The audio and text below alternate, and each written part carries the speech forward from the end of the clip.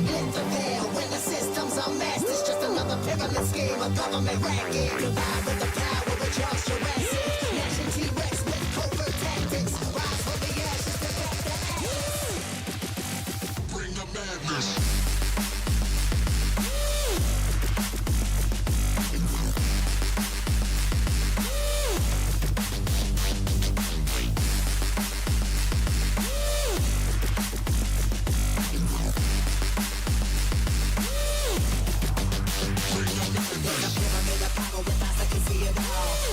Capture your image of City Hall. Realize the lesson whenever you make a call. If you want a revolution, I really give it to y'all. Strength is the army that bands against bands of dead presidents, determined the life of mankind. The fans who rest how we breathe. The street got us blinking in streets for cheap paper.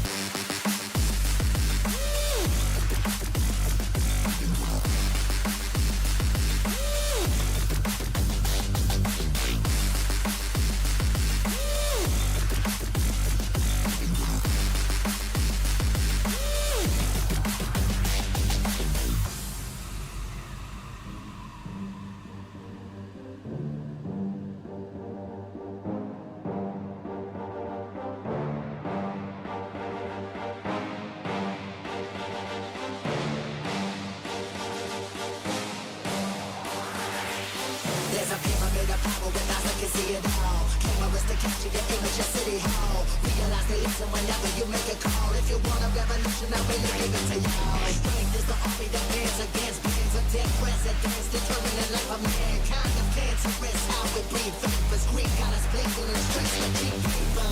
Assemble the masses, melt the plastic core line. Realign when the shit gets drastic. Lift the veil when the system's a mess. It's just another pyramid scheme, a government racket. Combined with the power of Charles Jurassic. Nation T-Rex with covert tactics. Rise from the ashes to back the ashes. Bring the madness.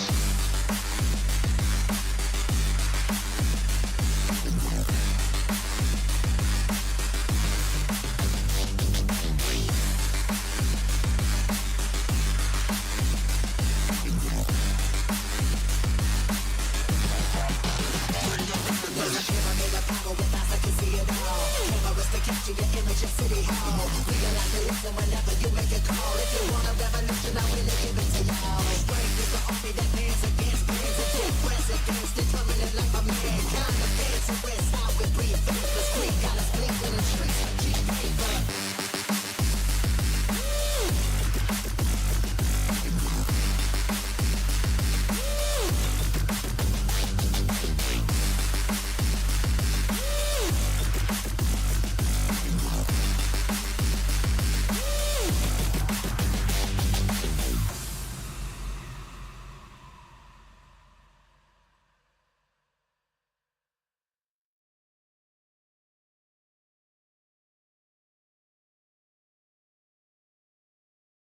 But I am telling you of the universe you already know. Let me describe the one you do not. Good morning, my little In bananas. this other How are we all universe, doing? My mother, Lady Jessica, consort to Duke Leto let's get Atreides, this set up, gave boys. birth to a daughter, a girl they named. Thought I'd play a bit of Dune today. I don't know how my base is doing. I have a horrible feeling we might. Well, we've probably got a few days. God, I feel rough, man. We've probably got a few days of power left, haven't we? How's the game going? Is anyone still playing it? Morning, Casco. Morning, Shades. Morning, Alison. Morning, Gibber. How are things, Gibber?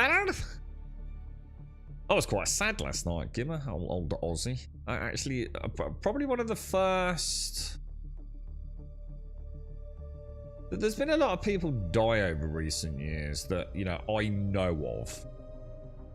But I think Aussie hit me quite hard yesterday, man. That was a sad day, man. That was, yeah, after everything he's just recently done. It's almost like, sometimes you wonder what they know, don't you? That last little spurt, man.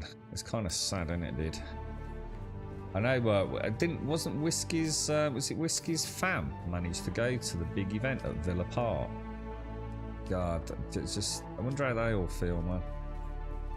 It's been quite an honour to have been there, right? Have we got any, we've got some ammo. Oh. Can't remember all the keys, guys. Let's get some water. Should we get some basics then? Let's check how we're actually doing on. Oh shit, water's really low. I did do it. I think I have got some corpses still. Right? You work it, yeah. I mean, like, you know, there's been a lot of. I'm not trying to say like, you know, there's some sort of hierarchy to death and emotional attachment, but you know, there's been a lot of amazing actors and, you know, just talent, right? I mean, it happens, you know, all the time. But I actually was a little bit weepy yesterday, man. I'm just talking to the girlfriend. You know, it's been a big part of, you know, that Brummy heritage, man. Is I didn't realise. I think that's the thing. You know, we were talking about him recently. We were talking about the concert. I was like, Jesus Christ, I didn't even realise it. I got confused with it just being a bit of Aussie. Then when someone said Sabbath, I'm like, what the hell? Like, how's that going to work, man? Because the dude's, I know he wasn't well, you know. And to think like we were just talking about him, and then that news hit last night, it was like, fucking hell, man. You could have heard a pin drop in some places in Birmingham when the news was fluttering around it. It was crazy because I was over there with my dad like literally yesterday. So yeah, man, it's sad loss, isn't it, man? Sad loss, man. So yeah, just after, yeah, and he did it all for, didn't he put all the, wasn't all the proceeds given to the Parkinson's Foundation, and also wasn't it the Birmingham Children's Hospital as well? Which I've spent a remarkable amount of time at Birmingham Children's Hospital. Was going out for an early night as was falling asleep by 8. Ended up watching Black Sabbath. Yeah, yeah. I couldn't. I was working, but yeah, I saw my dad over there. And the news hit just after I'd left him. Actually, it's kind of quiet. It did. It was weird. It was like, fucking hell, dude. Shit. You know, this isn't, you know, just another bit of news. You know. It was a sad day, man. Sad day. But yeah, it was, yeah. I'm sure he gave a shitload of it to Birmingham's Children's Hospital. He's always been quite a big fan of that, isn't he? But yeah, man, it's... dude, what the fuck, bro? Like, there's so much footage of him out there on the internet as well. Like, he's such a fucking... He's such a total unit, isn't he? Absolute unit. Right, so we've got some water in there. Let's have a look. All this is looking okay. Probably need to repair the suspense about. We should probably do that, right? Let me have a think. Let's go and see what's happening with processing. Oh, and let's, yeah, we'll also have a look at power is the main reason I wanted to jump into that. I don't know how I really feel about this guy. I think it... Oh. That makes me think that capped out, don't you? What happens if something hits 500? Where does all the other stuff go? Shit, that's actually a really good question. Because I find it very hard to believe we've got exactly 500 iron ingots. So what does the game do with the surplus?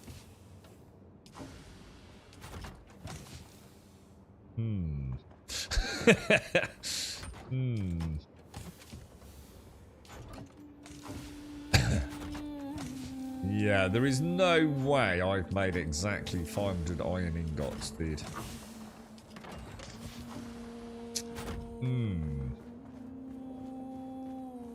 Well, I mean, there is a chance, but I would say I would say statistically very unlikely, right?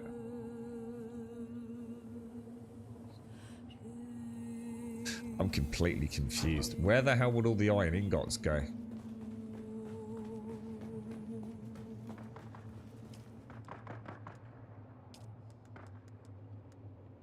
Because that looks like a max stack, doesn't it?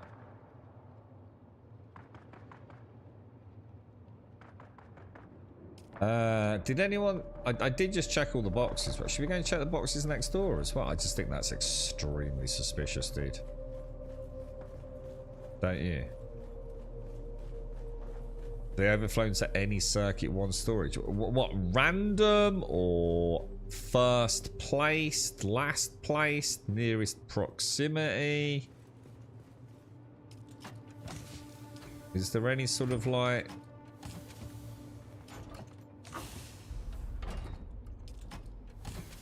What's that? That's granite. I could probably take that out of there. Well, in that case, I'm going to say that I've been diddled then. Which makes me want to turn it off right now, to be honest. Is there anything like maybe... Could it be in the... What the fuck? Could it be in the vehicle? I didn't mean to do that.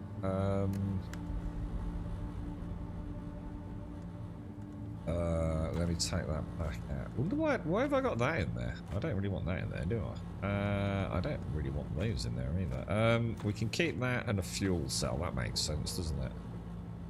Look at the treads on my bike. What is all this? Is this all sand? Let's have a see a little bit of an organising here. Sandbite and ornithopter. Buggy. Sandbite, sorry. Buggy. Sandbite. Buggy. No. Yeah, buggy. Buggy. Sandbite. Buggy. Shall I just get rid of them? Mark 3, Mark 4. I'm going to get rid of any Mark 3s. Mark 3s, Mark 3s.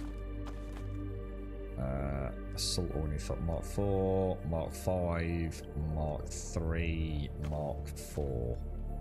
Sandbikes. So that's all sandbikes, that's all buggies, and that's all ornithopter. Now that's just a little bit cleaner, isn't it? So we've got bandages. I don't know. Do we really want bandages in there? Something's not right then.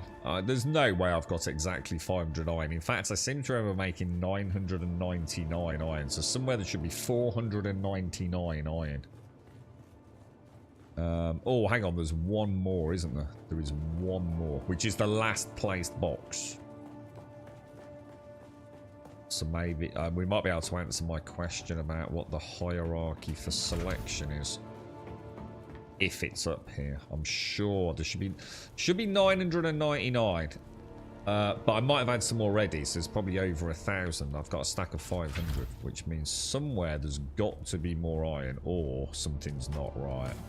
Yeah, we're fucked. This game ain't working, bro.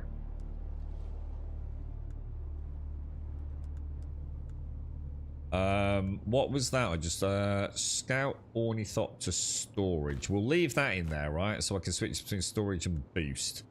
Rads and that. I kind of like that layout. That seems pretty reasonable. We've got some bandages and that up there. Yeah, this is scuffed, man. Let's go and check the boxes again. I've been diddled, bro. I'll see if I can refine more. Alright, let me go. I remember seeing 999 in the queue they did. That's why I remember it. It literally said 999 in the queue. At the bottom of my queue list.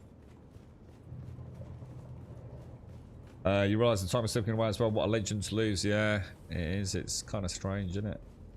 I think for me, it's not so much the music. It's what he meant to Birmingham. It's just such a huge part of everything to do with Birmingham, man. You know, he was Birmingham to many of us, I think. So in here, you mean? Yeah, look. So in here, I had some aluminium and a few other things, look, in here. And 999. And I bet you, if I go in here... Well, you might be right. We might be okay. Yeah. I think it capped then. So it doesn't spit it out then. It must just cap at that node, I guess.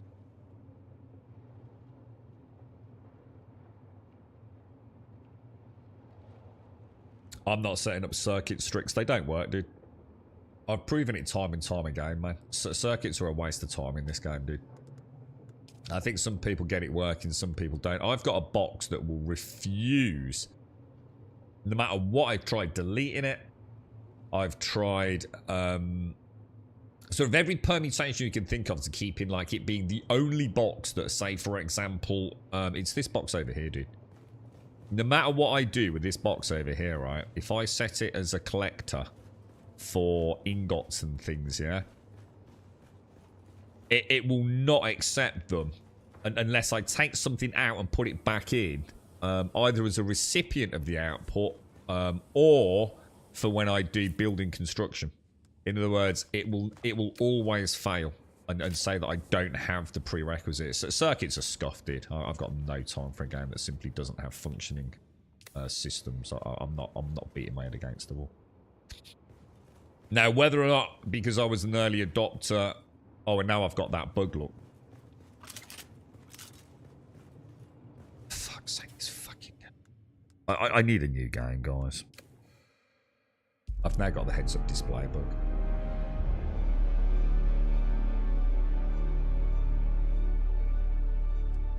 Yeah, I think it's because I was probably an early adopter. I think something's glitched out on mine. Strix. I've tried it so many times. You know when you think, oh, just give it one more go. You know, I'll just get one more go. God, get one more go. Maybe it's fixed, and it just constantly fails, dude. And I've even deleted the damn thing, dude. You know, I've deleted that box there and then put like a random box down here. Well, actually over there near this thing. I mean, I've even tried it on the smaller fabricate, which I've still got, right? Yeah, back over there. So I've tried it on that fabricate. I've tried it on that one. I was thinking it might be a proximity thing because it's too far away. You know, I've put a box down here, mate, and tried to output to it, and I can get it. I can get it to start outputting, and then it will just stop outputting. And the minute I open the box and take something out and put it back in again, it starts accepting it again. It's not because of max size, it's not because of volumes. You know, I know how the game works. You know, I'm not making a silly error. And then, regardless, as long as something is input into a box, so say I take this here and I input like to some random box over there, yeah. Well, not random. I choose one as the recipient circuit. It won't recognise it when I try and build it. Or it won't recognise it from another station's crafting menu. It will say, like, you've got no aluminium. Even though I've got a box full of output in aluminium. So, in other words, if I've got aluminium coming out of that and it goes into a box, and then I go over to, say, the garment or whatever it is and try and make something out of aluminium, so I've got no aluminium. But the minute I go to the box, take the aluminium out, put it in my inventory and back in the box, this will then accept aluminium. It just ain't worth the hassle, dude. It just don't fucking work, man. Now, I guess it's a bug, and like I said, maybe it's something that my base now has this inherent issue. You know, I played in the early access, didn't I? So who knows what's got corrupted or something. It doesn't really bother me, to be honest. I've just manually been moving it around, so it's not like it's going to affect the game. But that's 2 bugs already this morning. It's always in the last place you look. Yeah, I can go there. I think you're right, though, Strix. I'm going to assume it stopped making, so thanks for that, dude. It does look like it actually stopped production when it hit the cap of 500, doesn't it? So at least we know I haven't actually lost anything. You what, Maddo? How are you, bro? How's things? How's things? How are you, sir? How are you? How's a Monsieur Wentex and fan doing, bro? Is this granite in here? That's all looking good. Didn't I move the sal? Doesn't look like I've got a lot of salvaged metal, does it? Storm Rider boost module. What's that? Oh, Ornithopter. Maybe I should take that back upstairs. I'm gonna get rid of all these tier 3 buggy boosters. I think we get rid of those. And do I really need these then?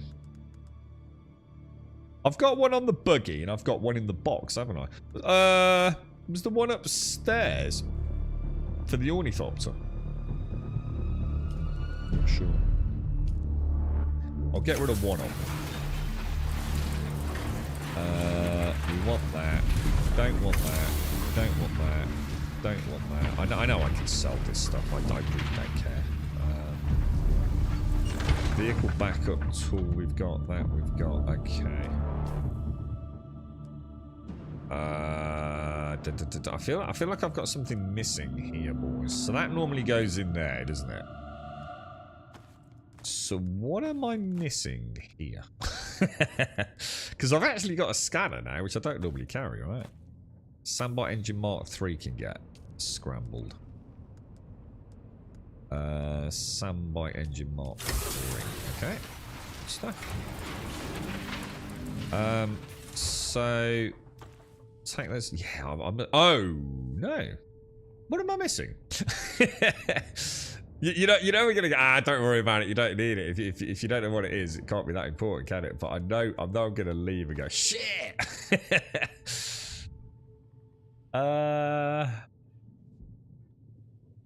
I've got the blood bank and the water, so I know that's important. I never use the G Reaper. Is there any reason to be taking a G Reaper with me anymore? I really don't think there is there?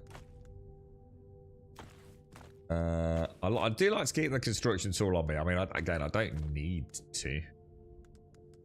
I just feel like there's something wrong there. So the Deep Desert killed the game for you. Started on V Rising again. V Rising's a really good game, dude. It is, mate. That is a really good game, bro. Is it your first time playing it, or did you say you started it? Yeah, you said a game, didn't you? It is a really good game, dude. Like, one of the best games I've ever played, mate. And that accolade is not easily given out by me. Phenomenal. Really. All things come, you know, in life with balance, don't they? And sadly, V Rising killed ARPGs for me. Ever since I played V Rising, I find the vast majority of ARPGs utterly fucking brain-dead snooze fests in endgame. Because I realise how utterly drivelous the combat is, mate. How utterly pointless it is. You know, it's literally the same as a one-armed bandit. You press the same buttons over and over, hoping for the 3 cherries to pop. And it was V Rising that made me realise that ARPGs have done nothing over recent years to try and innovate, to change. There's just nothing out there. And it really affected my enjoyment of ARPGs. So I kind of curse it for that, but my God, it made me realise how much, like, you know, that sort of isometric viewpoint combat can be, you know, when it's in good hands. I would love to see a more, you know, like a more involved tactical combat system in an ARPG. So the same looter shooter style thing, or caster looter, whatever, but not just the same drivelous crap as we still get. It's I feel like I'm really forgetting something, dude. Like, really forget. I tell you what I'm gonna do. I'm gonna do an aluminium run. And bear in mind what I'm saying here as well, Strix, right? This is a game, V Rising, that I haven't even played like the final version of. I played it when it first came out, dude, and it was amazing, bro. I thought it was good. Even like just name one element of that game, and I can tell you how utterly impressed I was. Even the sunlight mechanic, I was like, wow. You know, what could have been so easily a vampire sunlight gimmick. What was the amount of times, dude? You know, no matter how careful I was at planning a journey, I would be on my way home as sun came up and dancing and doing the combat, you know, by actually paying attention to the environment and things. I was lost in that game. I couldn't even build multiple levels in my castle when I played. So the game you're playing right now must be absolutely freaking phenomenal. Oh, actually, think about it. Let me grab another fuel cell. I'm almost scared to go back to it. I think there's a trio of games I'm almost scared to go back to, because like my memories of it are so utterly pure. I almost don't want to play them again because they're never as good the second time round, are they? I mean, it doesn't mean that they're bad the second time down, but there's something just insane about playing the game, especially in early access like that, and like being a part of watching it develop, and the bosses and the tuning and the balance and the bug fixing, and you know, again, it was another product that it never felt like, oh, let's bang it out there, grab a load of money and just rest on our laurels. It was one of the very few games during early access where I gave it the badge of, even if the devs walked away tomorrow and not another single element of the code was adjusted, the game is worth the point of entry. You cannot say more than that about an early access game, can you? And V Rising was one of very few games that I've said that about. Have to let me know how you get on, Strix. And when was the last time you played it, dude? There are so many dupes and bugs and hackers in this game now, I just can't be arsed. I hit a chest I was putting spice and melange in from the cheats, and it's been emptied. It's set to owner. What? So someone we know, you, Starkey, have actually had this issue. Oh my god, dude. Oh no, bro, I'm gutted to hear that, man. I'm sorry to hear it as well. Shit. Shit. That must be, yeah, that's heartbreaking, Starkey. I'm sorry to hear that, mate. I really am, dude. Yeah, I don't... I haven't had the absolute... I mean, I thought I'd lost some iron there. I was like, oh, really? Iron, dude. It's not exactly going to break the bank, is it? I'll tell you what I did is do. And the reason I actually logged in today was to check this, wasn't it? Let's check the sub-thief console. Oh, actually, it's still got 4 days, actually. Is that for these, or is that for the what's-its? 4 days. Oh, let's go and get some fuel cells, then. I'll take the buggy over the ravine. We'll get some fuel cells. That'll be a nice little chin wagon journey in the morning, won't it? V Rising took you by surprise. Enjoy that game a lot. I bet it plays really well on the Steam Deck as well, you know, Castle. Did you ever play it on that? Or did you play it on that? I think it came to console, didn't it? I'm sure it did at some point. Yeah, very, very good game, dude. Very, very good game. Nothing but impressed with V Rising. Really surprised me, like a bit like you said there, Castle. It's kind of like one of those things that I didn't think I would enjoy more than any other game. You know, I tend to enjoy most games up to a point, and then, you know, it's well, the journey's done. I've seen everything there is to see now. Like all games, you know, nothing's going to last forever in the gaming world these days, is it? There is no such thing as a forever game, I don't think. I think it's a long day, a long ways since the days of World of Warcraft and MMOs. And, you know, it's a different world, isn't it, really? Right, so we want to find those fuel cell things. The Buck had a really nice run, didn't he? And I think it was up here somewhere. Oh, I can see one. I've already found one. I've heard that performance has been really bad for some people since the last patch. Like really bad stutters and visual glitches. And anyone else been experiencing that? So, oh, I was going to say, is that stuff I can get out of here? I mean, it's the first time I've played it since. Well, I think it's been a few days. I think I haven't played for about 4 days. Right? You had 25,000 spice stars. I'm sorry. I'm really sorry to hear that, mate. Honestly, it's you know. Yeah, I'm just about to read out what you lost. I think I had 25,000 spice and 30 melange in it. I don't know what that means. I don't have a point of reference. You know what that means. You know, it is, you know, in terms of time spent to gather that, you know, is it 30 minutes? Is it 6 hours? I just went F it and logged out. Don't care about anything. My cash is in the bank for when they fix it, but until then I won't touch it. Thing is, will it get fixed though? I mean, hasn't this been an issue now for like several weeks? In fact, hasn't it really been an issue since almost the start of the game?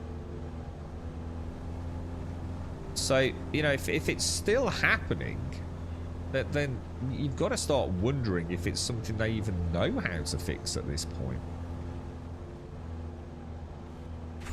I mean, like you said, hopefully they will, but, you know, it might not happen any time. So, oh, shit, we don't want to be up here, do we? Yeah, I'm noticing performance is pretty rough, actually. Oh, yeah, see the stutter? Yeah, I think it's time to shelve this game. Look. I think it's one of the very few games I've played over recent years where it's actually got worse over time. Performance has just been constantly degrading, man. I mean, we played after one patch. It was, I mean, I'm going to be honest, it was almost unplayable in the Ornithopter, wasn't it?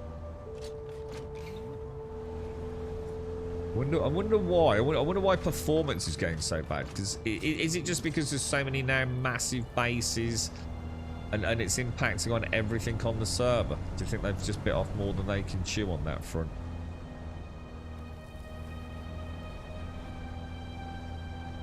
You originally bought it on the Steam Deck, but the control setup wasn't there, and I had no idea that it was almost a twin-stick shooter with aiming and such. But then bought it a second time on console.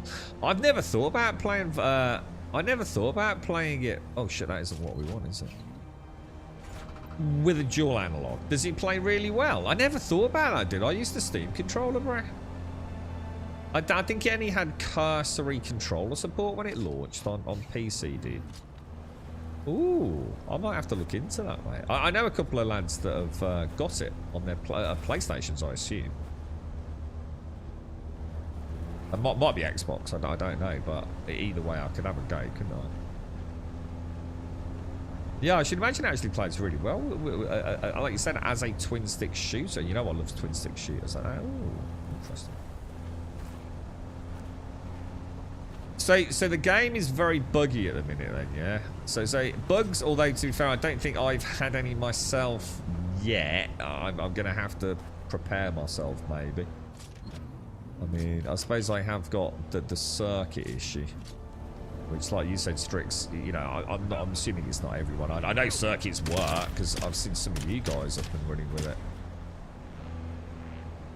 Looks like it might be one of those legacy problems that, sadly, I might, you know, my singular base might be cursed with it, right? I'll tell you what I should have done. I should have gone back to my original base and seen if that works for circuits. I mean, I suppose I could risk,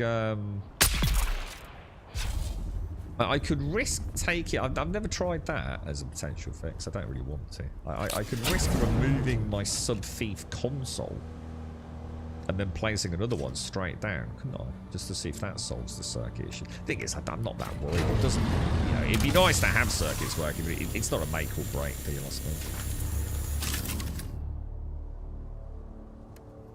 The game... I think Dune is like an excellent game, but... You know, if the bugs are going to start impacting on everyone, you know, I have to, you know, just because it's not affecting me doesn't mean I'm going to bury my head in the sand. It's really sad to hear that some people that we know are having issues. Yeah, that makes it a bit more, I don't know, the empathy hits a bit more than some random on the internet, I guess, doesn't it? And let's be honest, sometimes, you know, people are just crying because they made a mistake.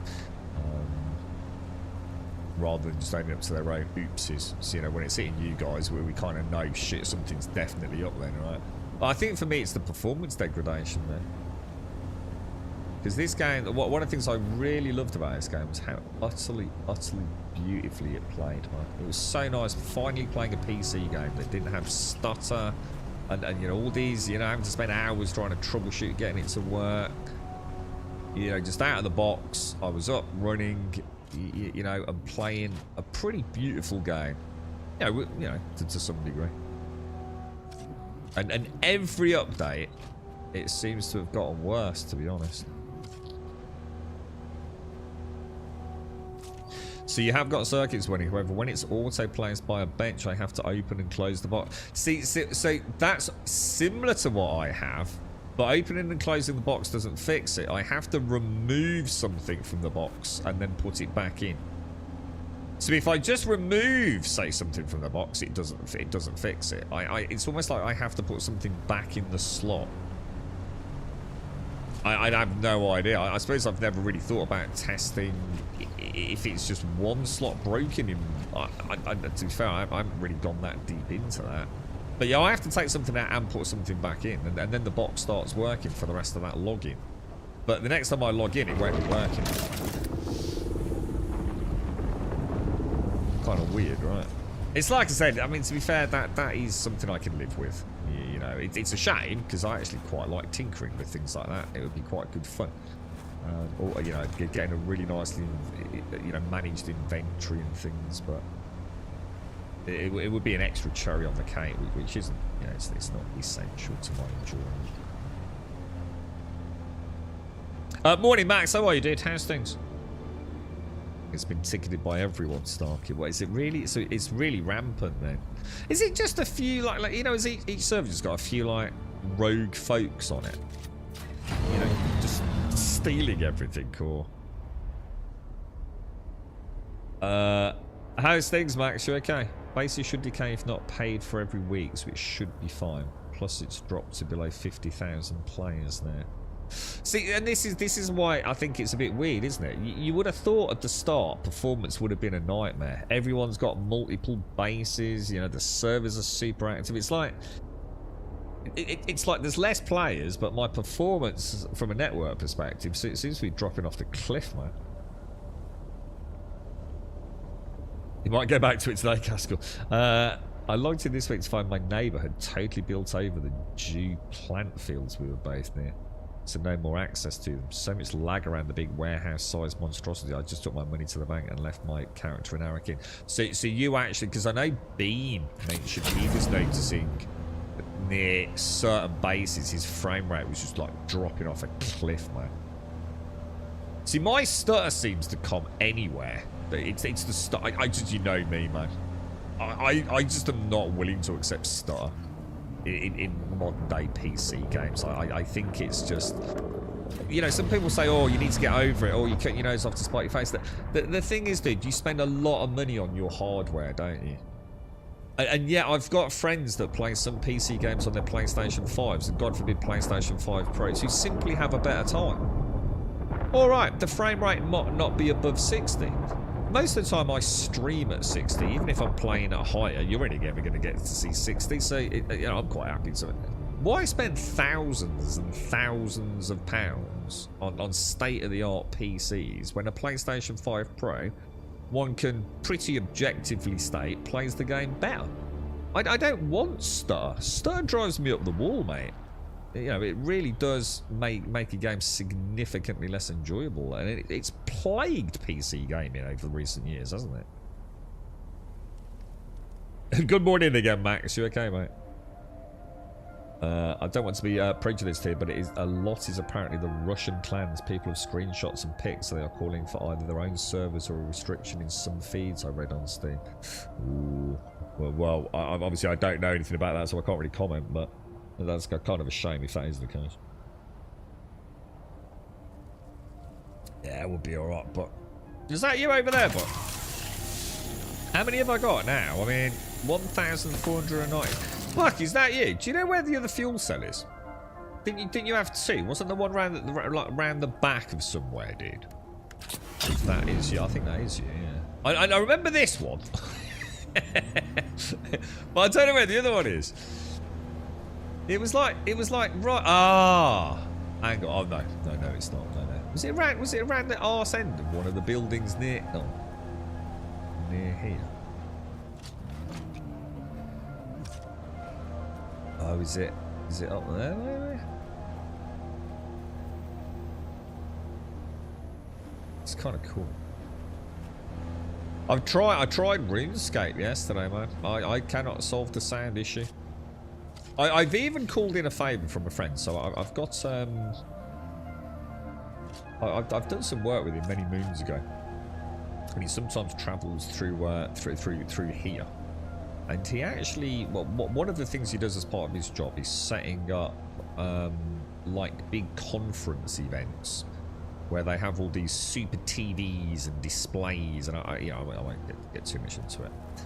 So he's going to drop me off, if he can, today or at the weekend, some of the 2.1 HDMI cables that are all fancy pants, high bandwidth, you know, 4K, 120 FPS, state of the art, you know, industry sort of quality cables, and I'm gonna. I don't think it's gonna make any difference, but I thought I'd rule out a cable issue.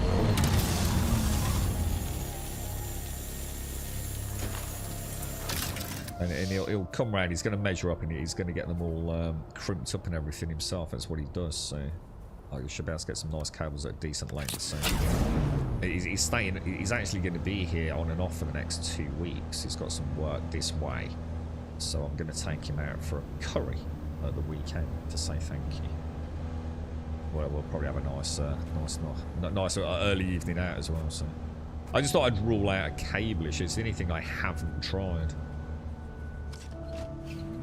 And to be honest, it will future-proof everything anyway. My cables are alright. I mean, you know, I didn't cheap out on them. But I think that'll do me, actually. But thank you, bro. Unless you happen to know where there is another one. And that's it, then. I've exhausted all my options. Grabbing a coffee, working from that. Ooh, that's nice, Max. That's nice. Old school RuneScape is, I totally have to just admit, because I'm sure I've spoken about old school RuneScape, I'm going to assume I've never been particularly complimentary about it, because I've only ever really dabbled in it, but I don't think I have. I don't think I've been negative about old school RuneScape, because I haven't really played it, so I wouldn't really have an opinion. I know I had a fantastic time. I know I spoke about playing it with a friend at Christmas, a couple of Christmases back. Thanks, but... and that was RuneScape 3 as I know it, I think. But it's always been the graphical elements that have put me off. But that 117, dude, I mean it when I say it. You know, obviously subjective. I would rather play that than Pantheon graphically.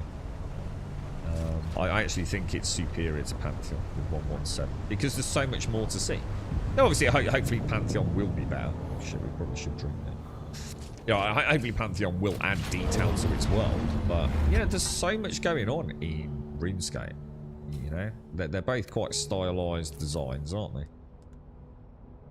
And I feel visually I'm more excited. I've got something really weird going on. I need to speak to an OSRS vet. There's something really weird with my game, where I have a spell called Fire Strike. If I go into a goblin and use Fire Strike, right?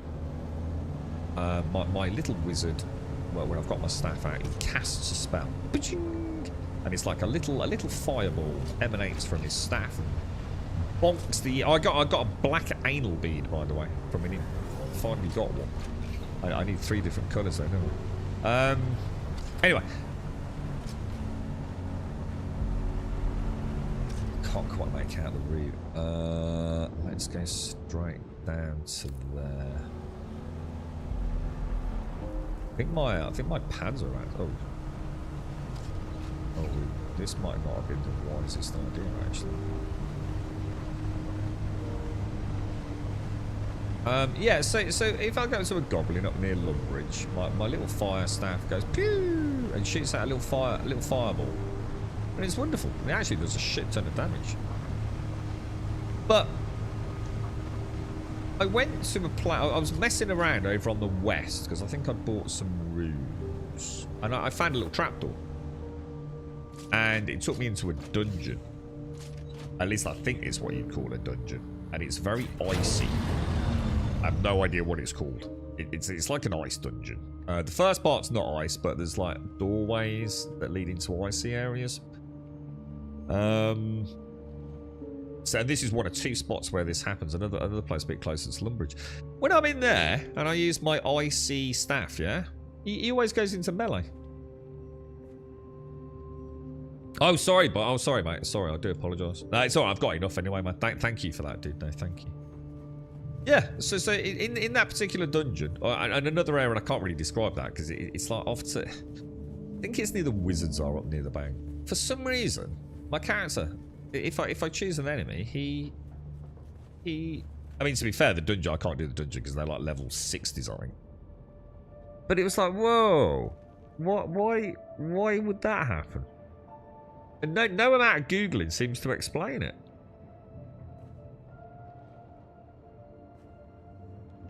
Since the big streamers are heading back to New World and Guild Wars. Oh my god, well, New World's dead. New World officially died last night, Starkey. Have you not heard, dude? New World's done. Or have you not heard what's happened with the servers, dude? They're even moving one of the EU servers to the US. It was literally the death last night, mate. It went completely ballistic. I can't remember what time, dude. Two things went absolutely mental on my streams and feeds, right? Obviously, Aussie and New World. They're doing some big server merge, bro. And all of South America, I think, is being migrated into North America or something like that. And people have already been testing it. They're talking about 200 to 300 ping, dude. The whole community erupted last night. This is it. You know, I've been playing all this time. I've stood by you, and now you're going to move me to a server where I've got 300 ping as opposed to 40. It was chaos, bro. OSRS must be great. It's a real, honestly, dude. I never thought. I always knew there'd be something good there, but for me, the visuals was something that kind of put me off. You know me, I don't like to play graphically bland games. Yeah, I don't mind hyper stylized, which is why I quite like 117. You know, at least it's the little details, man. It's the little details are insane.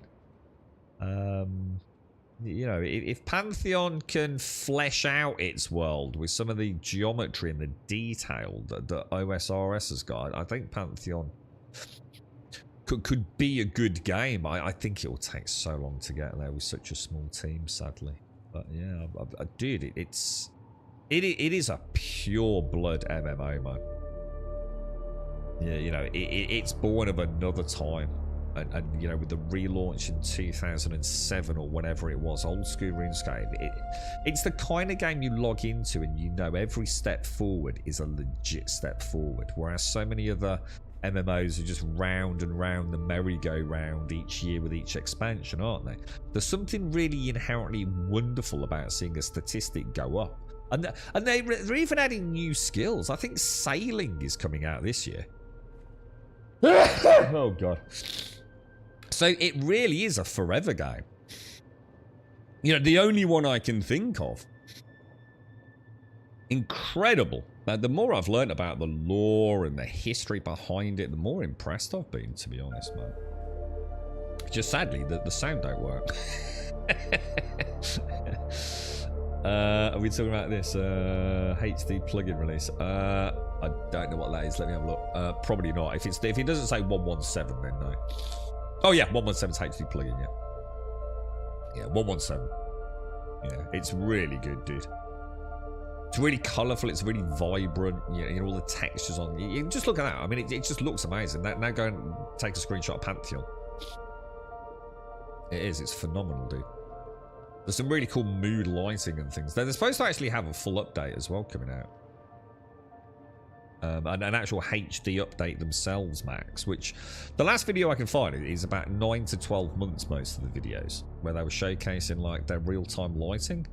And it was due for launch in July, and I believe the date here might be a little bit wrong. Was it the 3rd of June or 3rd of July? They invited people in to play test their new HD version of old school RuneScape, which is going to be available on mobile and other platforms. Because it was due to launch in July, but it hasn't, obviously. So we might be getting a major graphical overhaul for old school RuneScape, dude. You got one yesterday also. Sorry, what was that, Starkey?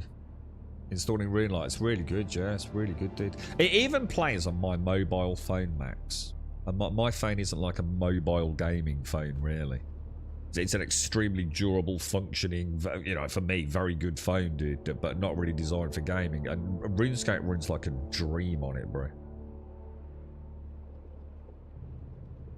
Oh, the Black Aid. Oh my God, the Black Aid will be, yeah. I was just about to say, I'll go to the bank and show you. I'm not, am I? Right, so hang on then. Fuel cells. We'll start using this one, I think. Oh, sorry, wrong one. Is it this one? See, if I go to the buggy, will I be able to fit all that in? It's not going to... That's excellent. Now, we do want to keep some fuel cells, I think, for lubricant, isn't it? But I reckon if I hit that, and then obviously hit that. So we've now got 16 days on the circuit. Which again is those. So that's fantastic. And power's not gone down. We're still fully functioning, aren't we? Oh, well, that's good. I bought myself 16 days. Now, tax. Someone talk to me about this tax. Do I actually owe this money now? I've got 4 days to pay that. Yeah, should we just go and get that done? And then if I do log out, at least we know. That was this one, wasn't it? Oh, no. If I take like that, and that, and that. Did anyone ever figure out if we do auto-pay taxes? Shall I just take it all? Probably need to leave a little, like leave 100,000 here. Have you ever played it, Max? Have you ever actually played old school RuneScape? I booted up Lord of the Rings Online very briefly yesterday, Starkey. It's just that because of the UI issue, I literally can't play the game. I seem to be cast at with technical issues. Like old school RuneScape can't sort the sound out. I thought I'd fixed it at one point. Yes, I got an hour of gameplay before the sound went. You know when you think, shit, I've nailed it. And then it went. I think a minute and 10 minutes it lasted. And then it went twice in really quick succession. Yeah, I beat up Lord of the Rings Online, but there's no point in me streaming it. I very rarely get a chance to play games when I'm not streaming it. And there's no point in me streaming. Oh, that's my Discord. There's no point in me streaming... just close Discord. There's no point in me streaming Lord of the Rings Online because you wouldn't be able to see anything. There is no user interface scaling in the game. And yet, if you get what's really funny is it's a bit of an issue for the community. A lot of the community are really outspoken about it because apparently they've been promising it for something like 13 years or something. I'm not sure the game's even been out that long. But there's something dating back to 7 years ago, which I've personally seen, which is where the devs clearly state on some interview, absolutely 100%, we've got user interface scaling in one of the next updates. And it's never been done, dude. It's so weird how a company just... Apparently it don't even work that well with 1440 either, so... So you played it a lot during high school and just logged in. The music gave me chills. I had woodcutting level 99. Did they change the XP count? No. Everything's remained the same. You know, if you had 99, you had 99 back in the day, bro. Alright, so we want to go... Oh, Jesus, that's loud. Oh my god, have they made this even louder? Jesus, that was loud.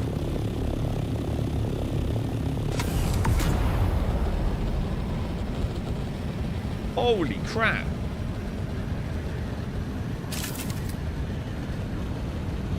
Oh, well 13 years is well, so it's not the community talking out their ass then. So apparently 13 years they've been talking about getting scaling in the game. Holy shit, that's loud.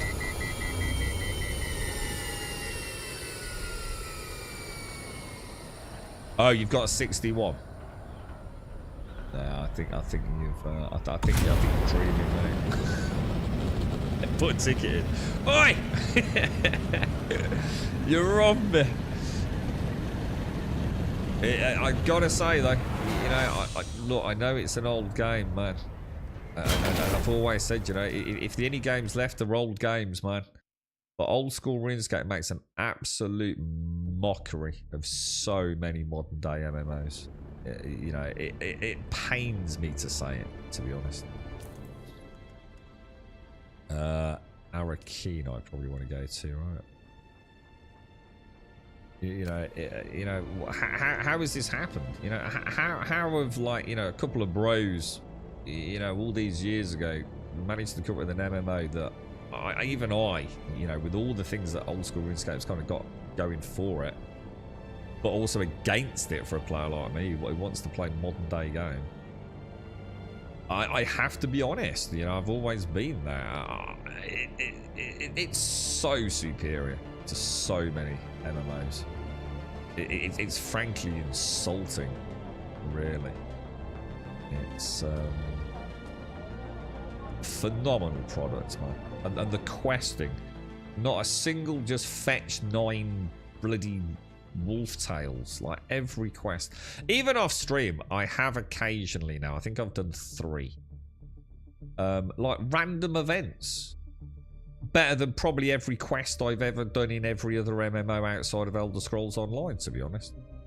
I had some account check keeps popping up, checking that I still want to get my PIN number, which is like really cool. I've had some like training instructor pop up and taking me to a training course where I've had to do like, you know, jumping jacks and crunches. You know, we've done some on stream. You know, the strange lady whose twin evil sister she wants to imprison. You know, even the questing that isn't questing, it's just, you know, tangential sort of content is just, it's just fun, dude. There's always something going on. You know, you're sitting there, oh, I'll just go grind some mining, and before you know it, some frogs talking to you. I have to give it credit where credit is due. It really is. Where's the guild bank? See, if I go to the guild, oh, is it a guild bank or is it just a bank? So shall I go and pay my taxes first? How do you put a pin down? Oh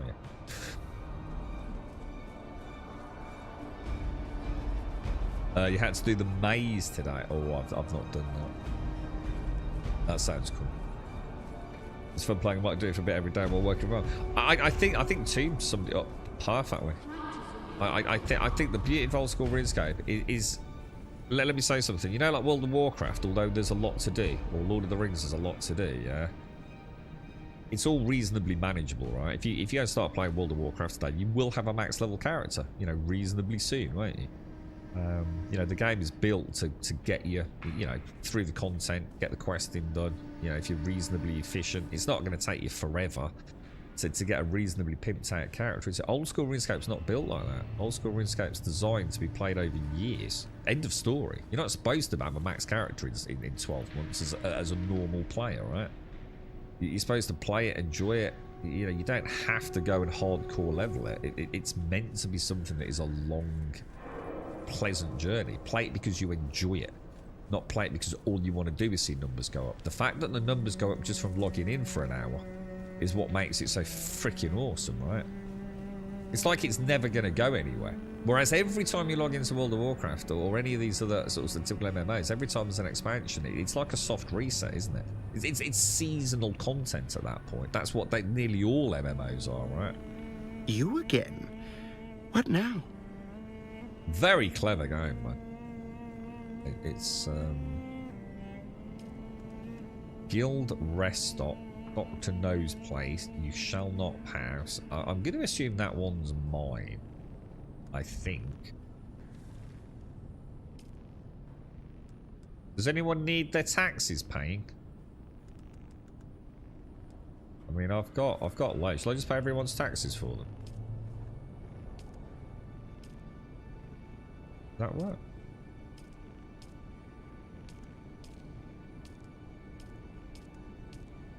There you go. That's all everyone in the guild's taxes paid. So if I go to the bank now, which is what over there, isn't it? I'll go and bank the rest of it. Should keep everyone going for it if they're not playing at the moment. EverQuest is still. Oh, hang on! I just suddenly thought I didn't just fuck anyone over there, right? I should have asked that, actually. That isn't going to mess anyone up paying their taxes, right? It's, you know, like if someone's waiting for a base to decay, that's not an issue, is it? Because you can just, yeah, no, we'll be all right, yeah. Because you can just, if you want your base to go away, it will happen anyway, won't it? Because it'll either run out of power, or you can just remove the thief if you want to do it straight away today, yeah.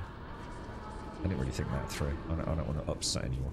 Shh, just say it's a bug, yeah. Someone's paid my taxes. Oh, I don't know, mate. Oh, fucking tax rebate, bro. EverQuest. Yeah, no, EverQuest, I think I'd struggle with EverQuest. And this is what I was saying. It's kind of weird for me that there's something... I'd be willing to give it a go. I'd be willing to give it a go.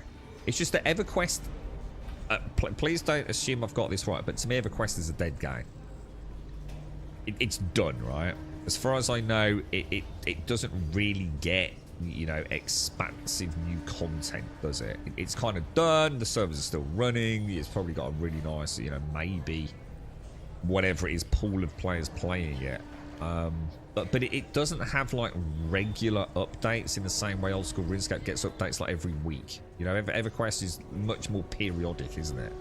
Like old school, literally like every week, every month. There's constant updates. It's very much in live production, isn't it? Whereas EverQuest is more like, you know, you might have to wait several months, even a year, to get, you know, a chonker update. Is that right? In the same way, like a conventional MMO would get it. You know, I mean, maybe they get every year in EverQuest, but you know, we know it's. Let's put it this way, right? The EverQuest player base is tiny, isn't it? Compared to, say, something like old school RuneScape or World of Warcraft, Final Fantasy. So I would be much less inclined to go play EverQuest. Old school RuneScape seems to be a popular, successful, modern MMO because it's still getting weekly and monthly updates. And I'd say the same about World of Warcraft. You know, I'd put EverQuest in the same league as things like Lord of the Rings Online and Guild Wars 2. You know, they're still functioning. But it's not high, massive amounts of team members working on it, is it? And I'd be really reluctant to jump into something like EverQuest. Yeah, maybe one a year. Yeah, so it's more like a normal MMO in that regard, isn't it? But let's be honest. I mean, how many people play EverQuest? I don't even know if you can look at the numbers on that, because I assume it's all done through a launcher, right? You know, no one I ever know talks about EverQuest. Very few people I know about talk about Lord of the Rings Online. And that's in pretty big gaming communities.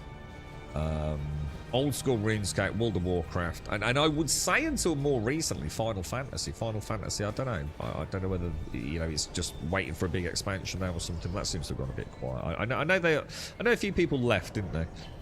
You know, as in a reasonable percentage of the player base stopped playing once the big quest line was done, and they did the new one last year or whatever it was. But I would imagine there's very few people that play EverQuest, comparatively speaking, right? Yeah, they did have a new update recently. I think minor updates and fixes come out between them. Yeah, I don't think I'd try EverQuest. I mean, I wouldn't say no, but I wouldn't feel happy. I've always prided myself in my luck to never be playing an MMO when it finally sort of pretty much went on to life support. Does that make sense? I've never had that deep stack like what happened with New World yesterday, Real. We were just saying, like some people are literally up in arms over it, dude. They're going to be migrated. Their server is migrating into another region. And they've managed to get characters in those other regions to test what the ping is like. And it's like upwards of 300 freaking milliseconds, dude. Yeah, and these are PvPers, dude. Dude, you'd be absolutely devastated, wouldn't you, bro? I just opened my bank. It says upgrade to a Jagex account. I really can't answer that. From what I understand, is everyone pretty much plays on Jagex these days, don't they? And I think they give you all sorts of benefits as well, with extra protection with pin numbers and things, which I assume is part of the base game. But I know the law. For example, you launch RuneLite through the Jagex launcher now, Max. Morning, Galarian. Has anyone tried Melville Idol or Black Grimoire Cursebreaker? Both should be old school RuneScape style single player games. Well, I wouldn't want to play a single player MMO. Is that what you're suggesting? They're OSRS style, but single player. Can't imagine I'd want to play that. What I like about OSRS is that it is an MMO. I don't know them, gang. You'll have to show me, dude. Yeah, well, the thing is real, right? One could argue, yeah, fully extrapolate what we're saying here. Lay all the cards on the table, right? If a game's going to consolidate its servers, at least have South America, North America, Europe, etc. Yeah, at least have one server in each region. New World is merging actual regions, dude. Now, what does that tell you? Like, why would a company, of all the companies in the world, right, with their inherent physical network structure and ownership, yeah, with Amazon bloody world or whatever it is, web servers, yeah, what the hell, dude? Like, surely if anyone could just have a game and put it on live support, could afford a server, one server in each region, yeah, it'd be fucking Amazon, right? I don't know, maybe that's a me thing, in which case please correct me, but you'd think like Microsoft or Amazon, yeah, you know, just to not be assholes, can say, oh, we'll keep, you know, we'll separate North and South America, you know, pretty big places, right? We'll give Australia and you know, sort of like Japan areas like their own server, Europe their own server, whatever. What the hell, bro? You know, like what does that tell you? If they're cost cutting the game down to that point, I mean, no wonder the internet freaking exploded. And when I say the internet exploded, what I mean is the 80,000 people that can currently play the game. So it's not like there's that many of them. But yeah, I think it's under 10 grand a game. But I suppose, I don't know if that's Steam data or if that's also taken into account console players. But imagine a console player, how pissed they're going to be. They've just started playing the game, right? You know? And now they're going to suddenly find like they're going to have to play on a server after all the hours they've pumped into it with like 300 millisecond latency. I mean, you'd be asking for a refund at that point, wouldn't you? You're right, poor sister. How are you, mate? Are you PlayStar Citizen? Poor bastard. Come and have a seat next to me, mate. How you doing, dude? I don't know if I should buy this game. Do you reckon? What's the pros and cons? Right, I'm going to be honest, right? As I always am with this game, yeah. If you love PvE and you love crafting, and even if you don't like Dune, right, or you're indifferent to Dune, right, you'll have fun with this game, dude. For £40 or whatever it is, I assume it hasn't gone up. Would you like to deposit or withdraw Solaris? I love this dude. How much Solaris would you like to deposit? Deposit all. Okay. Welcome. Would you like to deposit or withdraw? Does it tell me my money there? Welcome. Would you like to deposit or withdraw Solaris? Is that what the credit means? I've got 377 in the bank. I'm going to assume so. Yeah, I can honestly, hand on heart, things are going to change. I'm going to give you the full answer. But for 40 quid, which I think is what this is for the base buy-in, yeah, and you like crafting, and you like shooting, and you like driving vehicles and flying around in like helicopters, or in this case ornithopters, and you love questing, you can have a great game, bro. Honestly, I couldn't speak more highly of this game. I think it's phenomenal, absolutely phenomenal. But you will reach a point where you've done all the content, really, the questing, the journey, the base building, and you've got, you know, your basic gear all maxed out, or at least as maxed out as you need it. Has a good bum. Thank you very much. I do have a very nice bum, actually. Thank you for the 44, Max. A lot of people say I've got a nice bum. Thanks. How do you know, Max? Oh, OnlyFans, of course. You're one of my big whales on OnlyFans, aren't you? Thank you for the 44, Max. Appreciate it, bro. Nice to see you as well, dude. Yeah, what you will need to bear in mind, Portista, is at some point, if you wish to continue advancing your character or your account, you will need to go to a place called the Deep Desert, and that's where most people I've spoken to seem to find that it's not great.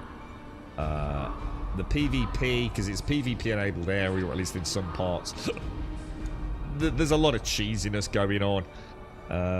There's a lot of cheating going on. There's a lot of duping going on. There's a lot of exploits going on. The thing is, dude, that's like the pinhead. You know, that's the big sort of end game pinhead. The rest of the pin, the shaft of the pin, which is all the PvE content and the crafting and all the rest of it, that's a really cool journey, dude. It's a really, really nice journey, and definitely worth £40, bro. And what you have to bear in mind is, at some point, they'll probably have to accept the fact that they know their end game doesn't work. And maybe at that point, they'll just scrap it and just, you know, let people migrate to a PvP pure server and just make everything in the Deep Desert PvE or something. Who knows, dude, you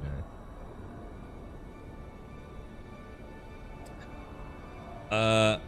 So I don't know if that helps, Portista. I don't know if that helps. I mean, if you want to watch for a bit and ask any questions, I'll happily talk you through it. But it's got a really, really lovely progression. And if you like Dune, dude, you know, I don't know much about Dune apart from more recent films, really. I've really enjoyed getting to know the lore, dude.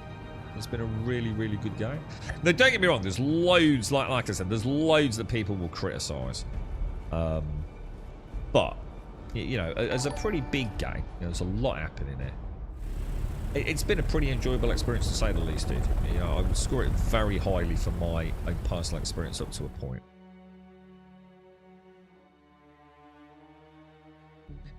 Dune, oh hang on, you're right, Max. Thank you for the 44, Max. Dune recent reviews mixed. Why? Because I don't know. To be honest, Max, Steam reviews are a joke anyway, aren't they? I've been paying less and less attention to Steam reviews. We know how much they're manipulated, and you know, I'm not blaming Valve. I think there is an inherent issue with. Oh, hang on. Shit, let me just go back really quickly, because I've just suddenly thought we don't know what quests we're doing, are we? And there might be something here. See, some of those reviews, Gale, as well. In fact, I think you've just answered it. I just need to type out. Is this the normal case? Yeah. I was about to say, what's probably happened is a lot of people have got to the Deep Desert, realised that actually the Deep Desert isn't just magically going to be something that they've been told it isn't. And therefore left a bad review, you know what I mean, dude? Or the classic, oh, I've played for 500 hours, I was going to say. Not enough content. You know, no end game. You know, so yeah, again, it's almost pointless, isn't it? I think all you can do is take the Steam reviews almost one by one, right? Because it's just so open to manipulation. When we saw what happened with Helldivers, is probably the most recent example of a, you know, a mega obvious review bombing. You know, that for the vast majority of players, it actually didn't affect. You know, the vast majority of players didn't need to worry about a PlayStation account. They were just enjoying the game, dude. No, I'm not saying that, you know, you shouldn't fight the fight and kick and stink about things, but you know, the game itself, if you can play it, you know, obviously if you've been revoked access because of a decision Sony made, then dude, you're going to be fuming, right? Of course you are. Going to need a bad review. But the fact is, the game itself, you know, the game itself never changed. It's an amazing game, right? If you've got access to it and you can play it, and you don't mind setting up a Sony account, which in this day and age, I think anyone that isn't willing to do that, I'm just sorry, I'm just not fighting that fight for you. Grow the fuck up. We've all got fucking Uplay accounts, EA accounts, Fortnite accounts, Valve accounts, you know, fucking bank account. I mean, you got how many fucking accounts?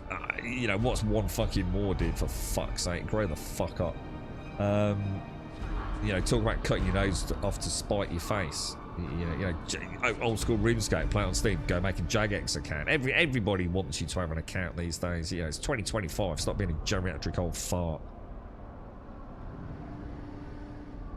People complain about Dune because they want more from it. again, my point stands. You know, if you've played this game and you've not bum rushed it and got an ornithopter in 15 hours, and you've taken it at the pace it's probably meant to be played at, and you haven't cheesed everything and duped everything, what do you want for 40 quid, dude? You know what I mean? What more do you want for 40 quid, dude? There ain't no way you're completing this whole game in 40 hours. You know what I mean? £1 an hour. You know, some people would say that's reasonable. Some people say that's not reasonable. Everyone's got their own value on that. I'm not here to put that equation together for you, dude. But I mean, I think I've got like something like 200 hours. And most of my time seems to have been spent questing, to be honest. Talking of which, let's go and have a look what we were up to. Trooper Advanced. Deliver the transmuter to the sucked. Oh yeah, Harko. So let's go to Harko and get that handed in. So you're at 430 hours of game time. So there is no way someone that's got 430 hours of game time should leave a negative review. It should be like, I've got like 10 hours per dollar spent out of this game, right? Fantastic, really enjoyed it. But maybe just that. However, I am now done the content as it currently stands. So obviously I look forward to maybe there being more content in the future. But you know, you're not entitled to that, are you?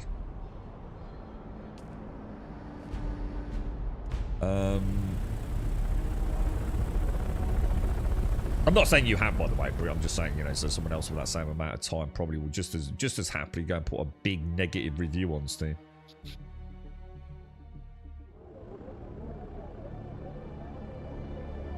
Yeah, it happens all the time, Max. You're right, as Ariath. I have 300 hours in June, 280 hours were to get to the deep desert, and 20 was in the deep desert. The 280 hours was amazing. I say it was one of the best survival crafting. I've said the same thing. So definitely survival crafting is really good, isn't it? Yeah. Put it away until they give out more in-game content. Yeah, I couldn't exactly. There's a reasoned, you know, intellectually sound, you know, decision. You know, you've had fun, and like all things, you know, you've had hundreds of hours out of a very pleasant. It could have been 60 quid, right? I'd have paid 60 quid for what I've enjoyed. I've certainly paid £60 for AAA games and got less time out of them. The fact that it was £40 here in the UK, I believe, might even have been a little bit less. You know, I think it's phenomenal. It's an absolutely fantastic survival crafting game. And who knows? You know, in a year's time, there might be a massive expansion and we'll all come racing back to the glory days. But, you know, for now, it's maybe time to, you know, like all things, you know, we sometimes burn out or play too much. You know, we get desensitized to it a little bit, don't we? It's like, ooh, you know, getting a bit... What's all this purple? All these purple... Is it like Spice Storm or something? Go and play another game for a few months. And then see where it goes. You know, you've already bought in now, haven't you? Sounds to me like they're not even working on content, to be honest. They've got so many issues, haven't they, from the sounds of it, with the core game, with the duping and bugs. It still sounds like they're still trying to get the stable product together before we even start worrying about, you know, expansions. I mean, as far as I know, we're supposed to be getting the polar cap to explore, aren't we? Which I thought was really interesting, because you've got like the desert, which is this very barren, typically, environment in games, and they've really brought it to life, haven't they? It's wonderful. And now we're going to go off to an even, you know, not necessarily even more, but a similarly barren environment. In a polar cap, you know, just sheets of ice. And I bet they do a wonderful job of bringing that alive as well. So I'm super excited for the future. You know, which is why I still want to jump in, keep my base going if I can. Because I've got every faith that there will be, you know, content to come.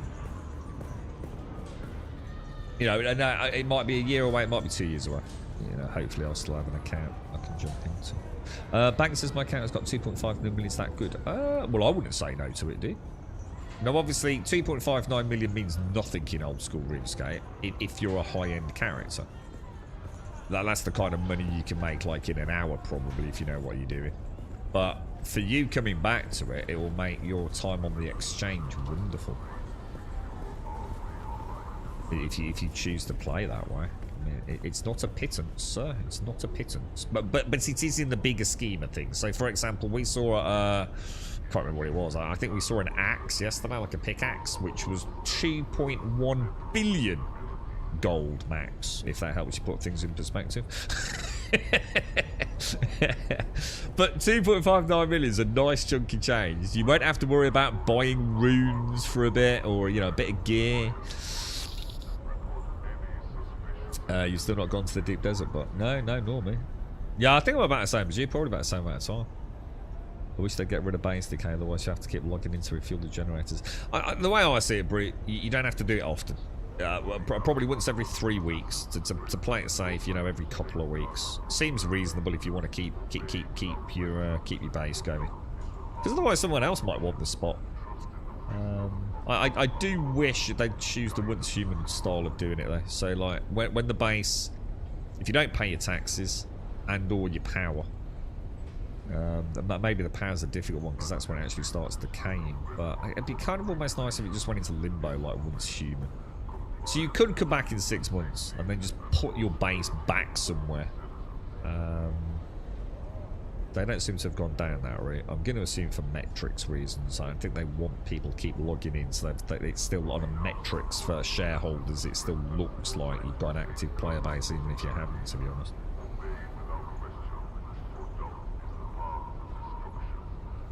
It's a really good game, Max. I've been very, very impressed with old school. I've been waiting for you. Kara's prepped and ready. Apparently, it's popped off. Because I wondered why we'd suddenly started talking about old school RuneScape. And apparently it's because it's in like the sort of hive mind of gamers at the minute. Because apparently, and I didn't realise this, a load of World of Warcraft streamers who I assume have just finished the most recent content, I guess, or have just decided, you know, like they did with Final Fantasy, to just drop WoW and go and try something else. And on this occasion, it's old school RuneScape, apparently. So we've got some really, really big streamers playing it. And that's why it's sort of probably, you know, that's probably where we've picked up on it. It's in the current, you know, to playlists, you know, it's popping up on my feeds everywhere. You know, the algorithms picked up on it for me even before I started playing it, so I thought, why not? I played it a few times, haven't I? We played it on stream a couple of times, just briefly, just to sort of go and have a look. I played RuneScape through. I played old school RuneScape. So it's not like we've never played it before, but I've never played it for this amount of time before. What do I do with the coloured party hats? What do I have 2 of each? Well, some of those party hats were worth over $10,000 real world cash, but apparently they reintroduced them. So the price plummeted. Could be worth just checking you've not got some super rare freaking party hat that's going to like pay a bit of your mortgage off, Max. Not trying to get your hopes up, mate. You know, oh, by the way, mate, you might have a winning lottery ticket in there somewhere, Max. It's probably unlikely, dude, but could be worth checking, dude. But some of that stuff in old school RuneScape is worth mega money, dude. But I think the party hats were redistributed at some point. See, I remembered pumpkins. I'm sure there was something about pumpkins a long time ago, when the pumpkins were introduced as part of a Halloween event and never made available again. And I'm sure pumpkin prices were insane at one point. And we looked it up on the exchange and they were dirt cheap, weren't they? Very good. With this, I'll be able to sever the link, and the implant should not trouble her anymore. It is a complex procedure, but I'm good at what I do, and she's a tough bitch. She'll pull through. Oh, one last thing. She said she owed you a drink like proper soldiers, I believe she put it. You'll find her at the Salusan Bull when this is over. That's here, isn't it, obviously? Okay, let's go to the pub balls. Not that we need any... Oh, hang on, maybe it's not here. Where's the Salusan Bull? Is that... That's Arakeen, isn't it? Oh, it says, visit Corrie and Arakeen. Getting confused there. You alright, Shades? Sorry, Mr. Trump. How are you, mate? How's things? Yeah, I mean, you know, I guess... I don't know, is it just me or is it just generally gaming at the minute? I just feel like gaming's kind of like a bit strange at the moment. I think the only thing that's going to, like really... I don't know, like... It's Grand Theft Auto 6, isn't it? I think it's the last bastion of hope for some players that something massive's going to come along. We don't seem to have had the big one, do we, for a long time now. You know, but I think that's because I think the gaming landscape's changed, not necessarily there's not been any good games. You know, when I think back, you know, over my years here on Twitch, you know, things like PUBG. You know, it was huge, dude. Fortnite, and I'm not saying Fortnite isn't still huge, but not so much on Twitch, I assume, compared to what it used to be. It's kind of weird. I just don't think we've had that one, have we? For what feels like to me for a little while.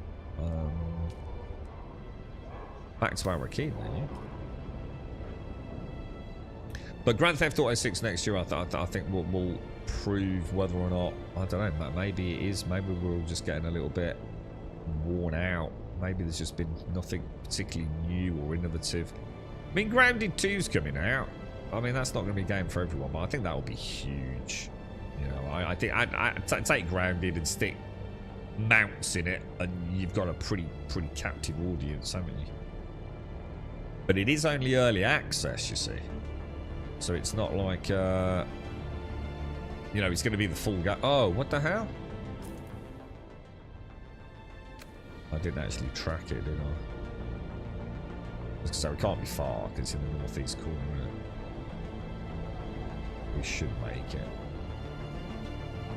The Water Shipper's Mansion. Right.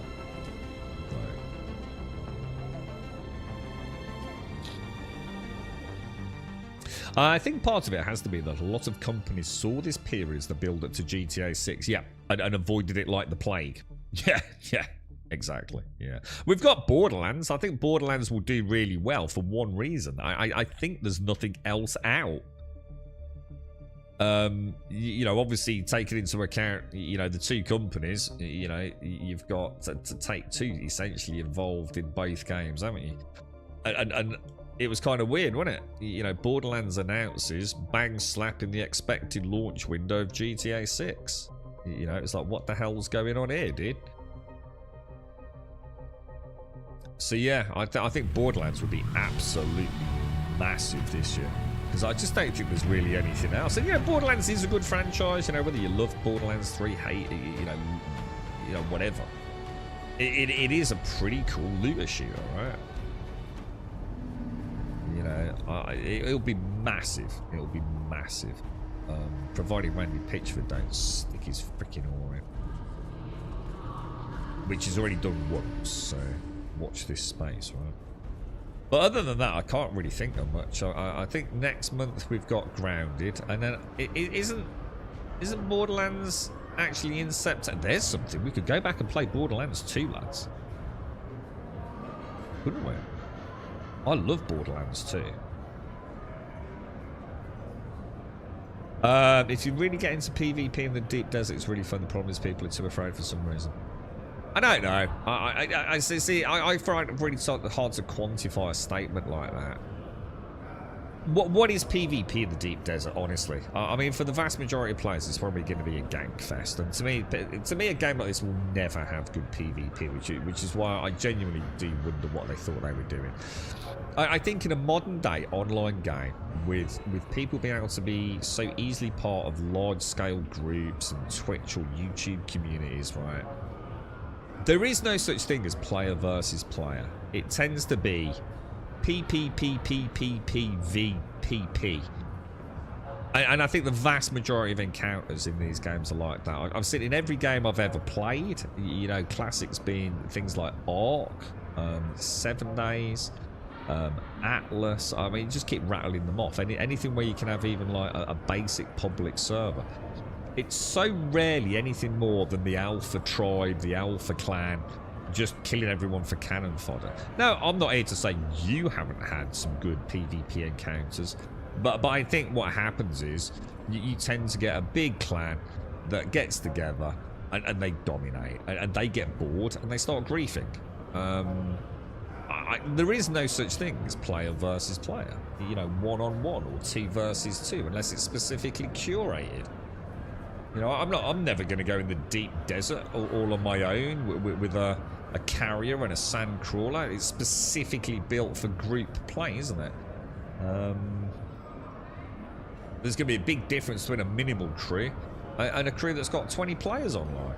You know, it just makes no sense to think that that kind of thing is ever going to work, because people are going to get upset when they are simply outclassed, outperformed, and outdanked. No one likes that. You know, it should have been PvP servers versus PvE servers. Unless I'm missing something. You can't have a 95%, 99% PvE game for 200 hours and then expect that player base to suddenly switch to PvP. What were they thinking? Of course it's not going to work. It just makes no sense. It's illogical at every fundamental tenet of game design, isn't it? The Ghost of Yogurt.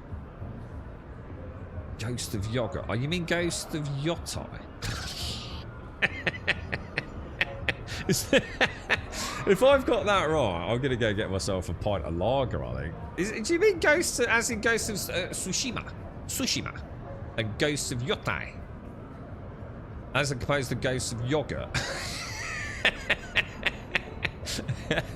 That's it, we gotta call it Ghost of Yogurt from now on. We'll call it Ghost of Muller Fruit Corner, alright? Good to see you, Trooper. Oh my gosh, she looks so much better. Pretty good, huh? Holy wow, Cara! Look at you in your fancy new threads.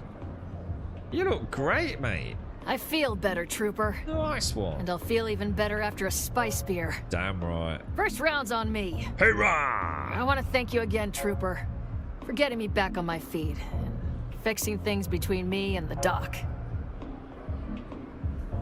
Okay,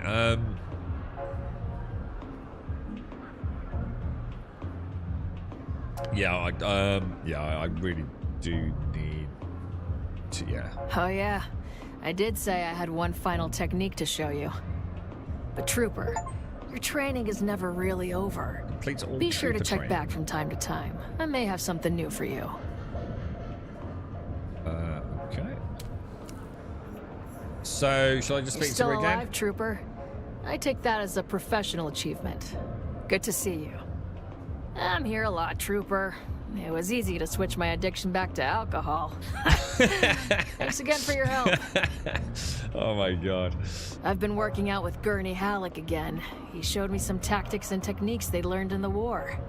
Find me later. How much? I hate it when they say find me later. What does that mean? How long do I need to wait? Does anyone know? Shall I just like literally just wait a moment and go back?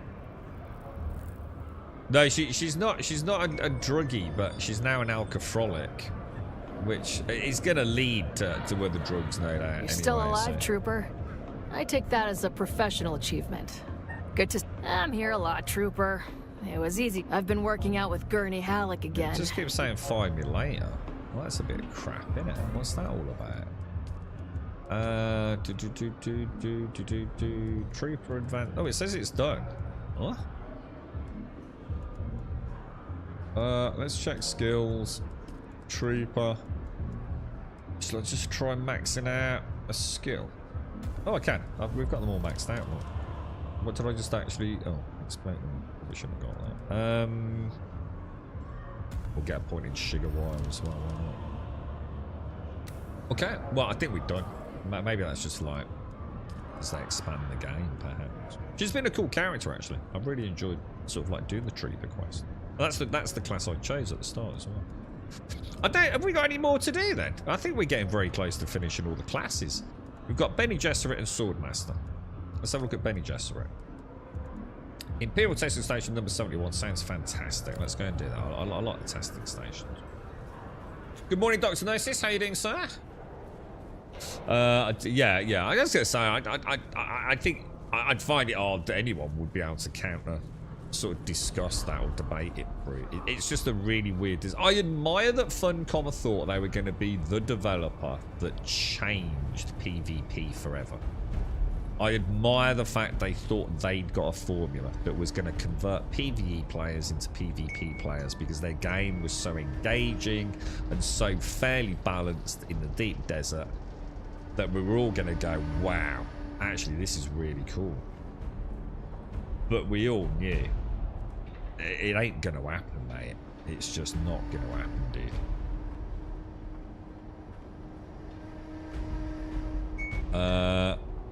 Have I done the planetologist one? I think so. Yeah, I think we have.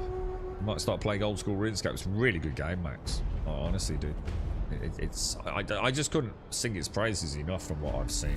It's extremely satisfying, brilliantly funny, exceptionally rewarding, and so deep, dude. Oh, and I'd also like to point out, it has singularly got, and I really cannot stress this enough, right? It has got the greatest wiki in the history of Wikipedia, if that's what it is. It is singularly a masterpiece of a wiki, dude. I have never been so utterly impressed as I have with the wiki for old school RuneScape. It is both a work of art and information perfection, dude. Phenomenal, mate. Got any questions? Bang, right there on the wiki. Bang, right from the game. You know? None of that having to log out or, you know, have a second monitor up. It's just click, bang, boom. There you go. What's this in my backpack? Click, bang, boom. You know? It's amazing. You don't have to use it, but, you know, if you're inquisitive, you just want to, you know, do I need to keep this? Bing, bang, boom. There you go. There's your answer. You know, you don't have to spoil anything. You know, it's well done. You can get cursor information at the top of the page, or you can scroll down. Why is he not getting in the bin? All games should be like that, man. You know, if you're going to be complicated enough to need a wiki.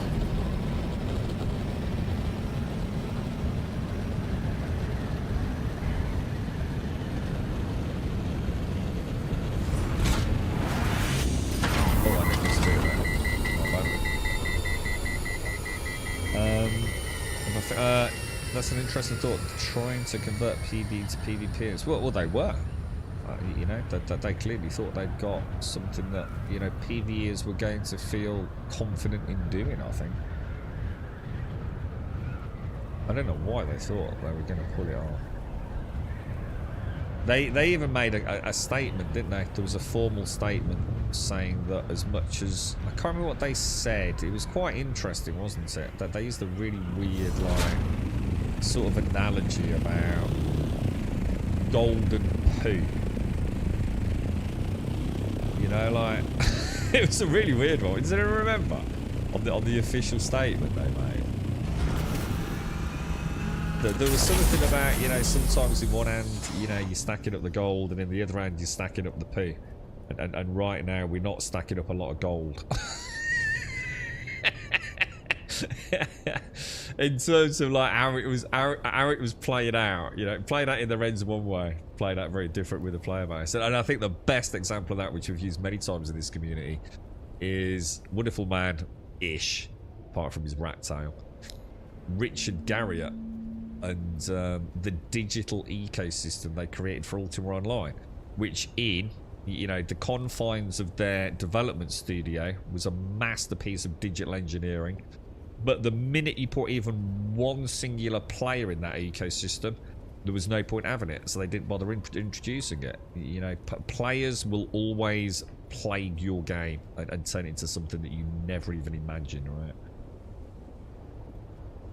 To think that they were going to be the dev team that could convert people, I think was, well, it should be applauded. You know, so sometimes you never know that they could have bottled lightning, couldn't they?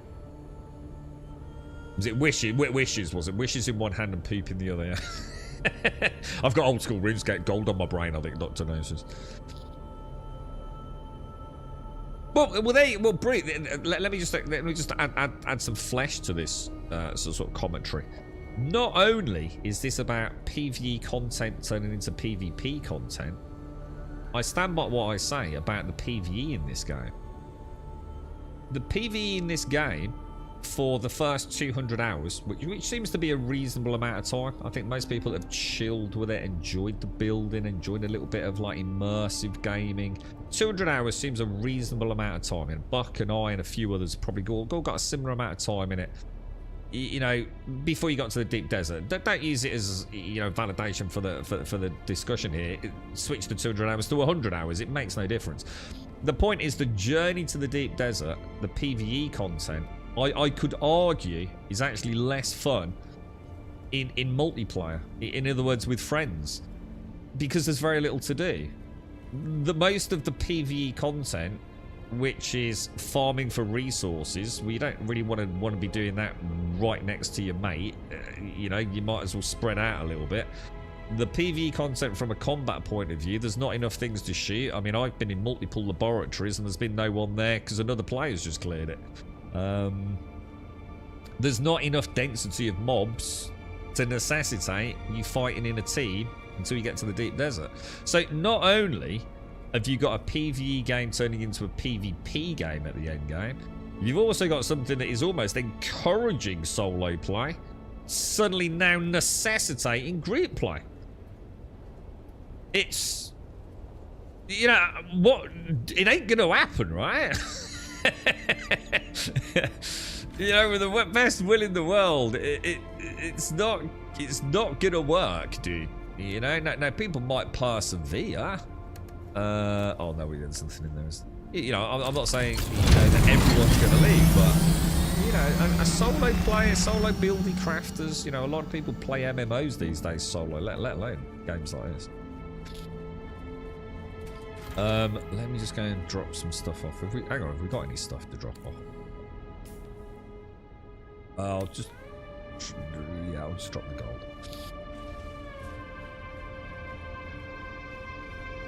gold. They need a better social system. What do you mean, like as in? I know someone was suggesting it'd be nice if, like, you could set up teams before you go into the deep desert. So, like, you know, like a looking for group kind of thing. I'm gonna be honest, I don't know how well that would work in a game like this because I don't know enough about the deep desert. It could just be open to massive amounts of abuse and turncoat betrayal. So, you know, I genuinely don't know, really, dude. What's this? Pipe cleaner. A Mendex RAL. 39.5 versus 54.7. So, don't really care about that then. We'll pop that down there with all these other guns we've got. I think that, you know, all this doesn't detract from the fact that Dune's an amazing game. You know, that Funcom will just have to find what they want to do. You know, I think a lot of players will not want to play the deep desert, and I think right now it's being further exacerbated by the fact that the deep desert is quite prone to exploits and general ganking. You know, not something a solo PvE player is going to want any part of, right? They'll have to find, you know, what works for them. And only they can answer that. You know, we can sit here and suggest things, and you know, they'll figure something out for the long-term prospects for this. You know, what we can all agree on, I'd like to think, is that the base game's solid. That, you know, everything about, you know, the vehicles, the base building, the combat, the skill systems, the questing, it's a really, really good foundation, isn't it? The fly in the ointment is the end game. And that encapsulates everything about every end game ever made, as well as the PvE/PvP element in this one. You know, their journey to the end game is probably one of the best out there, if not, I could even argue, the current magnum opus in the industry for survival crafting games, especially for the, you know, the price of entry. But what are they going to do to keep people playing while they focus on doing something meaningful, which for me would be PvE content? You know, new places to explore, new things to discover, you know, even going to other new worlds. You know, if all they need to focus on is the content, rather than, you know, the ebb and flow of like PvP balance and all the rest of it, which is a constant nightmare. I said it about Scum, and I've said it about, there's another game as well. Yeah, mainly Scum. You know, Scum has tried to maintain this idea that it can be both a simultaneously excellent PvP game as well as an excellent PvE game. And you know what we've got? A game that doesn't really cater for either outside of your first playthrough as a role-playing PvE game. I don't think any self-respecting PvPer would say that Scum is anything other than a shitfest. Because it fucking is. I'm not saying you can't PvP in it, but it's so stupidly mismatched, mate. You know what I mean? So some of the weaponry of that game, dude, you got no chance, mate. You know, absolutely no chance, bro. And then the PvE's, you know, just not got enough oomph to it, has it? You know, if they'd just gone one way or the other, I think they'd have a much more successful game, to be honest. Right, I'm going to get a coffee, and then we're going to head to a laboratory. Give me 2 minutes, boys.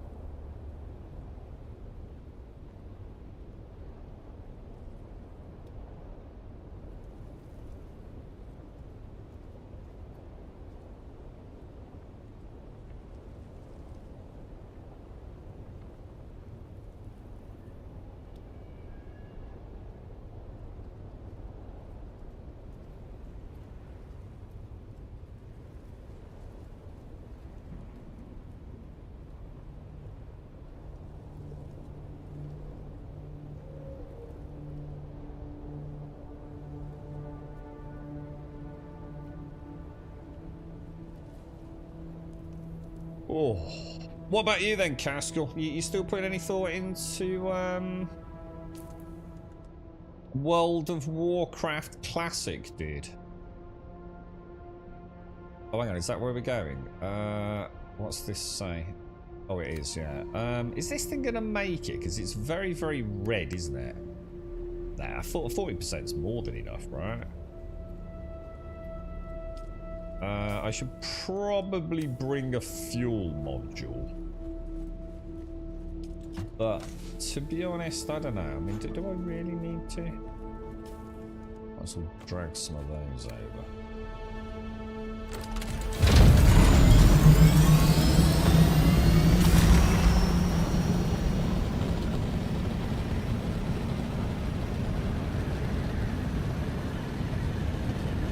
Probably glide all the way around.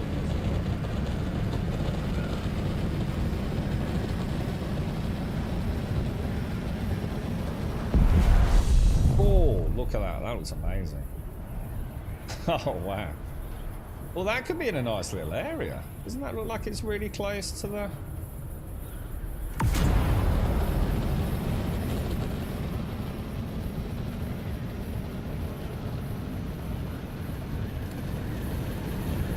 Let's get a little bit of spice down there. I'm pretty sure my house on there should have been eaten by the worms when I'm surprisingly unbothered by this fact. I don't know, I can't see any spot. Oh, there it is, there it is, there. This is what I was saying the other day, Doctor. This is, I think, you know, sometimes people are a little bit delusional about things that they really should know better about. So, you know, all these people saying about how easy it is to, like, when you take a break, to pack up your base. But that's sort of the point, isn't it? Is that very few people plan on taking a break, do they? You know, most of the time you're playing a game and you're really enjoying it, aren't you? Oh, hang on. Is that how I do this? Take the spice, take the spice, take the spice, take the spice. You know, it's only when, you know, it's like me. I didn't realise how many days I hadn't played it. I didn't plan on taking a break, you know? I just had other things to do and other games that I was just suddenly thought, shit, it's been like 3, 4, 5 days since I played, man. And that's going to happen one day to many, many players. You know, another game's going to sweep them off their feet. And they're suddenly going to go, shit, I think my base has gone. And dude, you know what? I don't think you'll come back. I just don't think it will happen. I think once that happens, or at least for a significant percentage of players, they'll go, yeah, that's me done. You know, even if there's a huge new content update, they might go, nah, I don't really fancy starting again. I think that's going to hurt them, to be honest, mate. It's like I said, I think a once human style system might have been a bit better for them. You know, where the base just goes into limbo.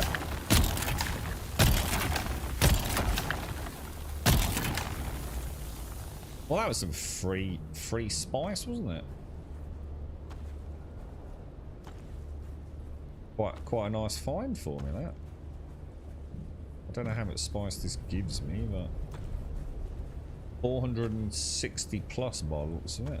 I don't think that's going to be I don't think that equates to a lot, but it is probably enough for a solo player like me, to, you know, just in case I need a little bit for a higher tier.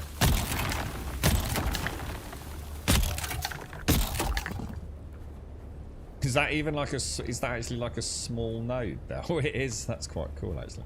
So on the periphery, you do get a smaller.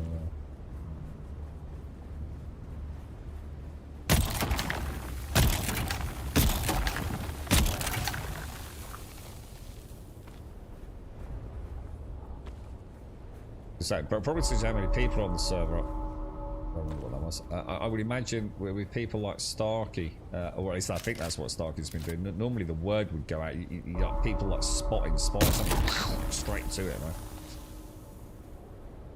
And I think the fact that I've had that whole node all to myself probably speaks volumes, really. 513 spice. That seems pretty cool, right? 100% safe as well. No danger to me whatsoever.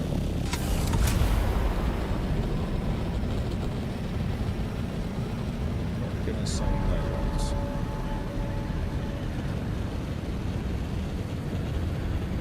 Well, that looks nice. Someone built like a, almost looks like an elevator down into the desert proper, doesn't it?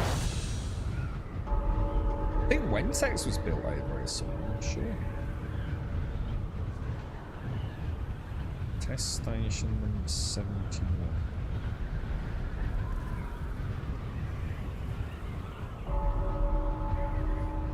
You've been playing a bit of 2 Point music. Oh god, that's an old one, isn't it? That's been out a few years now, isn't it? I'll tell you what I did boot up.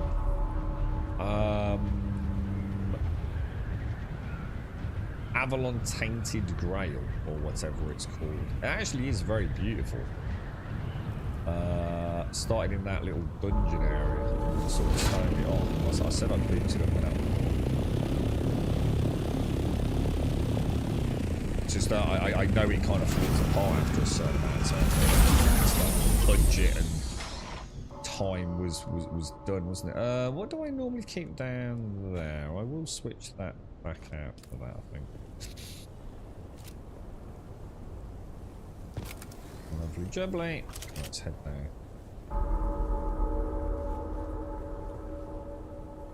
See what I do need. Oh, hang on.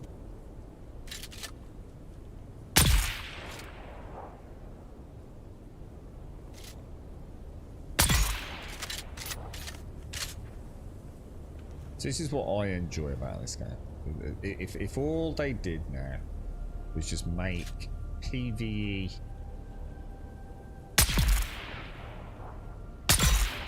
dick shot, bro.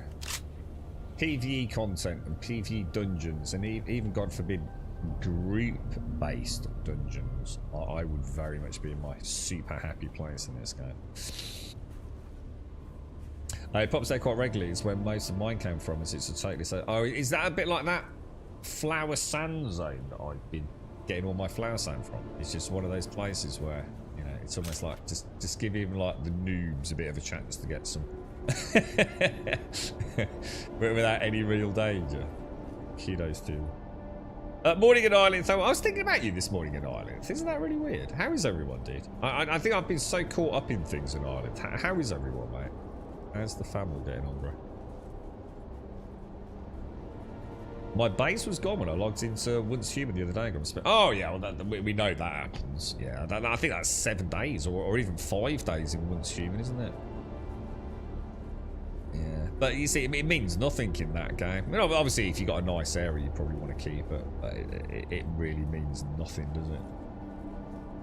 It's you jump back in, you press Z, and you stick your base back down, it, and off you carry. You know, even the storage. You know, in this, you don't even. You know, your blueprint doesn't even include your internal crafting stations or anything, does it? The Once Human system is phenomenally well done. I really need to play some Once Human again. Actually, I should jump over to it for a bit tomorrow or something. I love Once Human. I just love shooting shit in it. We should be getting an update later this year with the rest of the map as well, shouldn't we? Morning, Doc. How are you, dude? How's things? You're still thinking about it. We'll see what the other players does and see if it's like simply doing it, giving it and joining. You see what I mean? You know what I was saying, Castle? The problem is, dude, right? You know, with the best will in the world, you know, everyone jumps into a bit of classic, you know, and everyone's like, oh, this is amazing. You know, 2 weeks and everyone's still enjoying it, and 3 weeks, you know, maybe a couple of people disappear, Grounded comes out, and before you know it, you've got another MMO you've invested like 50, 60, 100, 200 hours into, and everyone's fucked off. You know what I mean? This is the problem these days, isn't it? Because there's nothing new. If it was a new MMO, people tend to stick around a bit, don't they? Because everyone's already done it all before. You know, you might not have done that area before, but you kind of know World of Warcraft, don't you? And I think there's a lot of skepticism around things like that, man. You know, it's a really tough one, dude. I mean, I'd love to say that I'd like to join you, but again, when would we get a chance to play together? You know, if you wish to. And at some point, either you or me are going to out-level each other, go out of sync with the quests, and we're back to square one, aren't we? You know, it's going to be nothing but barriers.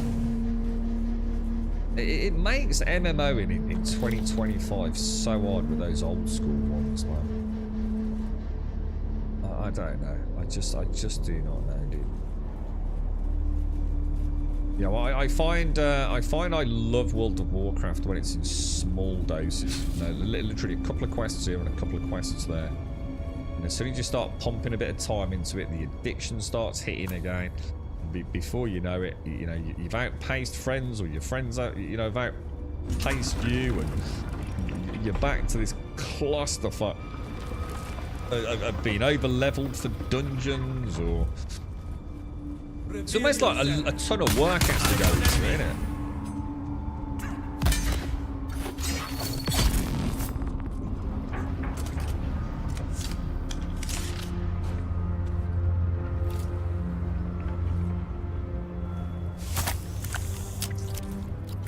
I think it's just becoming flash in the pan gaming, you know, flavour of the month gaming, innit?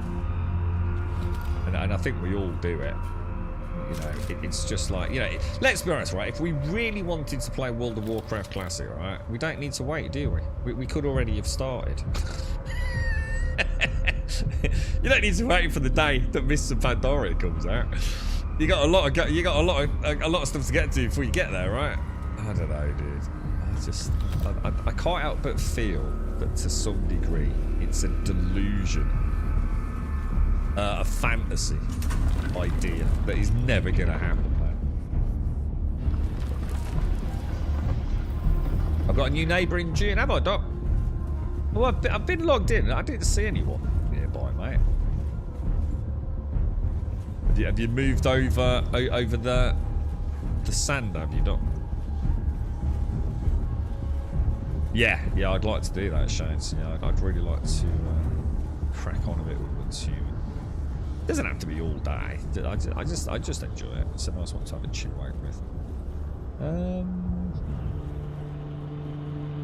One thing I wouldn't be against is them having internal maps for these dungeons. You know, like to have like a little internal on that. I think that'd be nice.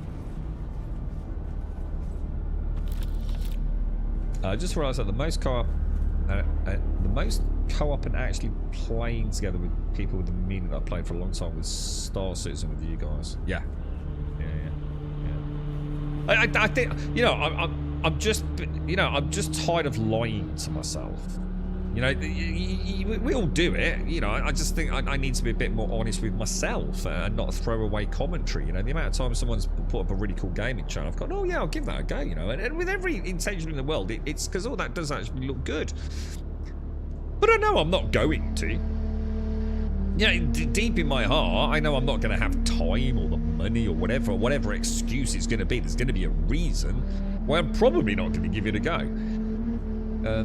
You know, if I really wanted to play World of Warcraft Classic, yeah, I would have carried on playing World of Warcraft Classic, wouldn't I? You know, the Mr. Pandaria release is not a catalyst for me to suddenly say, oh, now's the right time to play World of Warcraft Classic with some of you. You know, and I know we can start out, you know, we might be able to tempt a few people into playing it. And we'll all go out of sync, someone will get a day off work, they'll out-level us, and then the dungeons are pointless, and... It's so hard to play one of those type of MMOs. And unless you did how I described it, you treat it more like a D&D session, where you only play it when you get around the table together. You know, so you set Sunday afternoon or Friday evening, and you don't put too much time into it. So if someone can't make it, they can at least catch up. You know, keep a list of what you did, what level you've got to, and then someone can catch up before the next session next Friday. Otherwise, you just know it ain't gonna work, man. You just know it's not gonna work because it's never worked in the past, except when it first came out. And we saw that firsthand with New World, didn't we? Which let's be, you know, it was a lot easier to stay on track in that one. I was saying what I said. Yeah, that's the problem with MMOs these days, really, especially when gaming hours. Yeah, and who wants to invest 100 hours into something just to suddenly find shit?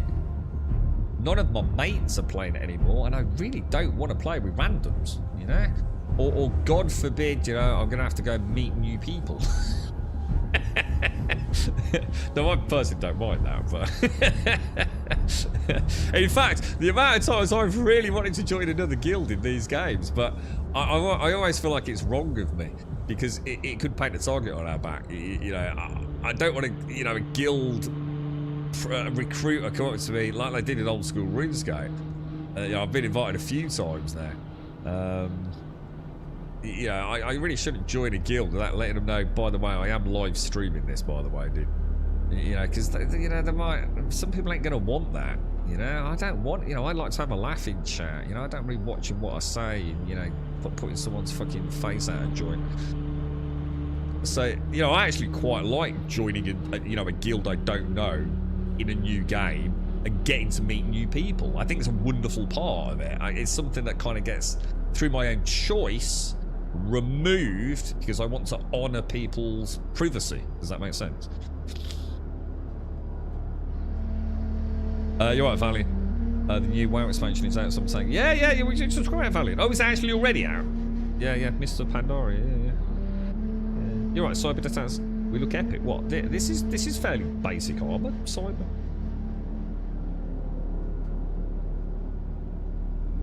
The new I've seen it semi-working where you have multiple characters, one being solely for when you get to play together. But it's what you end up really wanting to play the character when you play it. Exactly, dude. You've got your favourite character, ain't you? You know, that's the whole point, isn't it? You've got your fave character that you want to play with your mates. And now it's like, well, I've got an hour. I've got an hour. Shit, something's falling through at work. I've got a whole hour. I can play World of Warcraft. Everything's done. The washing up's done. The garden's done. You know, the kids aren't on fire. It's time to dump an hour into World of Warcraft. It's like, oh, let's play my sorcerer. Exactly, dude. So like I said, I'm not trying to be sort of like negative. There's a different. I think it's about being realistic, isn't it? You know, we all start off with the best intentions when it comes to an MMO. We're gonna play together. We're gonna stay. Shades, you and I, mate. How many times have we tried to do it? And we normally do really well, don't we, Shades? But you know, like a sync, one quest's gone out of sync, and it's like, fucking hell, dude. What are we gonna do here, man? You know, when we were playing with Starkey and others in New World, you know, I bet you there was a lot of pressure on people, you know, to like think, fuck. You know, shit, I ain't played for 2 days, and I really want to play with that group that, you know, that are pushing through. And, you know, I need to get this and this done, dude. It puts an unnecessary strain. Games ain't supposed to be like that, are they? Games are supposed to be chill. And I think Starkey mentioned that about old school RuneScape. I hope you don't mind me mentioning it, Starkey. I won't go into detail, but, you know, maybe an off-the-cuff comment. I've never been so chill just murdering chickens in this game. Just sitting in murdering chickens. I'm actually in my little happy place. You know, I'm not in a rat race with anyone. You know, I don't know what he was doing at the time. You know, I'm just murdering some chickens. You know, he's not on the treadmill. You know, he's not panicking about falling behind. He's just like chilling out in the game, isn't he? So Chloe started saying, Dad, oh, nice, man. I'm moving back the floor. Right? Yeah, she said she was getting nearly mobile. She's doing it, is she? Just going in circles, yeah. How are you, man? Yeah. You know, you getting the sleep in, bro. Oh, what happened then? Oh, that was a terrible shot. Jesus Christ. That was really just as bad a shot. Did I miss that shot?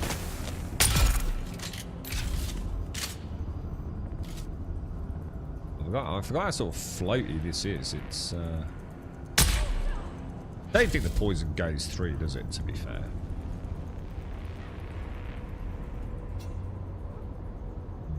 Let's see, well, let's reload, because she's dashed around the corner, isn't she?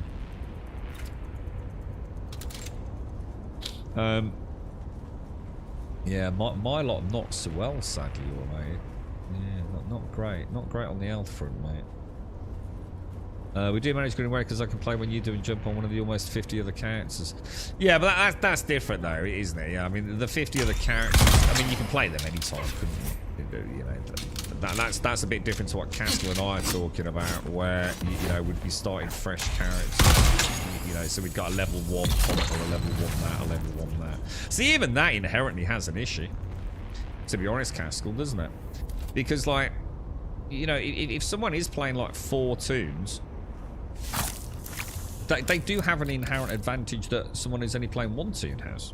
You know, at some point, you remember the old grind for your mount for gold and things. You know, it's suddenly, you know, for someone on the team, it might not be that important. They really don't just want to go and sit there grinding gold for a fucking session. It's so hard, dude. You know, there's no right or wrong to it.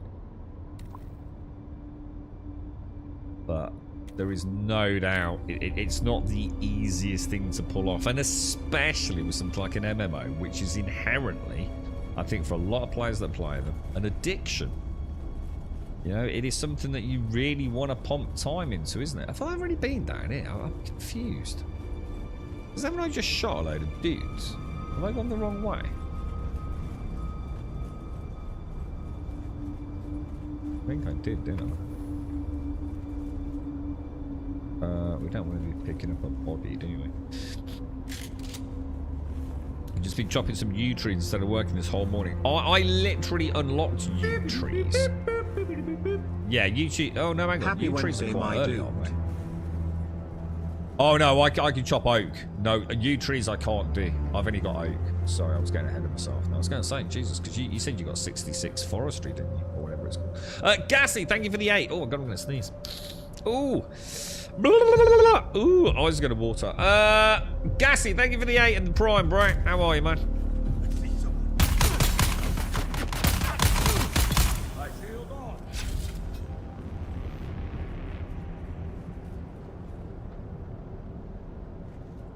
Okay, at least. Oh, shit. Oh, dude. Where's that other one going?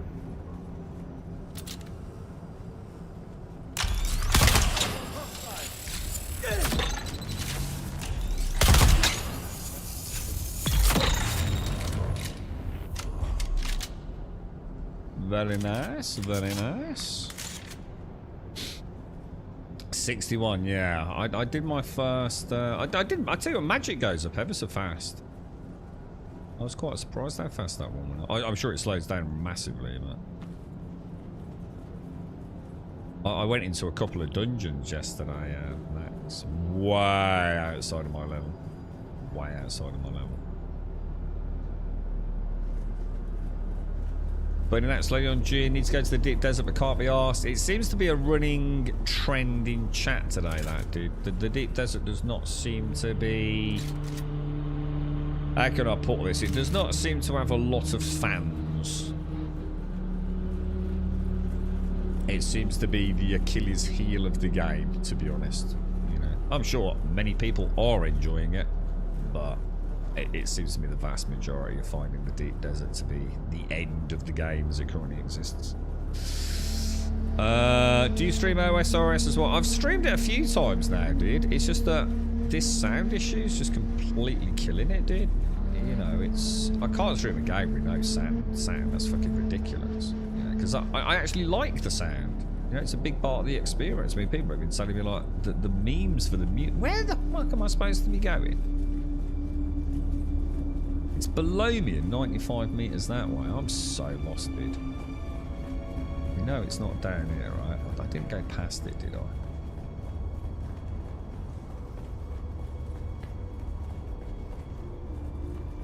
Gotta be through here, yeah? Ah, yeah.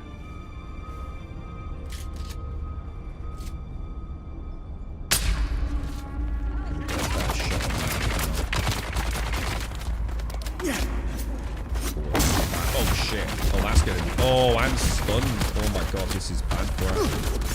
Dude, I haven't even got the sword out, have I? Oh my god, shit, I'm getting wrecked, right? Holy crap.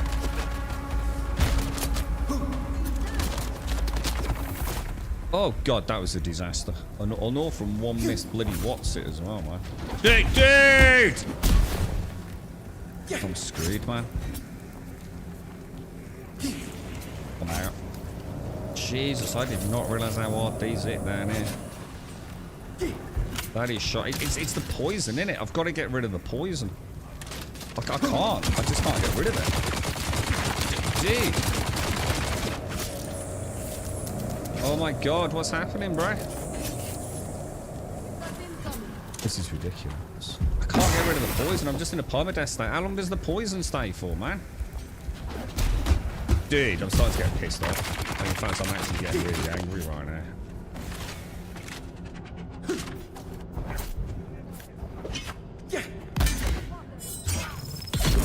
That poison's just absolutely absurd, man. I swear I took the Bene Gesserit stuff to make that less impactful as well.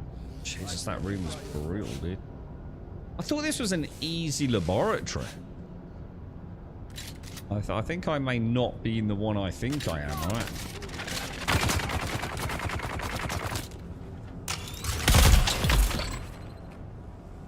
He went down straight away. What the fuck, dude? These ones that poison you, man. Oh my god, he didn't weapon switch.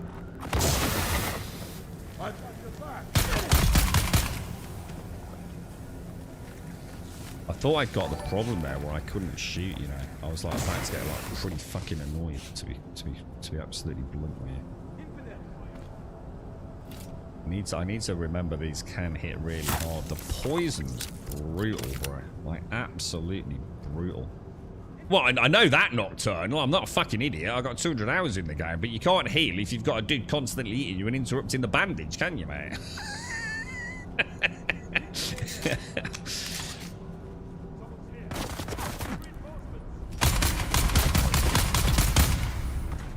And they do seem to like their poison in this section.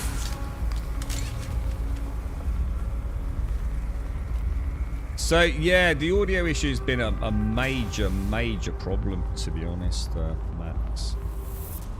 I know some people do have the issue with old school RuneScape, but in many cases it turns out to be something that is quite simple. You know, it is just simply an issue with their PC that probably affects tons of other games as well, if that makes sense. But well, we got what we came for.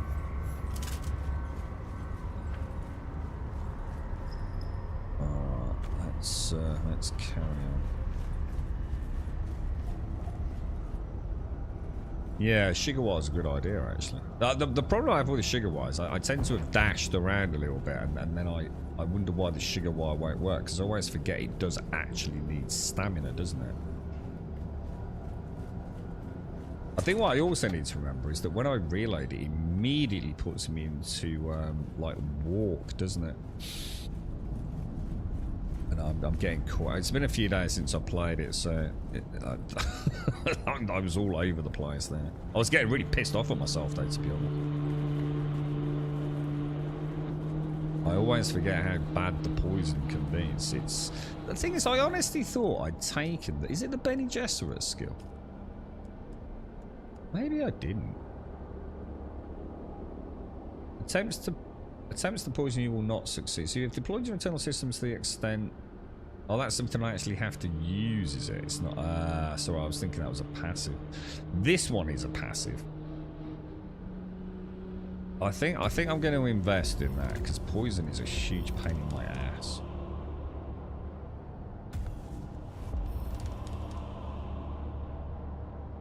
And the stagger one wouldn't be a bad idea, would it? Because I get constantly staggered from melee.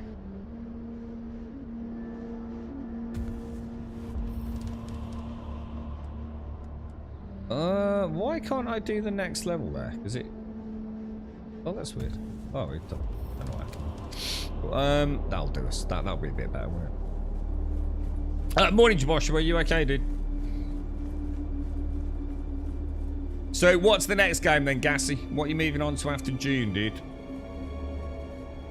Are you going to be playing... I should imagine the next big one will be Grounded, if you like that sort of thing.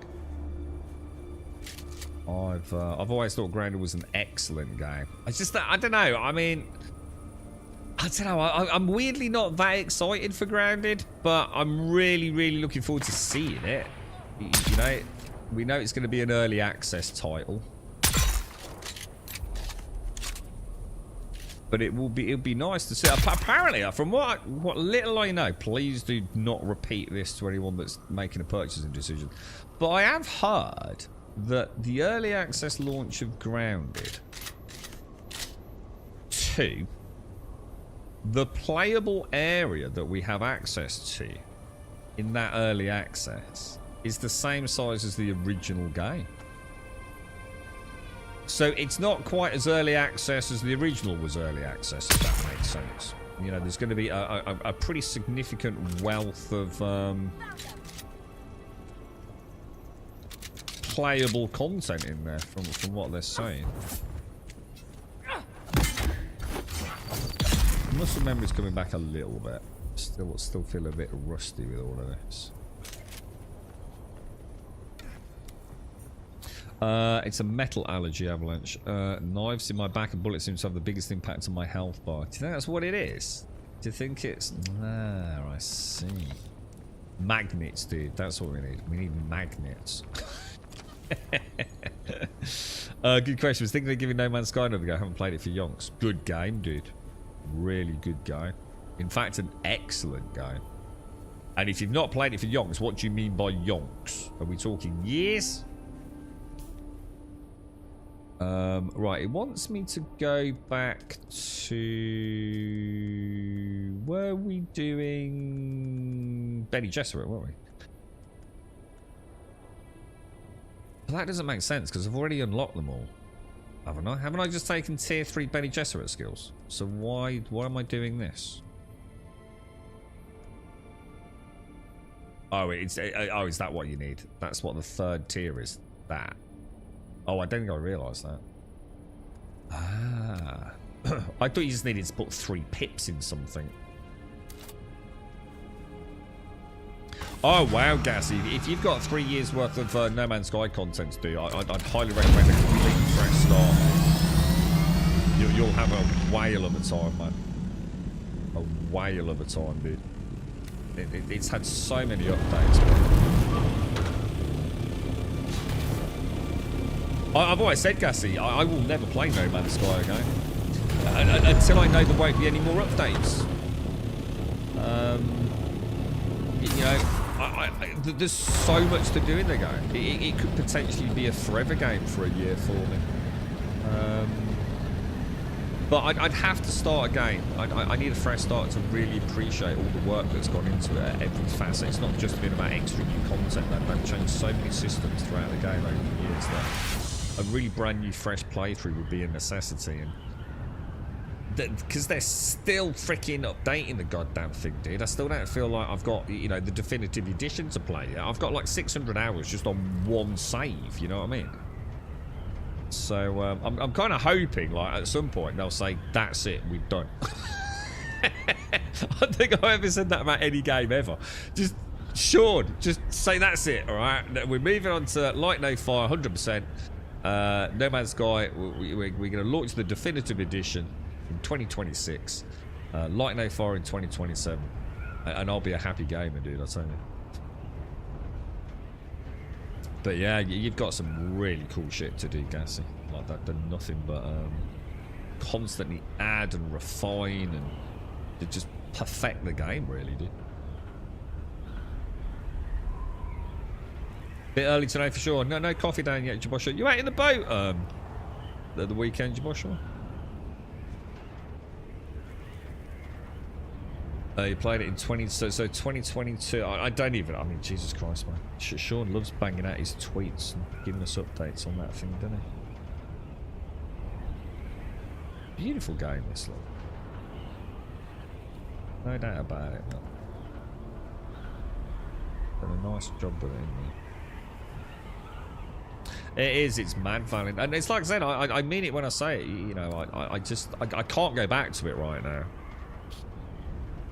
It feels like the end will never be in sight. Because they do just keep making the game better. It's almost like the longer you leave it, the better that final playthrough will be almost. Maybe they will never leave it.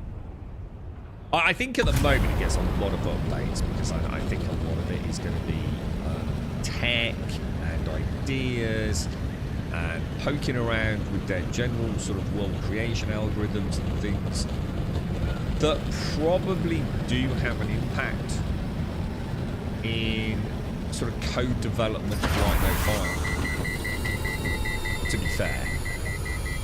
So I'm sure a lot of the stuff they poke and prod with, I know they're two very, very different games. In fact, like literally almost completely, you know, polar extremes in terms of what their worlds will be. You know, what one singular, fully discoverable, explorable world versus a quintillion worlds.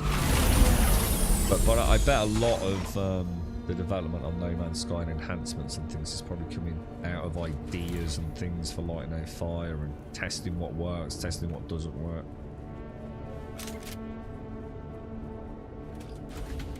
You hit the snooze button a few times. I have a rule, cardinal rule, I never use the snooze button. I haven't for years and years, Joshua. When the alarm goes off, assuming I have actually slept. I shouldn't even joke about that this week. Then it's immediately eyes open, feet on floor, dude. I've never done the old snooze for a long time, bro. Go out again on Sunday. It does sound really nice, actually, mate. What brought that on, by the way, Joshua? Was that just like, fuck it, let's go and get a boat? It's amazing how much the game has been done 180 of people's opinions of it.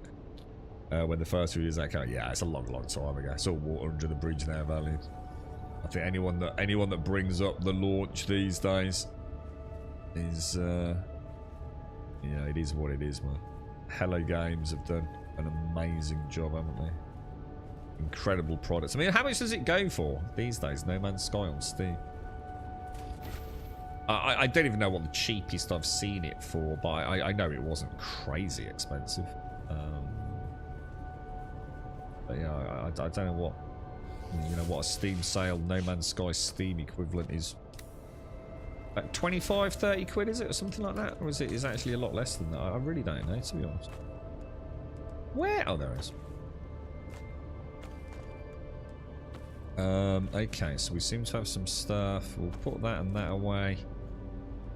Pipe cleaner, drop item. Oh, that's, oh, I thought that was a blueprint. Why can't I learn it? 20 quid, is it? 20 quid for No Man's Sky? That's insane. Absolutely insane. I wonder how it plays on a PlayStation 5 Pro. Oh, hang on. That is a blueprint, right? Yeah, schematics. So why is it not letting me learn it? Oh. Oh, I might have been in an inventory. Ah, yeah, probably was.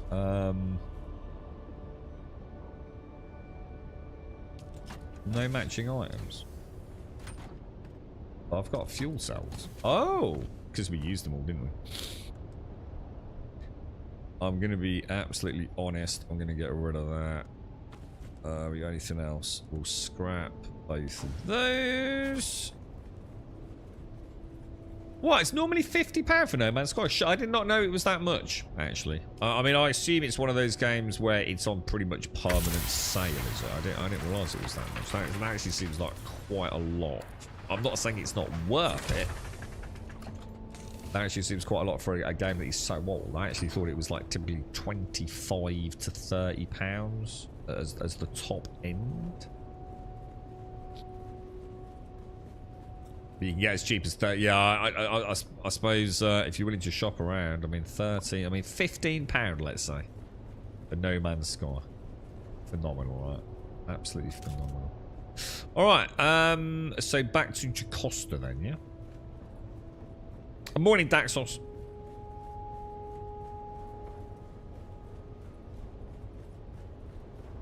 I've always said if we could have a No Man's Sky just with a little bit of immersive combat, ship combat, first-person combat, chef's kiss, dude. Gamer forever, bro. But I know it's not designed to have that, so you know, obviously I've laid that desire to bed a long time ago. But to just take what No Man's Sky is and create like maybe in many years, you know, with AI and things, you know, some budding AI developer will just take No Man's Sky and do it. Imagine No Man's Sky, but it looked a bit like, say, Starfield.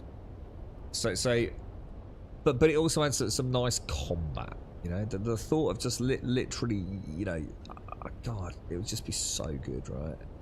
So Elite Dangerous-esque flight model. We won't use Star Citizen because it don't work. Elite Dangerous is ship flight model. Some sort of a Division-esque third-person combat with proper cover, and a quintillion planets to murder indigenous life on.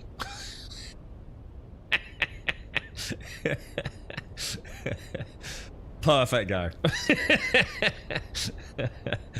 Oh dear, man. It would be so good, dude. I'd love that one.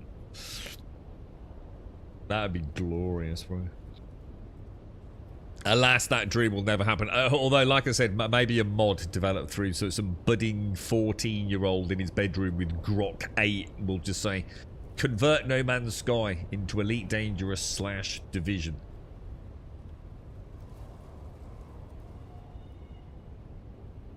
Oh.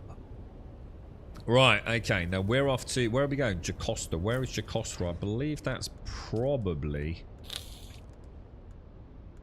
I'm feeling like that's probably... Yeah, I was going to say...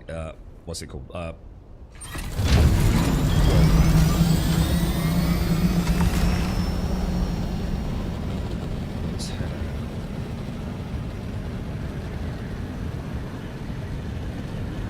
Any games you fancy, Shades? I mean, you're thinking of a bit of classic WoW, or kind of laid those hopes and dreams to rest?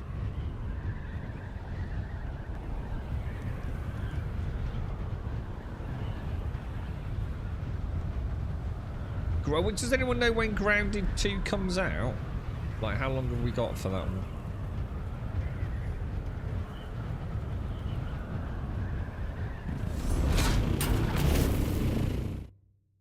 Just managed to put the engines on then, so we didn't plummet out of the sky. Where are we going? Was it Harco? 29th is it, Carson? 29th of July. Oh, is it this month? Oh shit, I thought it was next month. I watched, well, I haven't actually watched it. I watched the first 10 seconds of it and then linked it in Discord and had to dash. Yeah, I've linked it in our Discord earlier. They've just done like a cinematic intro thing, haven't they, or something? Or you know, that promo trailer, whatever it is.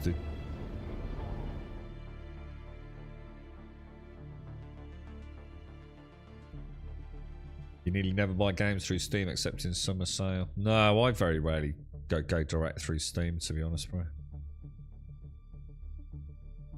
Very rarely. I'm always ready for WoW. I can play with others, but not really fun alone play. It's so hard though, isn't it? You know, it's like I'm saying, you just know what's going to happen, Shane. So, you know, you start off, and before you know it, it's like, now what do we do? You know, we're all gone out of sync.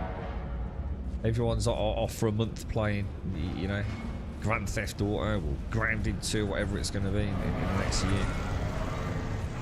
It just feels like a commitment that it's just never going to happen, isn't it? I don't know, man. Did you hear about the servers for New World, Shines? I don't know if you were here this morning. They dropped a bit of a bombshell on the community. Hang on, who's Jocasta? I just suddenly realised I don't know who Jocasta is. Where is that? Where is that? Is that upstairs on the... I think it must be, right? Jocasta. Give me one of those. Oh, that's Jocasta. It's not ringing any bells, boys. Are you playing anything in Ireland? Thought I assume you don't really get a chance these days, do you, mate? Or less time. Yeah, that's right. Well, I'm pretty sure. Is it Madras or something like that? Or Madeira is getting merged with a US server, which I genuinely thought must be an error, just on information cascade. But I don't think it is, you know. Find out what happened to Jocasta. Don't mind me. I'll just be moving along. Hang on a minute, mate. With me? Well, what could I possibly know? Where's the Benny Gesserit? Oh, that. Oh, yeah, of course. The Benny Gesserit. God almighty, of course I know who Jocasta is. Where has she gone? The Lady in Black? Wait, you've seen her too? I wasn't sure if she was real or if I dreamed of her. Oh, she's very real, and I really need to find her. Sorry, I wasn't sure. I've been having problems remembering things. Did you know her? I'm not sure anyone really knows her. I've certainly tried. She's the most beguiling woman I've ever laid eyes upon. I espied her one day on the concourse and found myself following her back here. I'm sure she didn't like that very much, sir. She did not, but that didn't deter me. On the very first day, I pledged my life to serve her. if she would have me. She refused, of course, and sent me away with her powers, but again, I was not deterred. What a stalker, dude. I would come to find her, and each day she would send me away. So she used the voice to send you away every day? Yes, at least I think so. I have been having trouble keeping it all clear. My mind isn't what it used to be. There have been others, too, looking for her. Interesting. Who? I don't know for sure who they are, but they were mercs. That much I know. There are enough of them around here. You might still be able to find them at Hanavar's. Okay. Hanavar's is the bar, is it? Or question the clientele at Hanavar's. Where am I? Somewhere over yonder. Oh, is this the one with the loud music? Yeah, there was a lot of very upset people yesterday, Shades. And I have to say, I really, really do feel their pain. I would be absolutely distraught if I was playing New World, been a supporter of the game.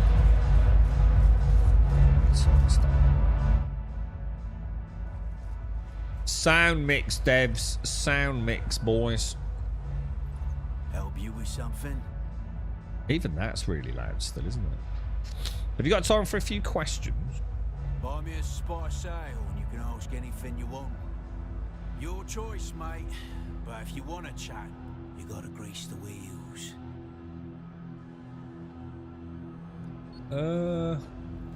Can I actually buy a drink? Back again? Time for a drink. Maybe I can. I thought it was one of those ones where you just drink it at the bar. Can I actually buy a drink and take it over? Can't reach it.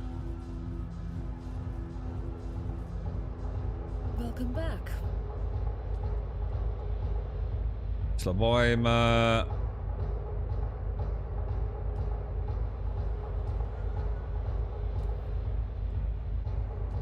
but try that.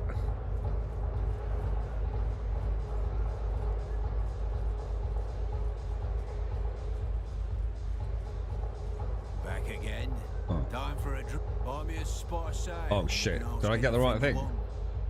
Cold and frosty, just how I like it. Now, said you had questions. Okay, what's your story and what brought your crew to Arrakis? You know how it is. Mercenaries were like moths, drawn to whatever flaming hellhole burns the brightest. Yeah, I think there's another one in EU, so there must be a reason. Maybe they know there's a lot of another region playing on that other server, Shades. There must be a reason why one EU is going to US, right? But yeah, it might be like a really big Spanish-speaking community or something that isn't actually a European Spanish-speaking community. So maybe it made sense, but yeah, the merges. It's a huge merge, man. There's like so few servers left in New World. It's crazy, man. Some, but my crew don't like the desert or the heat. We'll probably finish up this one last job, then hop on the first transport off this rock. About that last job, is there any chance you're looking for a rogue Bene Gesserit? You're well informed, aren't you? I should probably be suspicious. But honestly, I don't give a shit. We'll take whatever help we can get. Yeah, we're looking for a witch. She wasn't around when we came by, but if you have any information that would help, I can make it worthwhile.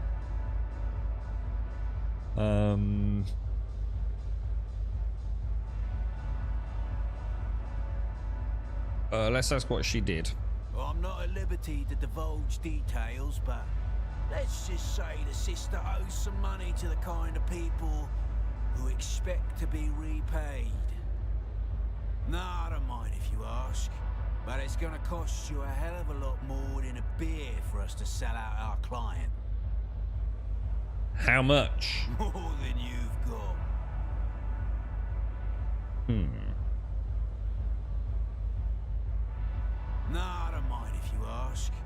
But it's gonna cost you a hell of a lot more. Loyalty's got nothing to do with it. In our business, breaking a client's confidence has a way of getting around. Then the jobs dry up.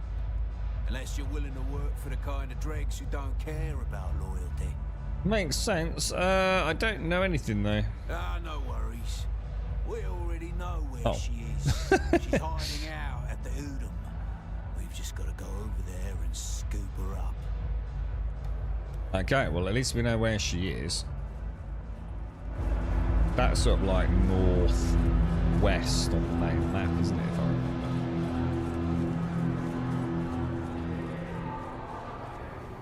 Right, let's go. I thought New World was doing a lot better now, Shane. You know, after the Eternal launch on console. But it doesn't look like that was long-lived, to be honest, which is a bit of a shame.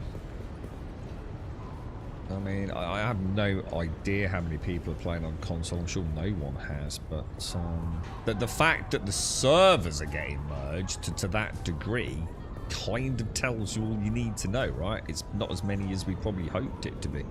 I think the Steam chart's recently been like 8,000 to 9,000 concurrents. Which, you know, isn't a bad number of players for a video game, to be fair. But it's not great for an MMO, is it? Not great at all. Especially since I think you can only play it through Steam. Is that right on PC? So it's not like, you know, you've got some people on Epic and, you know, whatever it is, or a standalone launcher. You've basically got console and the PC crowd, haven't you? Right, so we want to head back to Hager Mason, don't we? Lovely jubbly, lovely jubbly.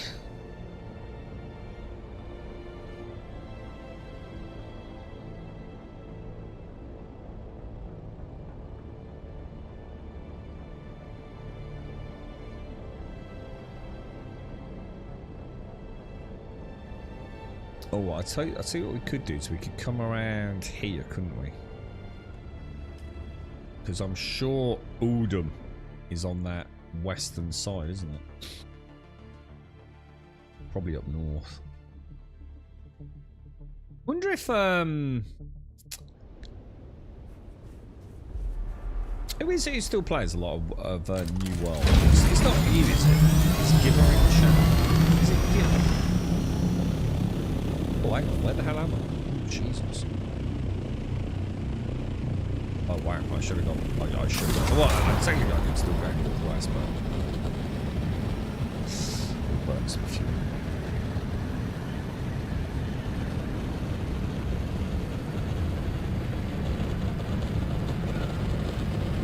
I mean, I like New World. I think if New World launched tomorrow,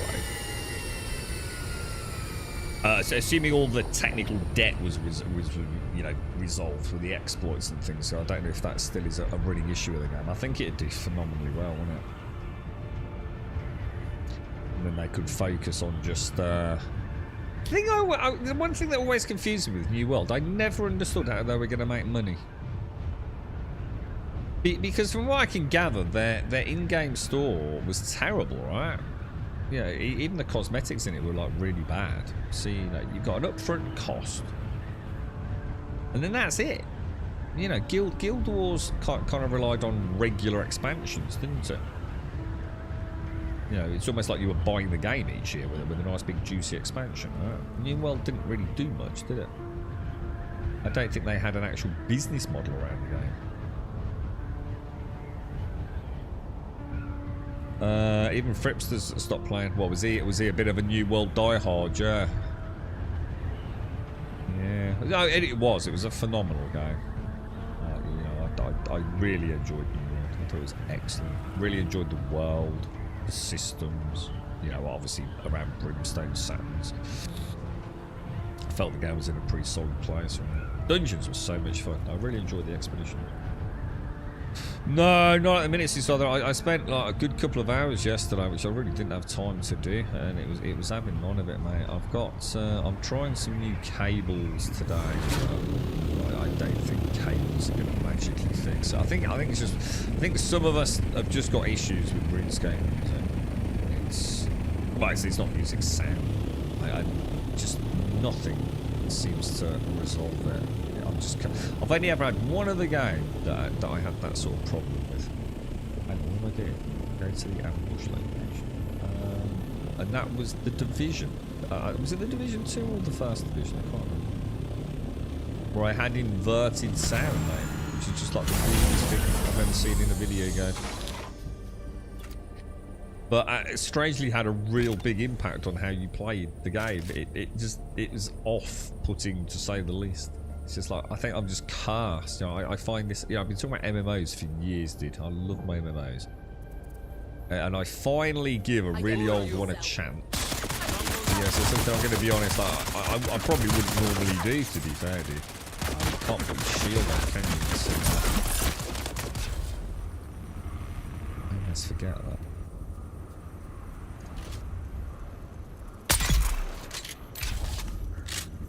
Holy cheeky, what the hell was that?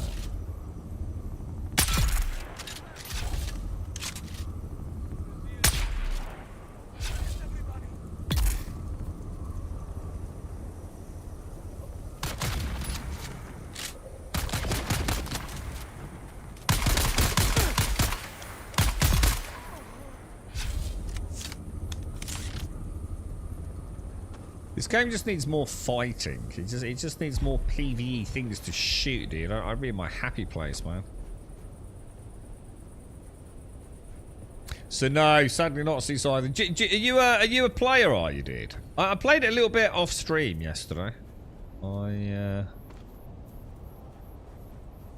only thing is I don't really want to do quests, and of course not doing quests massively slows me down. But yeah, it's a good game, dude.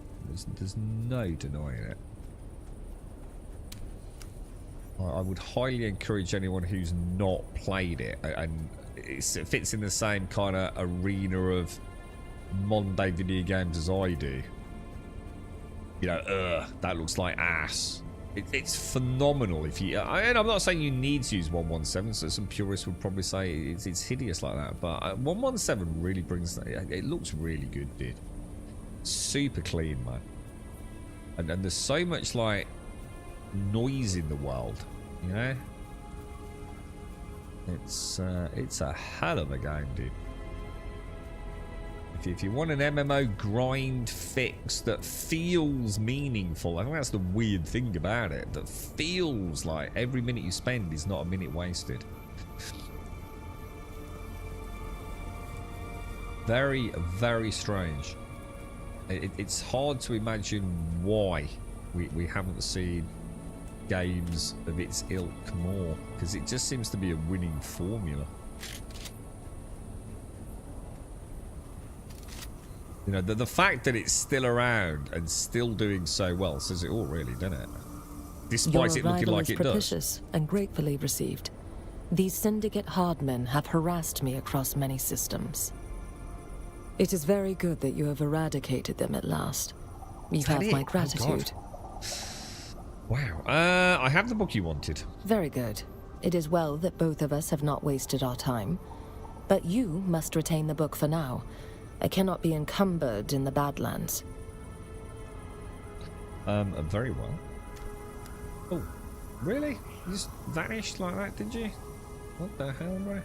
Hand over the book in... Oh, for fuck's sake. Really? That sucks. Alright. Straight west.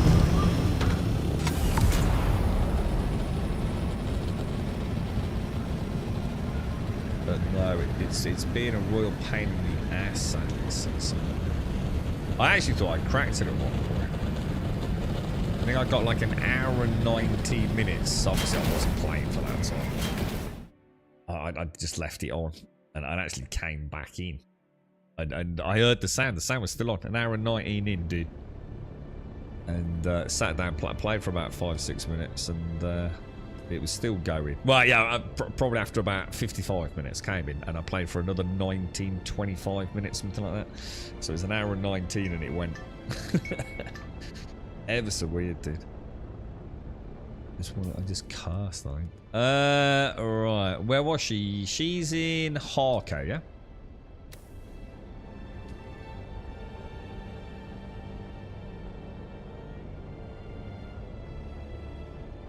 It's completely independent of streaming as well. So see, we knew the issue with the Division was a stream issue, which no one ever got to the bottom of, including the actual OBS devs themselves. That one was just put down, so who knows, man. So sometimes weird shit happens, right?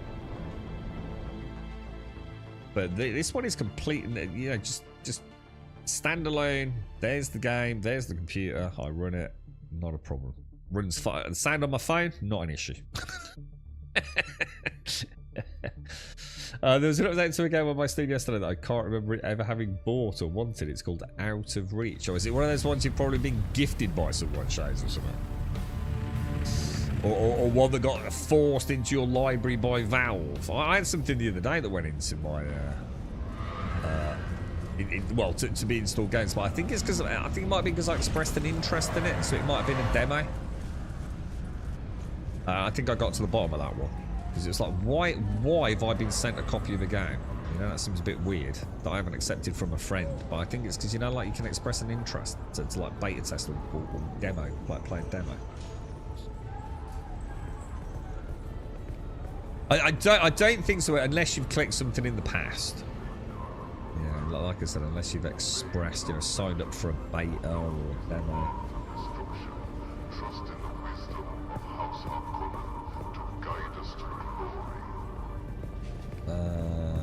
We know where she is, don't we? Down the alleyway. Steam double charged you today for a game. Whoa! I didn't even know you could do that, Grummy. What? So what? So you bought a game twice? I didn't think Steam let you do that, dude. Or does it put it in like an inventory for you to send to someone else? I mean, presumably quite easy to sort out, though, Grummy, right? I'm sure if you put a ticket in, I mean, you might have to wait a while, but... You're back. It just seems weird that they even let you do that, right? I suppose it would make sense, like, maybe if it's like, you know, a co-op game, like The Two of Us or whatever it was called. So you could buy like a double pack. And then one goes into your library and the other one goes into like the inventory for you to send to someone else. But I'm going to assume that's not the case, right? Right, you can have that. At last. Let me see it. Oh. I wasn't sure that you would come. Is that your prickly way of saying thank you? Yes, I suppose it is. Thank you. Your loyalty is unexpected and welcome. These mercs were rather well paid, well equipped, and well informed. Someone really wants to find you. That doesn't really concern you, and the less you know, the better. Fine, I'll go then. It seems like you have this well in hand, and as you said, the less I know, the better. I think we should go for this. It's time to level with me, sister. Loyalty's in short supply in Arrakis, and you're about to lose mine. And we know she's in debt as well. Fine. Perhaps you have a point. What do you wish to know? Why don't we start with your name? My name is Jocasta Cleo. Which we know. And truth be told, I am no longer of the Sisterhood. What's our next move then? Without getting into detail, my exile from the Sisterhood found me on the Sanctuary planet, Tupil. Only the Spacing Guild knows its exact location, so travel to or from Tupil requires their compliance. That sounds expensive. Yes. Especially so when you are stranded with no currency. So, what did you do? For a long time, I did nothing, other than pursuing my research on bloodlines. We've worked hard to gain each other's trust. Are you ready to share the true nature of your research with me? I'm sorry. While the Sisterhood has turned its back and cast me out, I still believe in their mission and cannot betray their secrets. But they've hired mercenaries to hunt down and kill you. That's just their way. One mustn't take it personally. Well, murder is pretty damn personal, and if you don't share the nature of your research, it'll die with you. I'm not ready to betray their secrets just yet. But you make a good point. Let me consider that for a while. Alright, so is this one where we do... You're so let's back. try talking to her again. You owe me some training. Yes, you have shown unexpected It's a bit crap how they do aptitude. that, isn't it? If only you had been trained from pre-adolescence, the Sisterhood would make good use of you. Thus far, you have learned to control your body and mind. Now, you must use them in concert to see. With your muscle training, you will detect the slight shift in air pressure to know a nearby door has opened. I could do with that with a girlfriend. With a couldn't I? focused mind, you will detect the variations in a person's get rid of the voice and squeaky door, comportment to reveal their emotional state or potential deception. Working together, your heightened senses allow you to see the unseeable and know the unknowable. Now, focus. Very good. Your third eye has opened, and with it, a new world opens as well. Continue training and you will be a formidable presence. But for now, take your leave while I examine Kind's lexicon. Do what you must to discover who has issued the contract against me and report back. Okay, do it. Intriguing. Intriguing. So you don't remember doing that, Shays? No. I don't know. Then, oh, is it any good? What was it called?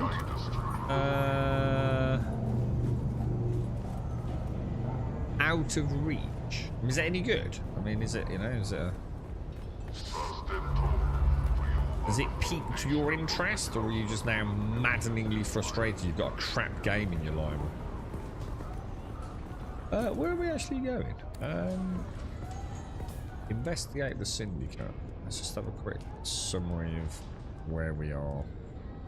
So we're still doing the Bene Gesserit, and we've still got to do the Sword Master. Oh!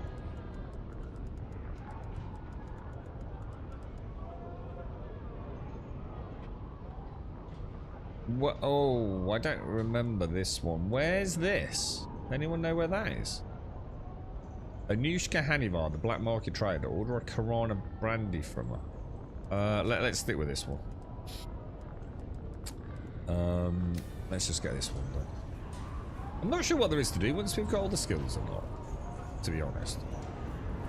I guess it's time to move into the deep desert. Are you still playing this, Doc, or kind of left it by the wayside, dude? I assume you're still playing if you just moved.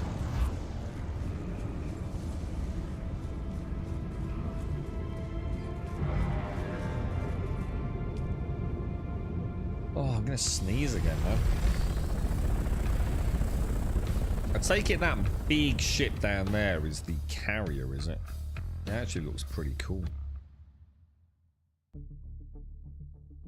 But a bit of a grind, right, boys? A bit of a grind. Arakeen. I quite like the questing. It's alright. It's a bit backwards and forwardsy. You know, mainly because of this stupid freaking world map. But it's pretty cool. Have you been in the deep desert, Doc? Have you actually been there?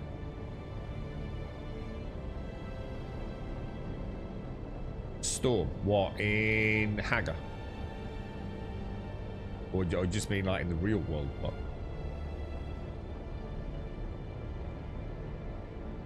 God, but Baldur's Gate, real-time combat. Real-time with pause combat. I bet there's a parallel world in another black hole universe where that happens, you know, dude. Confirm. Oh shit, I didn't mean to come here, did I? I've gone the wrong way. Shit balls. I was supposed to go to bloody Hagar Basin, wasn't I? What a bloody knob! You bloody knobber, mates! You bloody knobber.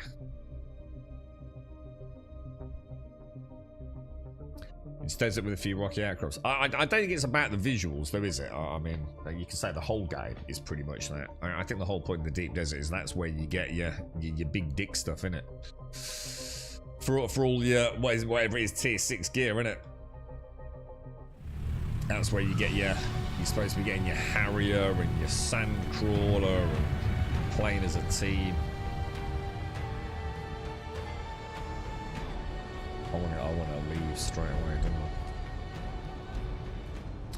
It's a pirate game. Well, that sounds good. Single player online. Oh, single player online PvP. How this literally can't be a thing. How can you have a single player online PvP? If it's single player, who are you fighting? Where are we going? Hagamesa we want to go to, right? Yeah, it was sad. It was gutting, wasn't it? Well, it still is today, right? It really hit me, Mario. I was genuinely like, you know, we've had a lot of celebrities and, you know, big musical influencers and things, you know, legends, if you like, you know, pass away over many years. But I was choked last night, man. Yeah, actually, it did it. Big part of Brum, man. Big part of Brum.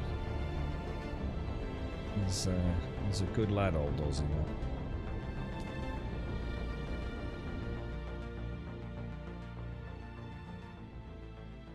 But yeah, at least he got that. I know it's small consolation, I'm sure, to the family, but you know, getting that concert in and all that money he raised for charity through it, you know, that's a hell of a legacy, isn't it, man? For the Prince of Darkness himself, phenomenal. It was. I tell you what, I didn't realise. I mean, I have seen him. I suppose it's just a bit overbig. I didn't realise he was a bloody good-looking bloke when he was young, wasn't he? Bloody good.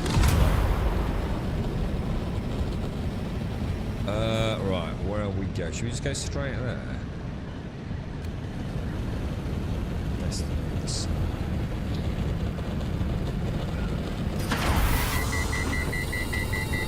You're right, Castle. We keep getting pulled into meetings as we are launching a big new product today. Is there anything exciting that you're allowed to talk about? I can't imagine anything is exciting in central government. Unless it's nanobots, bro.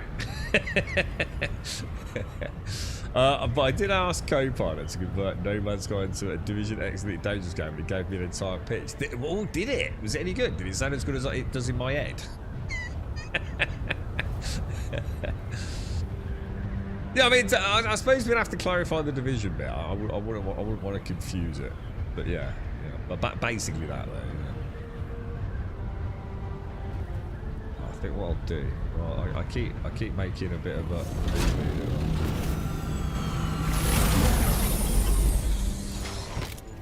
Let's stop going in like face first in it.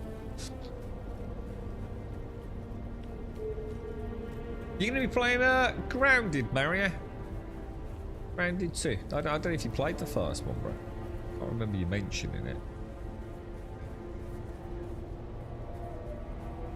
So, I think we said it was this month, didn't we? Didn't someone say it was like just in a few days? Oh, that would have been a really nice shot to take as well, that wouldn't it?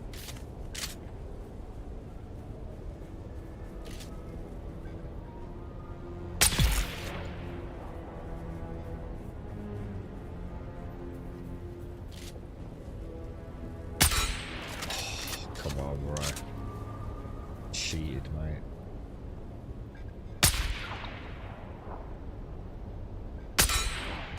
Dude, I went a little bit low, a little bit in the middle, and a little bit high.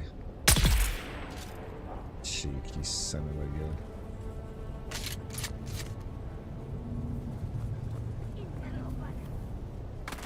Oh.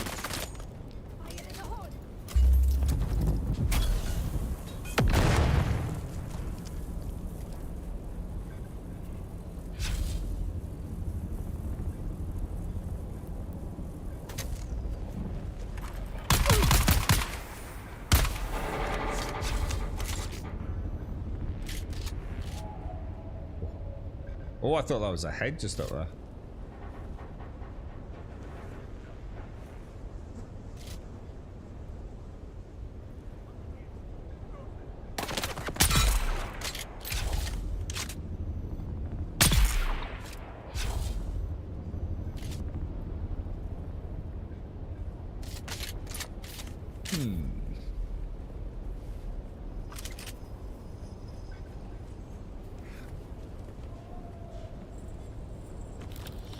Oh, you did play. Oh, I didn't know you'd play. It was a good game. I was saying earlier, Maro, that the early access for it, dude, is supposed to be pretty chonk, dude. It's not like an early access how the original Grounded was early access, you know, extremely bare bones. Apparently, we're going to get the full playable first area, which is supposed to be as big as the original game, dude. Which is a hell of a launch of an early access product, right? But I suppose they know, you know, many people are not going to really treat it as such. I mean, it is Obsidian and everything, isn't it?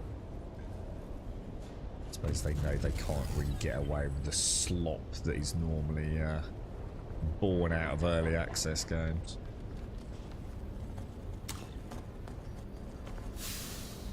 Alright, so investigate the syndicate. It seems to be in there, doesn't it? What am I missing?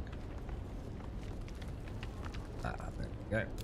In Harke Village, who is called Riff, or sometimes Isek, find a way to use the word Sparhawk when speaking with him, and he will know you are part of our organisation. He can help with avoiding Harkonnen enforcers and point you towards contacts with more specific information. In Arakin, your primary contact is Farouk Litaman, who pretends to be a water seller. He is always on the move in the markets and alleyways.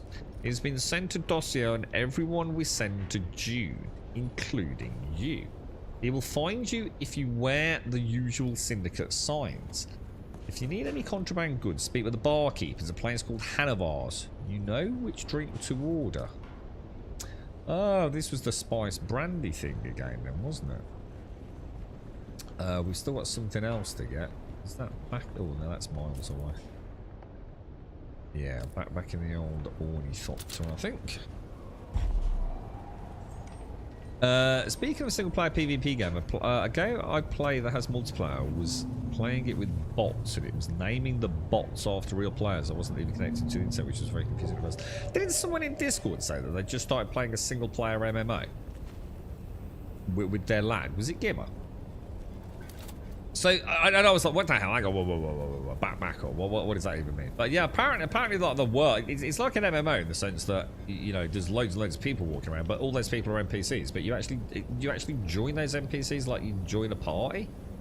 Other than that, I didn't really have a chance to explore it. I don't know, like if somehow you build up, you know, I don't know, like a reputation with those people that you play with, even though they're NPCs. And I have no idea.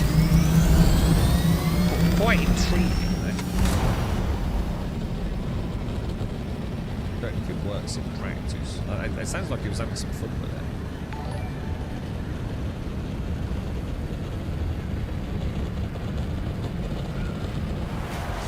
We'll be alright. Give it about another year, right? Grok 4's about to have its like, what's that bloody Colossus thing, isn't it? This how many GPUs they got running in there? Was it 20,000 GPUs or something?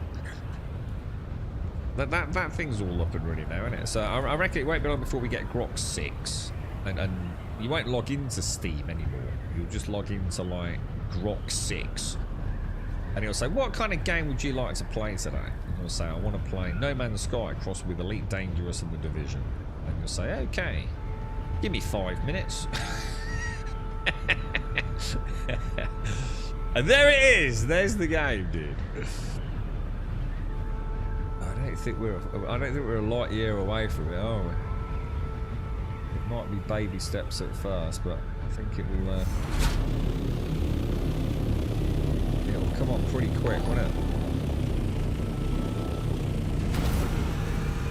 Maybe not in our lifetime. I don't know. Maybe it will be. I think this is the word where the word exponential scares people, isn't it? It's a very difficult word to get your head around in the real world.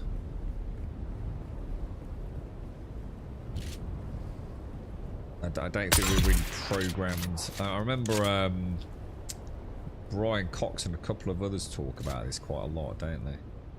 That the human mind doesn't deal with anything outside of linearity particularly well. The whole concept of like exponential growth, even though we know what it is and we can define it, when it comes to the practicality of something like AI advance, It's a bit like trying to fill a swimming pool with Skittles, isn't it? And like saying how many Skittles are in it. Don't really compute. The human mind don't really get it. You know? We weren't built like that, were we? It's quite scary to think.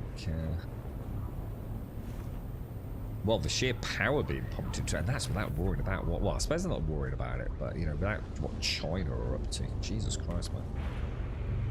They're really not mucking about, are they?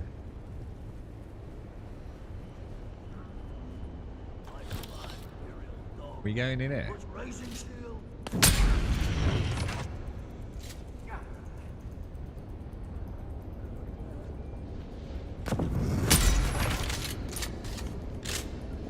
Uh, 7 meters away.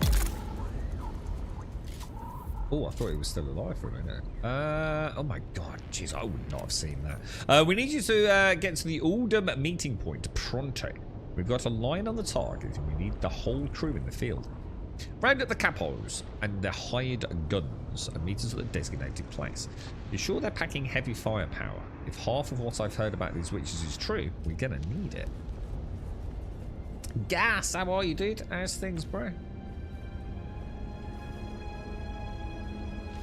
Well, it's not about this is what I'm saying though. It's not about the maths, Caskell. So that goes to show how you're approaching something from a linear viewpoint.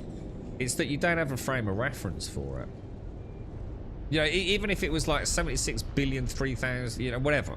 It's like your brain can't really compute what that really means. All you've now got is all you can see is a swimming pool full of Skittles.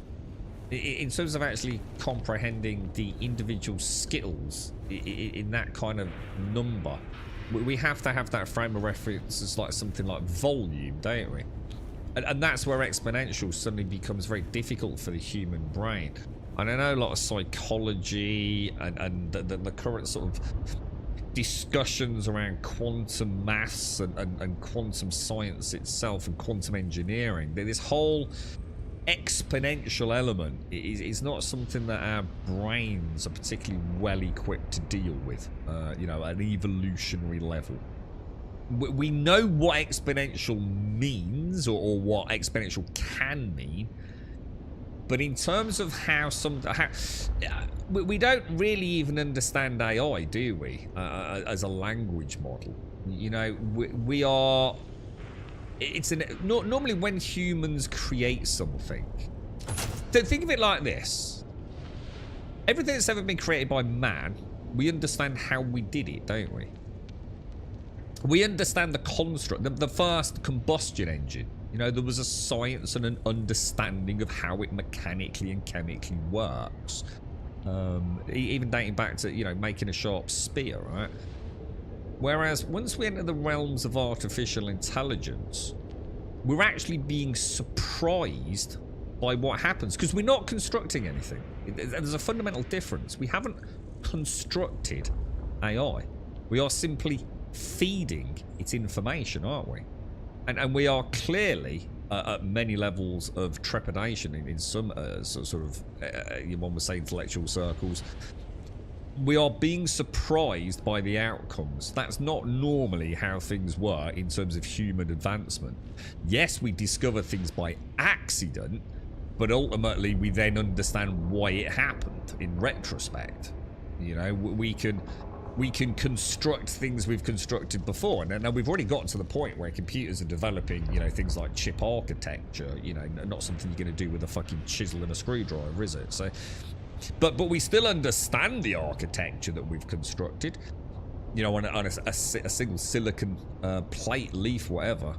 But AI is it's a non-quantifiable thing, and the exponential thought of advancement in AI is something that we can't get our heads around. We have no idea what the implications are, do we? Which is why there's a sense of fear within some people within that community, and why some people have backed away from it. You know, don't want anything to do with it, do they?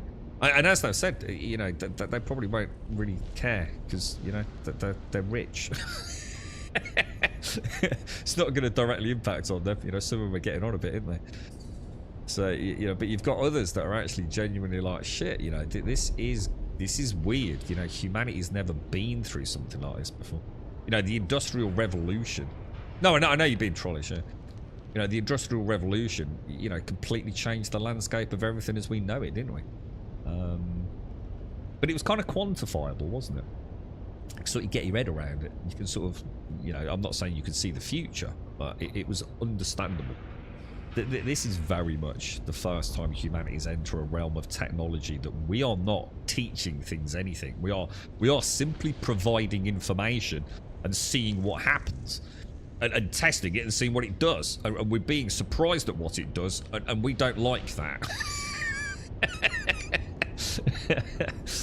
We don't like it at all, do we? The problem with the Count Exon thing is the real-world version of Sensor O. You can run into problems with Sense Suites having irregular shouts. I don't think we need to worry about that. It was only an example of, yeah, I think you're going off on a tangent. I don't think that's really relevant. It's more that we need a point of reference, don't we? Yeah, we don't know what 70, just to use an arbitrary, we can't comprehend what 70 billion Skittles is until we do something with it, like stack them all on end or stick them in a swimming pool. We you know, the brain functions that way, doesn't it? As soon as we enter the realms of exponential increase, partnered with something that is not really quantifiable anyway, which is, you know, something. Now, we call it an artificial intelligence. At this point, it is only a language model, right? But at what point? Because we keep throwing more power at it and we keep throwing more information at it, right? So at what point does it throw us a right curveball that we didn't see coming? I don't know. Maybe it won't, but I think we all know it probably fucking will. That doesnn't mean Skynet time, but it certainly is going to raise a lot of questions, isn't it? And it's certainly going to have an impact on a lot of industries. Love it or hate it. It's scary times, man. I saw a nice one. I can't remember what it was. It was the math ain't mathing meme. And I can't remember what the word was. I'll see if I can dig it out later. I'll post it on Discord. It made me chuckle. It was like a misspelling of what one might say deemed to be the answer to an equation. The way they spelt it made me chuckle, man. I'm trying to think what that was with reference to. Oh, it was a statistic used by an American politician. That was it. And a fundamental misunderstanding of how things work when it comes to per capita. It's quite an important part of it, isn't it?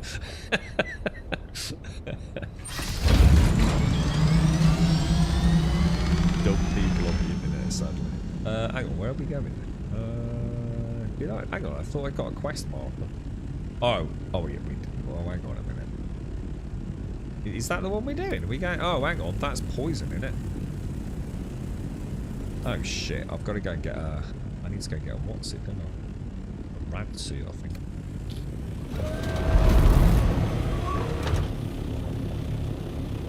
What exact problem is AI trying to solve? I don't think it is. I think you hit the nail on the head. Again, it's not about that, is it? This is the point.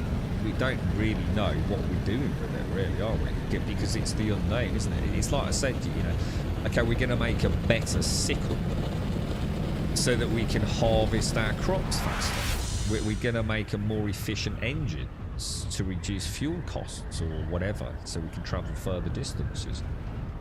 AI is very much this kind of like, let's just give it information and see what happens.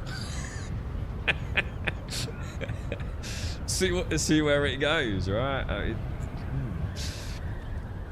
Yeah, it's not necessarily. I mean, obviously it can be used because it's a bit like discovering the tool, isn't it? It's like, you know, being given a Swiss Army knife and trying to figure out what all the different tools do. I mean, in a way, that's sort of like what AI is, isn't it? You know, we've got this thing which we don't really understand, or at least we don't understand how far it can go in terms of being a tool. You know, what can it help us with?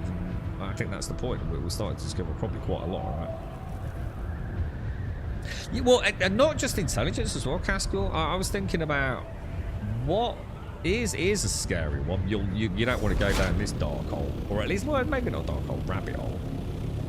You know, when we talk about AI becoming sentient, and everyone uses this like little, oh, if it ever goes sentient, oh, it's the end if it goes sentient, or if it starts thinking for itself, or if it starts becoming self-aware. What does that mean?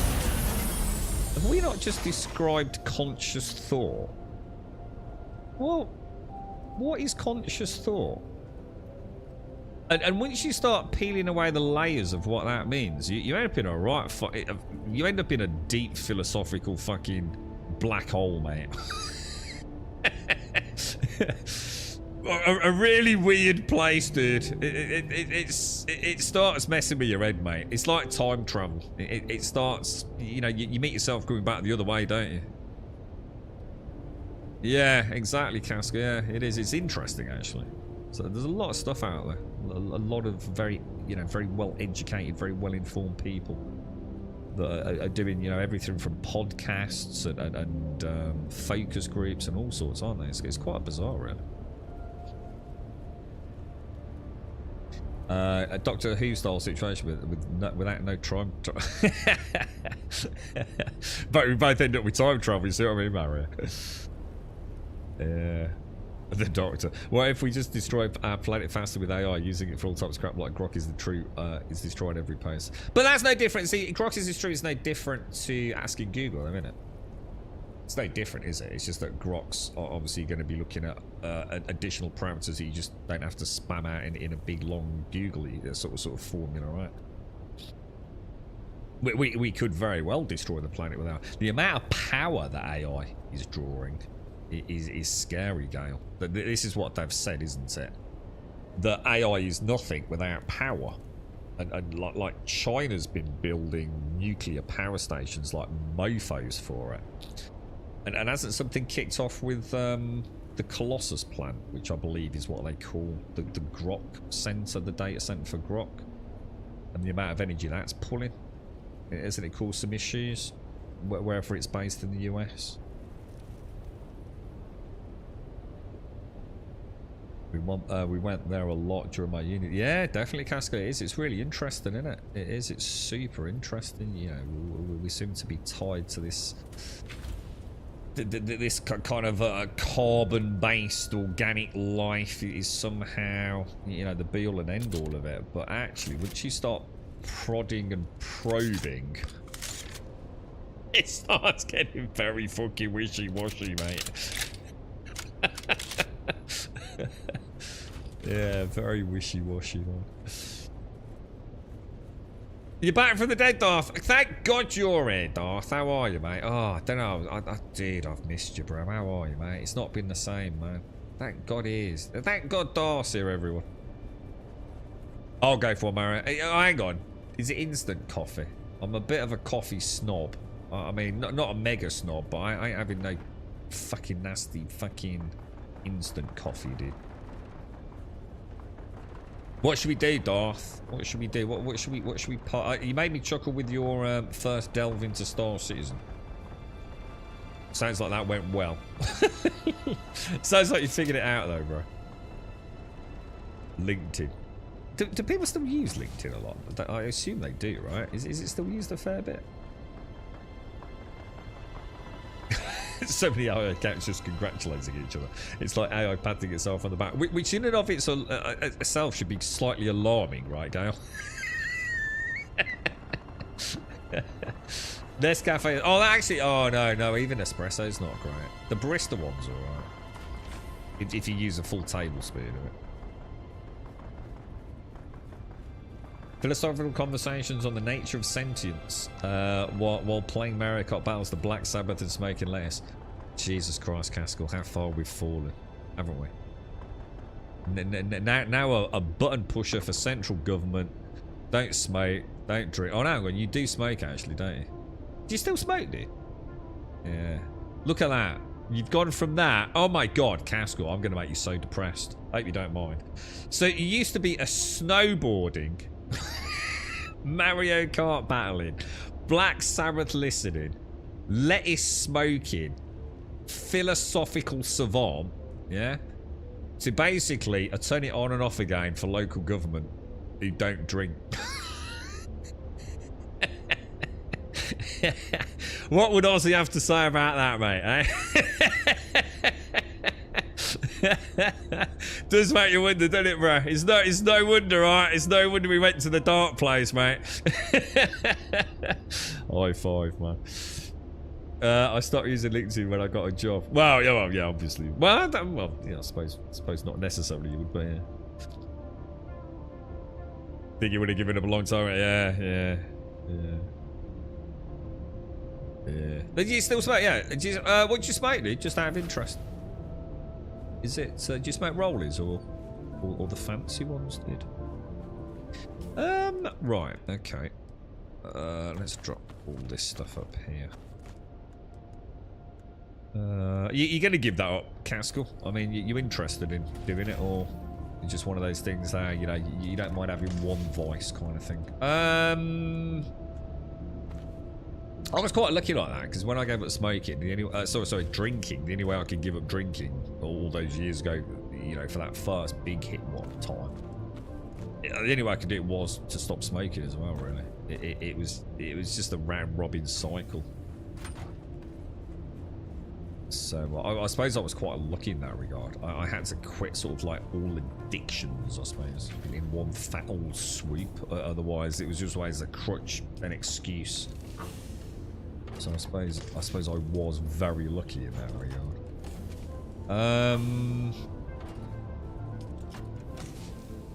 There we go. What's this? Aluminium. What the hell? Did I not? Have I got no aluminium? I find that hard to believe that there's not like one piece of aluminium. Clearly not.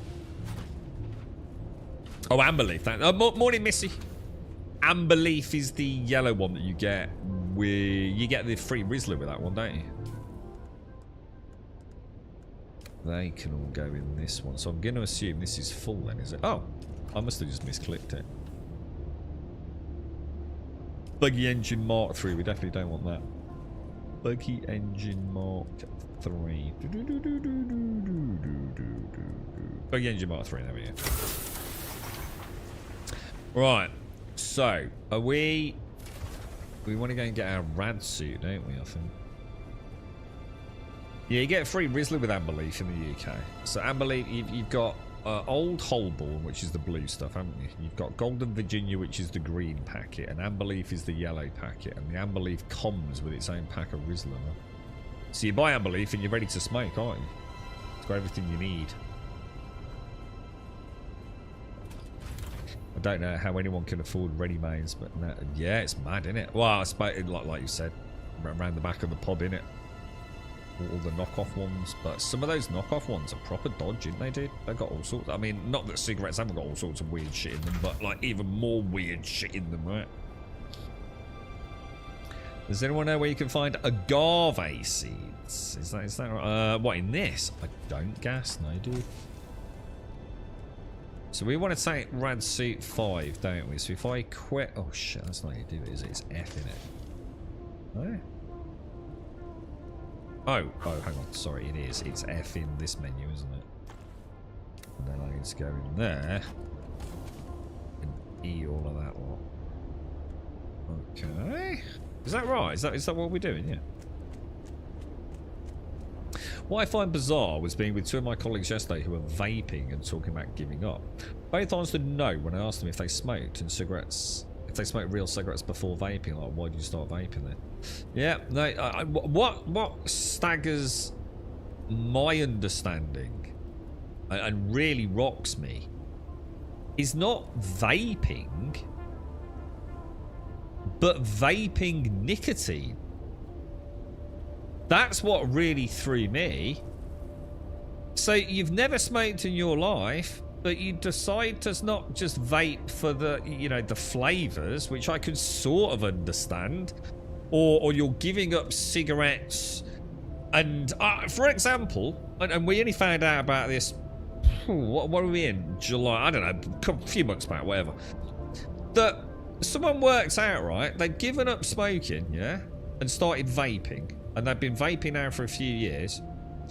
But they've been increasing the amount of nicotine in their vape. And then they don't take more nicotine than they've ever taken in their fucking entire life. In fact, fucking an insane amount of fucking nicotine in a single day. Once you start calculating it. So, that addiction's there. And obviously, I'm going to assume nicotine itself isn't necessarily... Well, it's certainly nowhere near as bad as smoking cigarettes or you know, for a nicotine hit, is it? But, holy shit, dude. Nicotine is insanely addictive, man.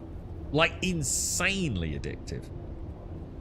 So, I gave it on cigarettes. I've never vaped. And I know how hard it was to get rid of that nicotine addiction. Like, dude, if you're consuming, like, double, triple that, holy crumbs, dude. That's scary, dude. So, yeah, that's always been a weird one to me. I mean, you are literally taking one of the most addictive substances on the planet and making it taste like watermelon.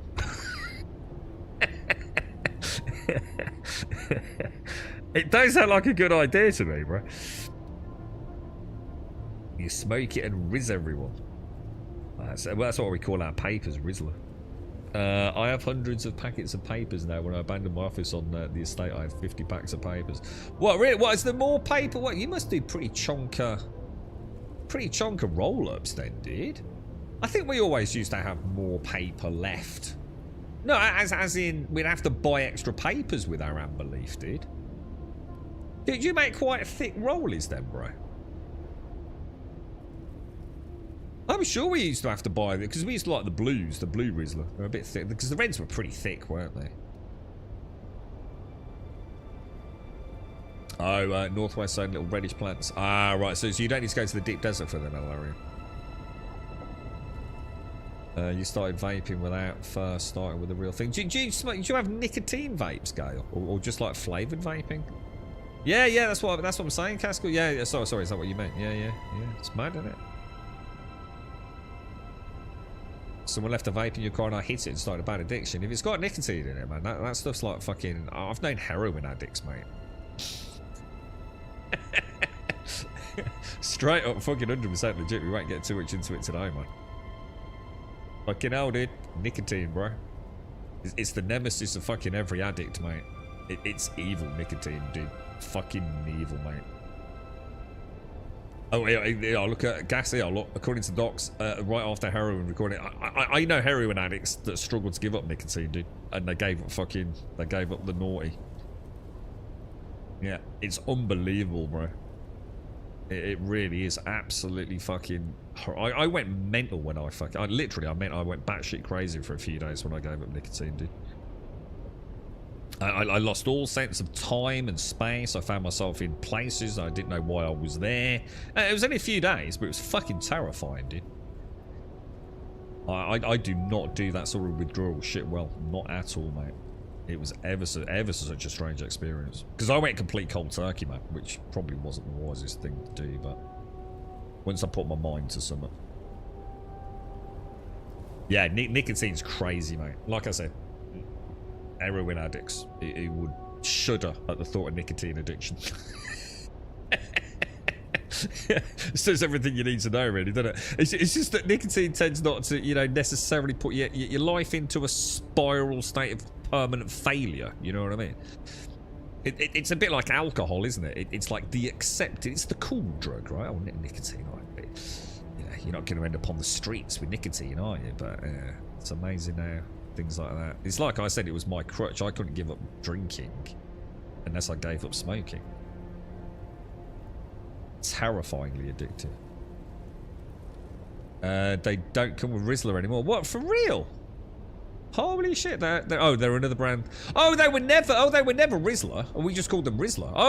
Amber Leaf that I've had have never had Rizzler in them. They were always the Amber Leaf own brand, but they were made in the same factory as the Rizzlers, weren't they? Oh, yeah. They were never RIZLA, which was the branded papers in the UK. Amber Leaf had a yellow... So Rizzler, as in the brand, RIZLA, were blue... we had red, which were the thick ones, blue, which were the middle ones, didn't you? And then you also had green, So I think it was red, green, blue, wasn't it, in terms of thickness? And they also did the licorice ones.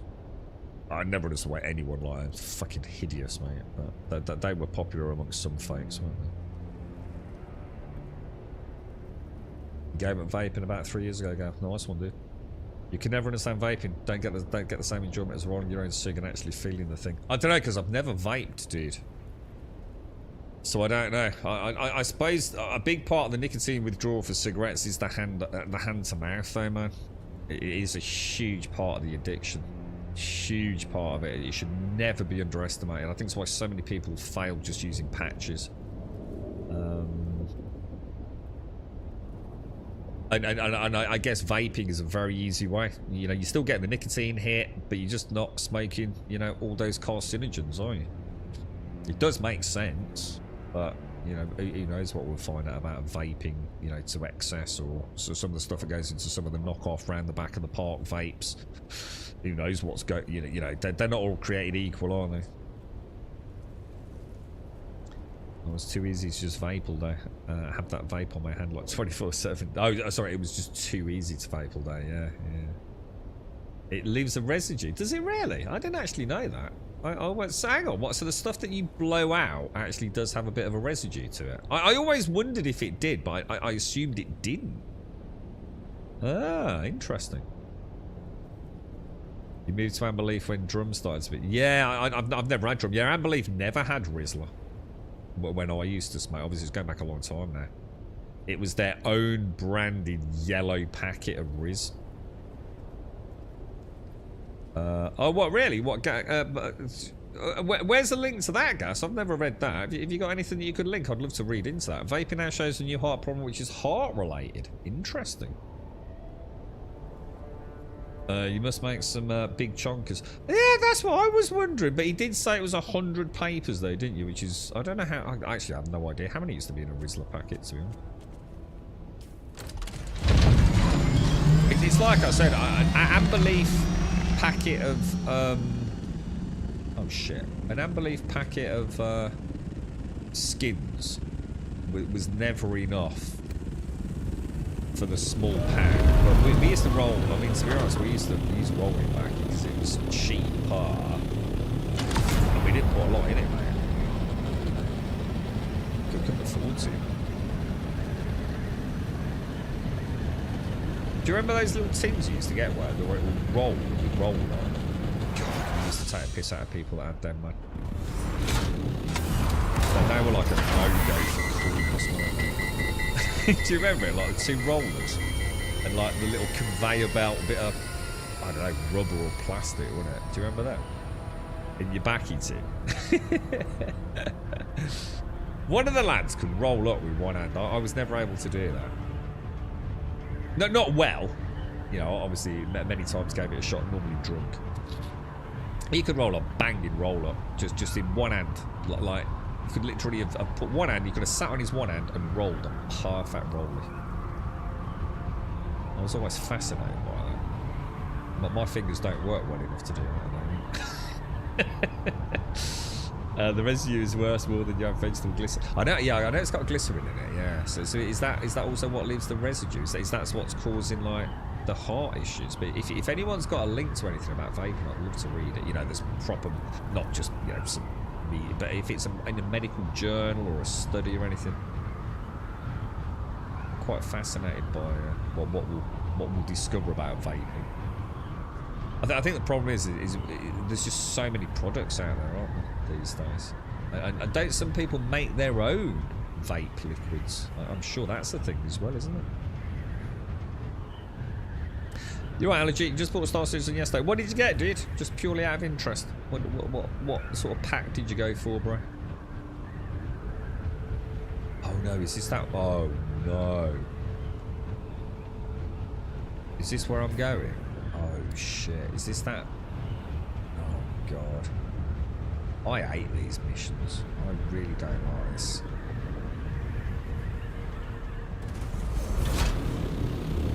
I don't like this radiator. I hate being on a clock in the video game, dude. I just find it so utterly Why is it not getting fucking hell, dude?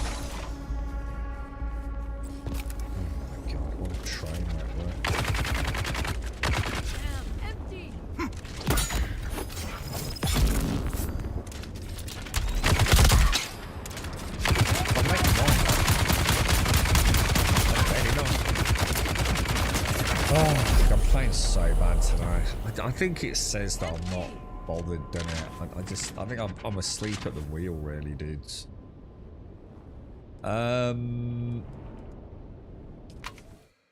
just sitting there face tanking things, you know. I think I just want these quests done, man. You bought the Seeker starter pack. The ship looked cool. I don't know what that is. He's got a link to it, dude. I don't know. I actually don't know what the Seeker is, bro. Are these aren't bad guys, right? Are they? It's a good job I managed to put. Oh, they are. What the fuck? Yeah, I think the journey. Yeah, I just want to get all my skills maxed out, and I think I'm quite good with it. To be honest, lads. I'm not getting that kind of like. It's like I said, I haven't really got anything to work towards. You know what I mean? You know, like in Rune, I know you're not going to keep banging on about RuneScape, but you know in RuneScape I can log in. It's like, oh, let's go and get like 2 mining. In this, like, what am I working towards? I don't think I am, right? I'm starting to realise how old school RuneScape might be a real problem for me. Because one, I don't think I can play it because of the sound issue, but 2, I think, you know, like I was saying earlier about V Rising, really messed up my. What had always been an admiration for ARPGs. I've always loved ARPGs. Thought they were amazing. I really enjoyed it. Everything from Titan Quest, you know, Diablo games. Was it Torchlight? I think it's Torchlight. And you know, many others. Whatever. But when I played V Rising, it as much as I love V Rising, it was almost like a negative, like deeply ingrained there, because I just found all ARPG combat so fucking shallow. Oh, there's some spice down there, guys. And I'm starting to feel like old school RuneScape is making me realise how much I love a really good grind. You know, like Division. There's pockets of what's it everywhere out here, guys. Look, there's what's it called? Melange down there. Look, there's another blob behind me. Spice is bleeding everywhere in Seal, or Shield, or however you pronounce it. So it's really starting to stress me out, man. Like I want a game I can really like sink my teeth into again, you know. I don't feel like oh shit, that's violent a bit, innit? That'd be so funny if I get eaten by my first worm there because of that mistake. What are you doing, bro? You're not even trying at this point, Grub. Just land the ornithopter in the middle of the desert, alright? What could possibly go wrong, Grub? Oh my god, dude. Oh shit. Oh my god, I'm switched out from that as well.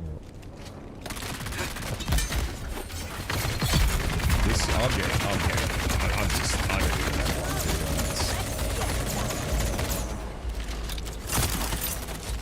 I don't even know what I'm doing. I just did the same thing. I just didn't think they were that strong. I really didn't.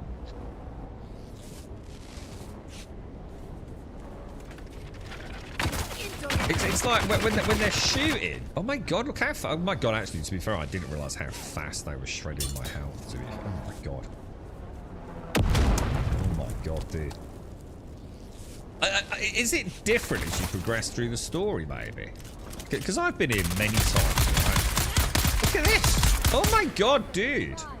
Do they get stronger as you go through the story, even though it's the same area? Oh my god. Fucking hell, bro. These dudes are serious, bro. Like, proper serious, man.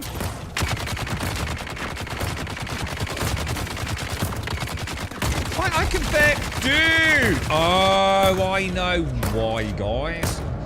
Oh god, it goes to how touch I am today. It's because I haven't got my armor on, dude. Oh no, I'm wearing my rad suit, and I'm sitting here like as if I've got heavy armor on, bro.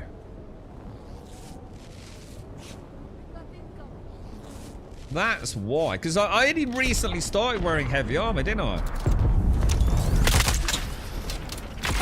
That's why it feels so, like, horrendously alien to me.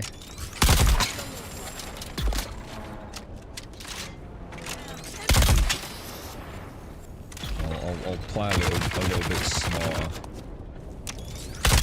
Although, to be fair, they are a lot stronger as well, aren't they? Because, I mean, he's just taken, like, quite a few shots there. That's my bad. I mean, my point still stands that I'm not taking it seriously enough. That's a me issue, but yeah, damn. These guys actually are quite tough. And I have no armor on, do I? Like none at all. I've literally got a rad suit.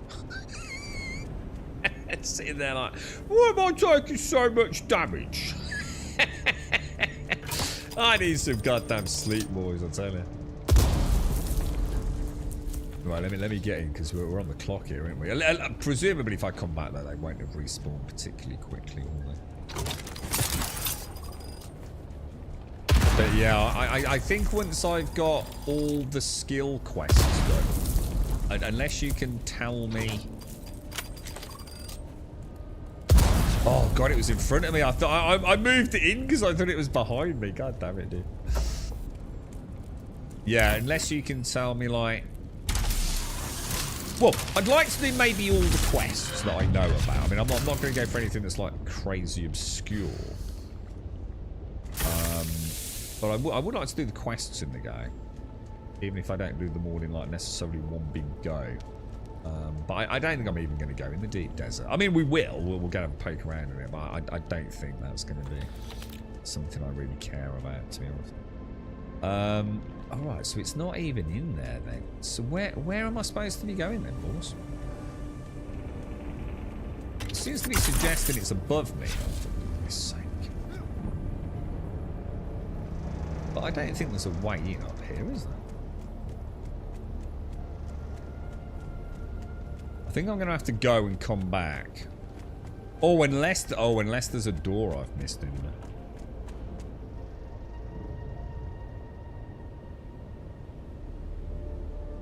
Well, the shield wasn't making a huge difference, Doc, because the shield was just getting shredded because they're the Gatling guys. So the shield goes down ever so fast. It was on at times. It just gets completely nuked because it works on the same principle as the Disruptor, doesn't it?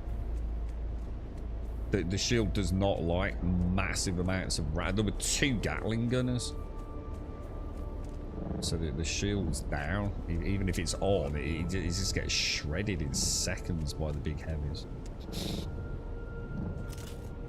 I don't get it then. I'm actually confused. I must be missing something in there.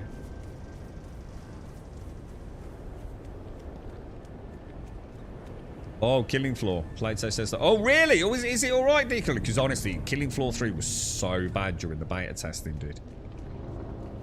It was so bad. We were talking about it yesterday, mate. So have you actually had access? Oh my god, it's there.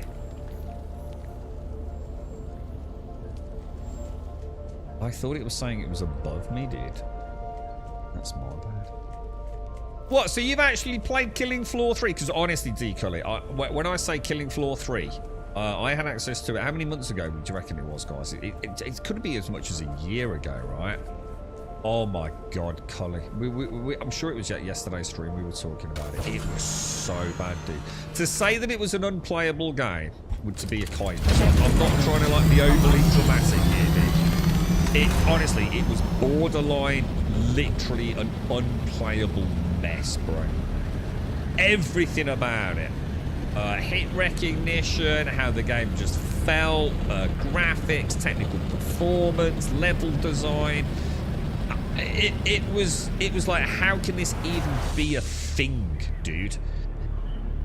But you played it and it looks like there might be some hope there, bro. Let me get down here. I'll have a catch up with you, dude. Sector weather That alert. storm's coming up. Do we have a base down here still? Oh shit, no we don't. Oh shit, we haven't got a base down here. Who moved the fucking base, bruh?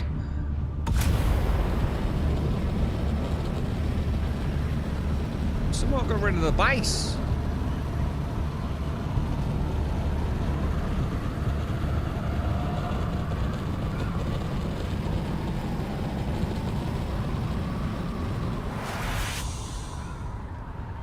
That's gonna murder the shit out of me. Is there anywhere I can go?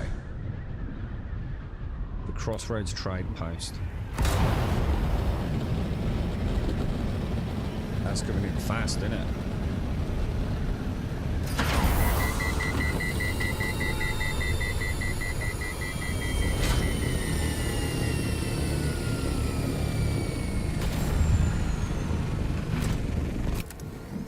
Whew, that's kind of cool. See, that's where Dune shines, isn't it? Or something like that. Isn't that amazing? It's just like, oh no. Oh, no, okay. Thought I got that visual record. Isn't that cool? And even in time just to watch the games close. Sector weather. That is awesome. Alarm That is like an approaching. example of Dune just being awesome.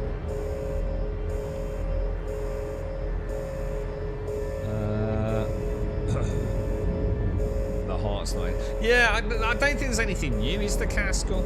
You know, you gotta remember, I'm just really tired, so if I'm not quite as animated as I normally am, that's tired, not the game. I just, it's like I said, I don't really know. I said a few days ago, like, when I go back to Dune to start wrapping things up, I don't know what, there's nothing to look forward to. It's a bit like doing dungeons in New World. Do you know when I eventually walked away from New World, and there wasn't really anything new to get? All I was going to get was the same armor, but with different resistances, so that I could do the dungeons next week that had a different resistance. You know? It's like, why am I doing that? I mean, yeah, there's just no reason to, right? I'm not getting anything better. I'm just, it's literally just constant sidesteps, right? Yeah, Radsuit Daisy. Yeah, I didn't click, mate. Yeah, I just didn't click. I'm just not thinking, to be honest, Daisy. It's twice I've done that. I think I've died twice today. In fact, multiple times on each occasion, if that counts for more deaths. Just because I walked in, like, you know. Oh no, you ran out of fuel in the ornithopters you were typing, Dickley. It was open playtest. That's no shit. Did anyone else play it? Do we get? Is it still open today, Dickley? Or customer of mine was the original Killing Floor dev. He got canned by the board for not being politically correct, I think. What, really? What, for real, Joshua? Yeah. Yeah, I'm going to go back to Unshuman for a bit, yeah. Dune starts to feel pointless. Yeah, I do get it. I do understand it. I mean, don't get me wrong. The game's been amazing. I think the game is absolutely phenomenal. We've said it all. You know, I do not want to make it feel like, you know, the game's suddenly taken a turn for the worse. I knew I'd come to an end. It's like, you know, I've always said this. This is why I like reading physical books. You know when you come into the end, don't you? You start wondering, shit, how are they going to wrap this up? In Stephen King's fucking case, he never does because he's a knob. But you know, don't you? You know you come into the end of the journey and there's a little bit of like, I've really enjoyed this, you know, hopefully. But even once everything's done, you know, the last few pages tend to just be a soft wind down, don't they? And I feel like I'm at that point in Dune. Like, I've had a cracking read, but I know there's not much left. And you know, that's, it's like many things, isn't it? Everything has a cycle, doesn't it? Right, so where are we actually going? Let's have a look in my journey. I assume we're going back to Jacosta. Oh no, find the Syndicate Underlords. Oh no, shit, I'm missing something. Ah, over there, look. Wrong button. Okay. I do feel like maybe I should go and get my armor back on, to be honest. It's got a Transformers collection, as in the like the Transformers Autobots, as in the plastic toys as such. Did I ever drop all that spice off that I got earlier, by the way? I'm not sure if I did. Yeah, I think if you like the PvP, you've probably got a really good bit of fun, right? Japper. I'm not a massive fan of PvP during the stream times. Please don't misunderstand me. I love fucking PvP. But you can see me here. I'm struggling against PvE enemies. I'm playing that bland, mate. I'm just, you know what I mean. Yeah, I love me some PvP, bro. No, not during my chill stream time, man. I'm not some bit of a natter. But yeah, I mean, if you like the deep desert, I would imagine, you know, some people will really be thriving on that. And hopefully there's enough of you to keep the game doing strong over the coming months. You know, just while they iron out a few details and, you know, start looking at some new content updates.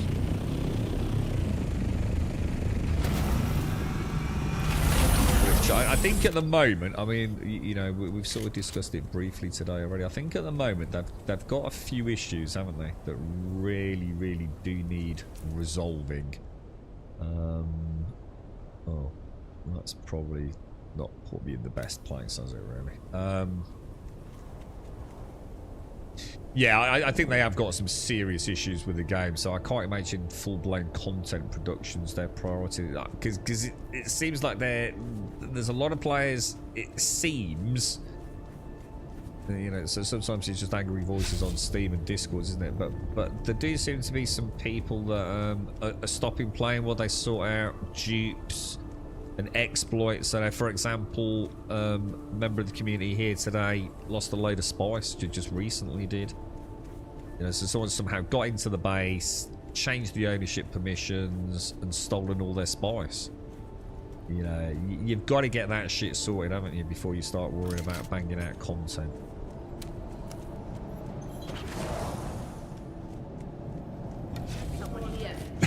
Oh gosh, excuse me. Okay. I tried to put my... is it on cooldown?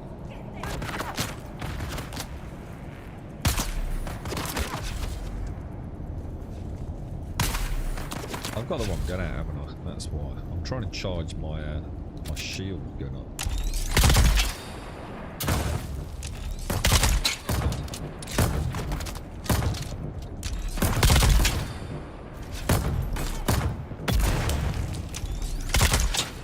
Oh, did that kill him through the shield? I so wish I could, you know when I deploy a turret or something like that, I really, really do wish I could,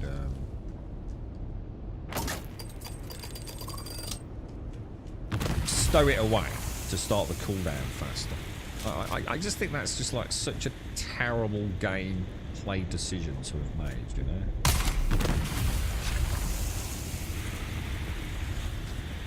It just feels like, you know, I don't know, it just feels wrong, mate. It just feels like really, really wrong. I don't think I'll ever forgive them for that.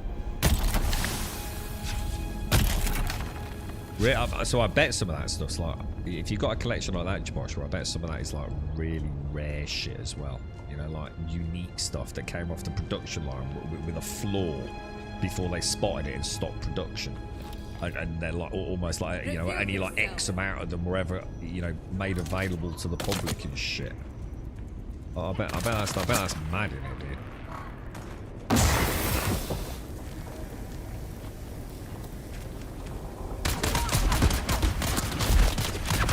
Jesus Christ, that stagger, dude.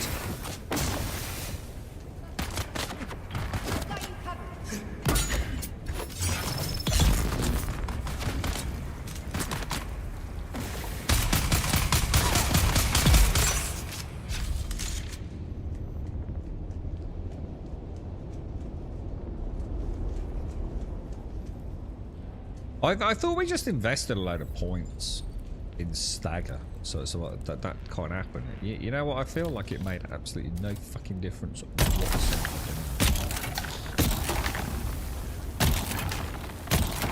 You don't do private servers? I do private servers in every game I ever play, Rasta. The only exception is this, because I thought it would just be absolutely boring, and I definitely made the right decision. It's been really nice seeing all the builds, you know, even without, you know, talking about the deep desert. I think this is the only game I've played on like a public server outside of like, well, MMOs. You know what I mean? But no, I've always played on private servers where I can. You know, in you know, 7 Days to Die, or things like that. Project Epoch WoW server out in 3 days. Going to be a ton on that for a while. What's that? What is that? Sorry, I don't understand what that is. Project Epoch WoW server. I would never play an MMO like WoW on a private server, like ever. Don't matter how good it is, dude. Because I'd be terrified of like One thing I've learned over the years with things like that is there's normally someone who rules the roost. There's someone who's kind of going to get the final say, you know, or a group of people.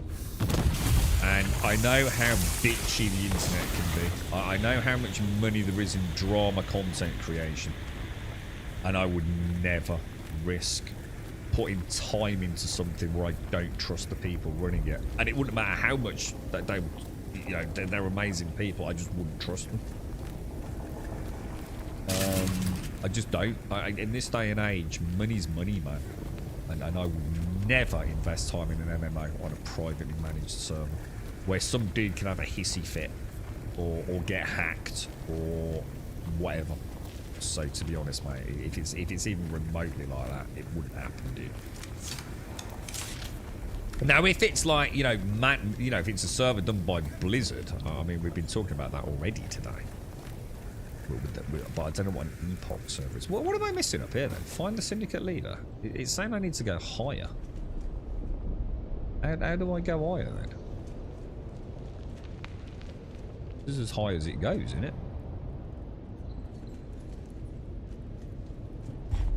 Oh, dude.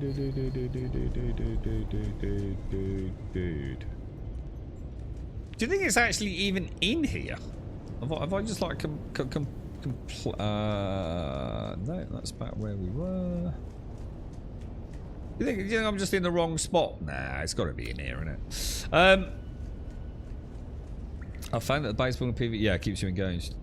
Oh god, more content, Daisy. Yeah, and you know, I think once they've got, once they've solved this immediate crisis, which is the jeeping and exploiting, you know, hopefully they can steam ahead with, you know, the polar caps, which I think is the first thing, isn't it?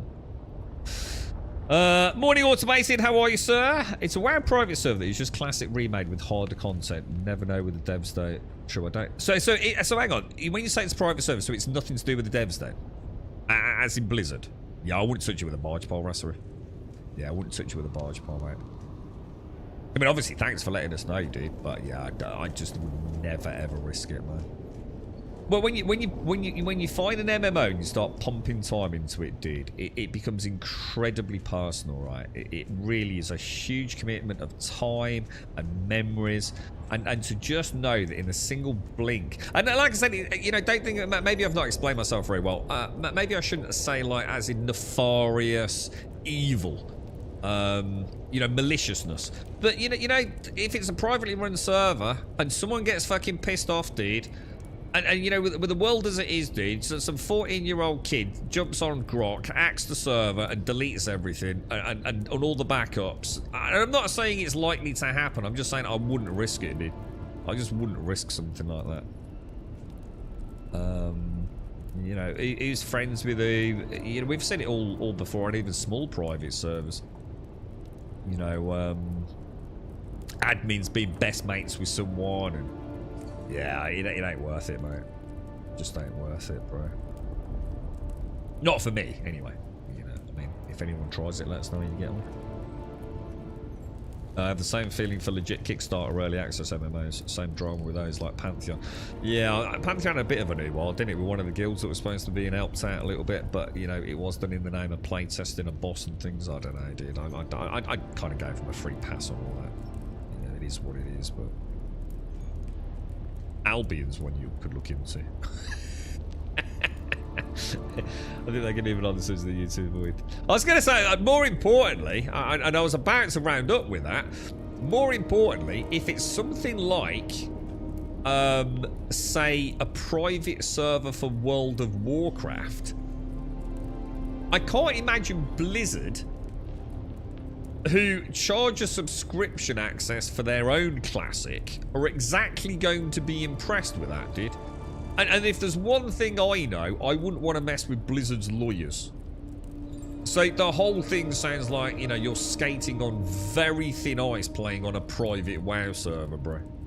So like I said, you know, I didn't necessarily mean about, you know, the people that really are gonna, you know, be evil people and F you over, you know. It's not born out of some sort of paranoid delusion or something. It's just that there are so many things that could go wrong with a private WoW server, right? That are outside of your control, you know? someone forgets to pay the bill, or it ends up in hospital and the servers go down and no one knows what the fuck the admin password is or something. Because the private says it's better than no. Well, I'll believe it if I ever saw it. I don't believe that for a minute, to be honest with you. Right. I still don't know where we're going here. I feel like I'm literally going around in circles. Maybe I missed a jump point in what was it? What is that? Oh, it's this thing, isn't it? Maybe I am missing something in that little chamber. Yeah, I mean, I don't mind playing on little private servers, you know, small games, but MMOs are scary, man. MMOs. It's why I never play on anybody else's private servers as well. You know, people in Discord sometimes put private servers up. I will very rarely play on them, dude. And not because I don't trust the people running them. It's just that I know how easily, you know, we've had servers that I've ran.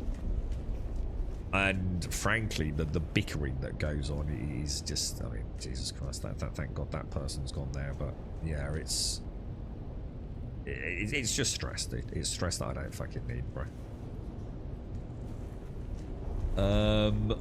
I do not know what I'm doing, dude. I genuinely don't know what I'm doing. It's above me, it's 63 meters that way, so I'm starting to think it's not even in here. Do I go out and have a look around? We'll have a drinky poos.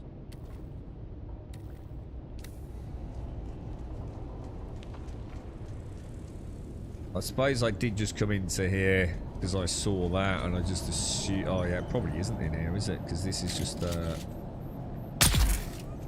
water cave, isn't it? A moisture cave. So where the hell is it then? Let's go round.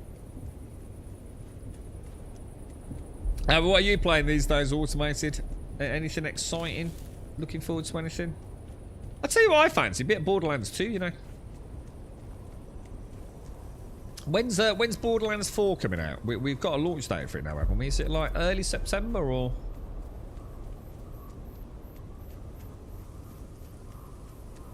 It's been a long time since I've played a Borderlands game.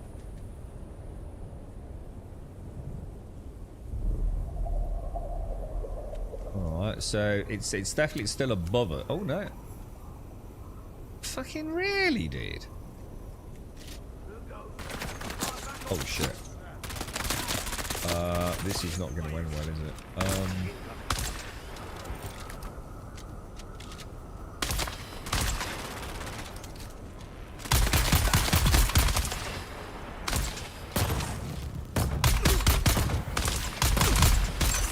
Oh shit, careful, dude.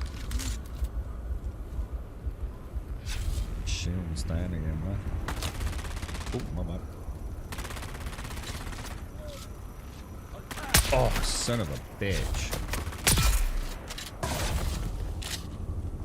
Dude, did my own turret just cause damage to me, didn't it?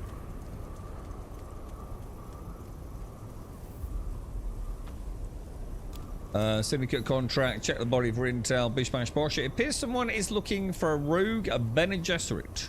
Return to Jocasta. I think we should go and get my armor, because I tell you what, I now realise how bloody good that heavy armor is. Jesus Christ. What an incredible day and night difference. That's actually really nice. It's good to know that. It starts September for Borderlands 4. You get the big cheese edition. How much is the big cheese edition for those folks buying it? I don't think I'm going to worry about the big cheese edition, because presumably that's just going to be DLC, right? You know, like a season pass, isn't it? And like many things, I think by the time the first DLC comes out, most of us have moved on to other things. So, and I don't want anything that's going to give me a heads up start. You know, I don't want some great guns to get me up and running. Because it just completely defeats the purpose of a looter shooter, doesn't it? Oh, here's something that's going to be better than anything you can find in the game for the first 20 levels. Yeah, no thank you. So, unless there's something specifically beneficial, why pay for DLC up front? I mean, people keep banging on about don't pre-order. That's exactly what you do with a Big Dick Edition, isn't it?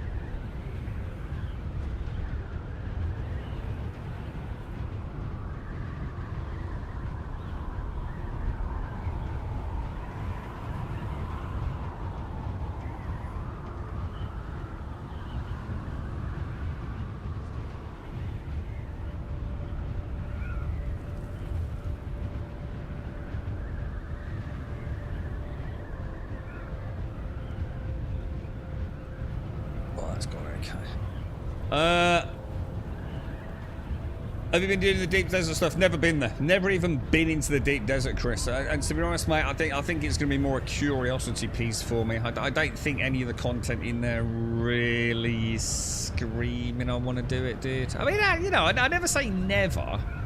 It's just that I already feel like most of my fun has been had from the basic base buildy and some of the resource gathering. And the questing, really, dude. And I feel like, you know, at the moment I've got very little to work towards. But I have, because I've got the skill unlocks for the primary classes, you see. So I very much want to get them done for obvious reasons. But outside of that, dude, yeah, I don't really know, like... I haven't really got anything I feel like I really want to work towards, to be honest, bro. The problem is everything's just a better version of what I had before. Does that make sense? Hang on, where? Oh, it also equipped it. Does that make sense? It's like I've got... I had like the, you know, the first time I got the spit dart. Oh, a sniper rifle that does poison. That's... Every version I get is the same, really. Yeah, there might be a slight difference to it. You know, it might do more damage but have less rounds. I don't feel like I've just... There's been no gear diversity. Does that make sense?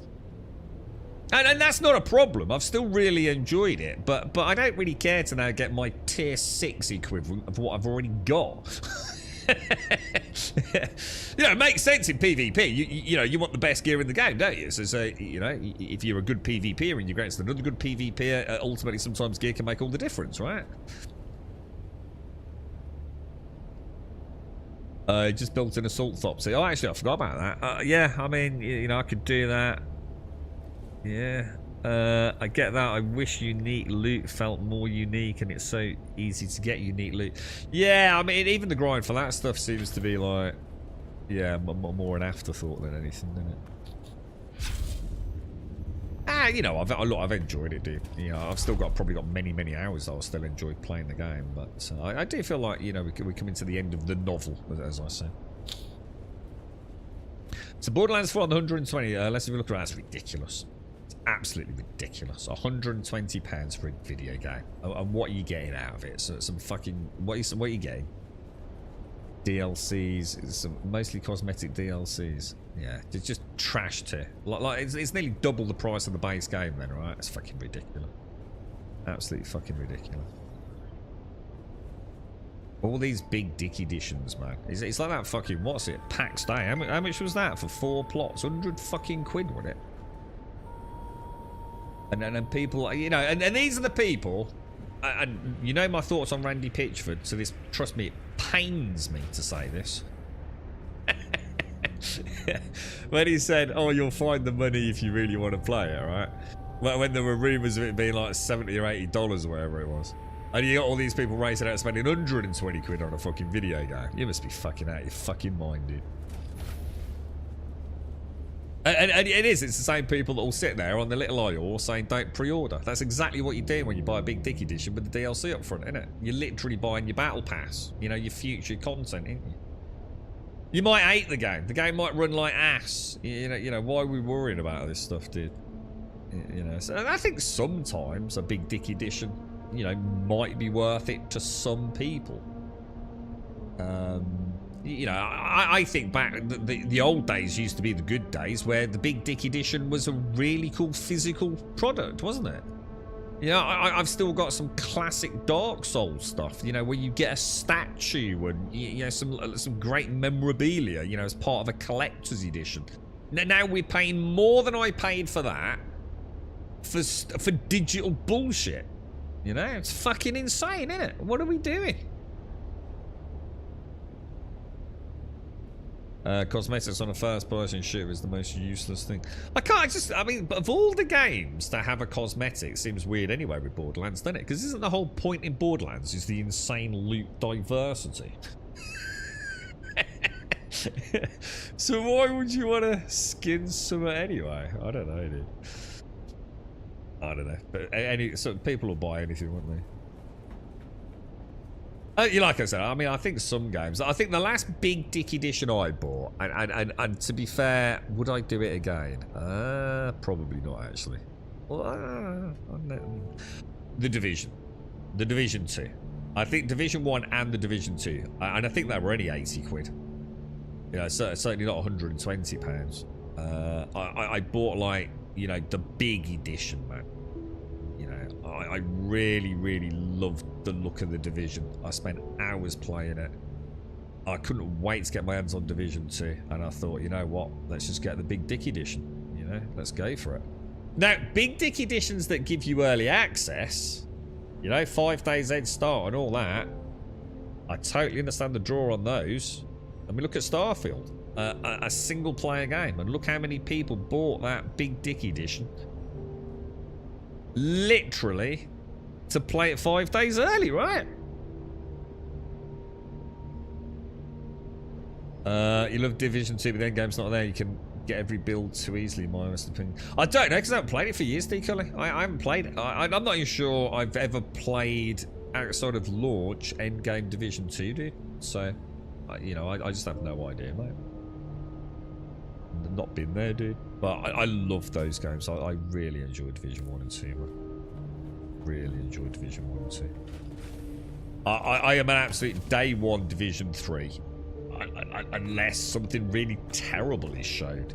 The thing is, with Ubisoft the way it is, are we even going to get it? You know, I genuinely do mean that.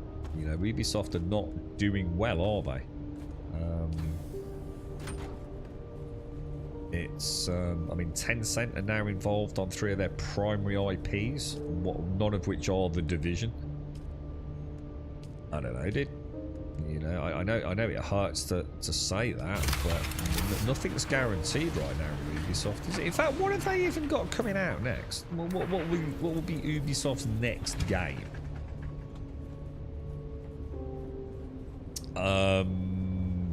Jesus, that's a really good question. I have no idea.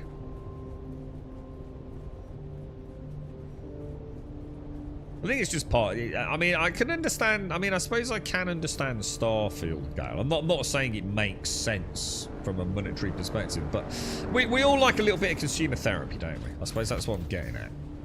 I can understand. You know, many people go out and buy themselves a new jumper, even though they've got 10 jumpers in, you know, the wardrobe, don't they? And it's no different with video games, is it? So something like Starfield comes along, and it is a very special game, isn't it? It's a very, very special game. You know, regardless of what happened, there was a lot of excitement around it. I can understand why people wanted to be playing it. You know, it's like booking a week off work and getting to play it a week early compared to everyone else. Probably, you know, just a good feeling, right? But when all you're doing is buying up front Battle Pass, which is what you're doing with Borderlands, isn't it? that I'll struggle with, I think. Yeah, I think I kind of struggle with it. It feels like we're playing into their hands. You know, it's the same with pre-ordering, isn't it? Everyone says don't pre-order, but so many people do, don't they? I think what annoys me is the amount of people that say publicly that they're not going to do it, but absolutely do pre-order it. So they're just complete hypocrites anyway, aren't they? See, Borderlands could launch, it could be an absolute clusterfuck, couldn't it? It could be an absolute freaking disaster, bro. You know, it could be their magnum opus. It could be the greatest Borderlands. It could be a return to form of the entire looter-shooter genre. This could be like, you know, when PUBG, you know, completely reinvigorated the entire Battle Royale economy within the industry, right? Borderlands 4 could be the birth of a whole new era in looter-shooters. Could be, couldn't it? Let's hope it is. Let's hope it's a revolutionary masterpiece. But we won't know, will we? I wonder when the review embargo's up. I bet I've got that information. I could probably dig it out. You know, is it going to be like, you know, 24 hours before launch? Is it going to be a week before launch? We'll see, won't we? Right, now, where am I off to? Journey.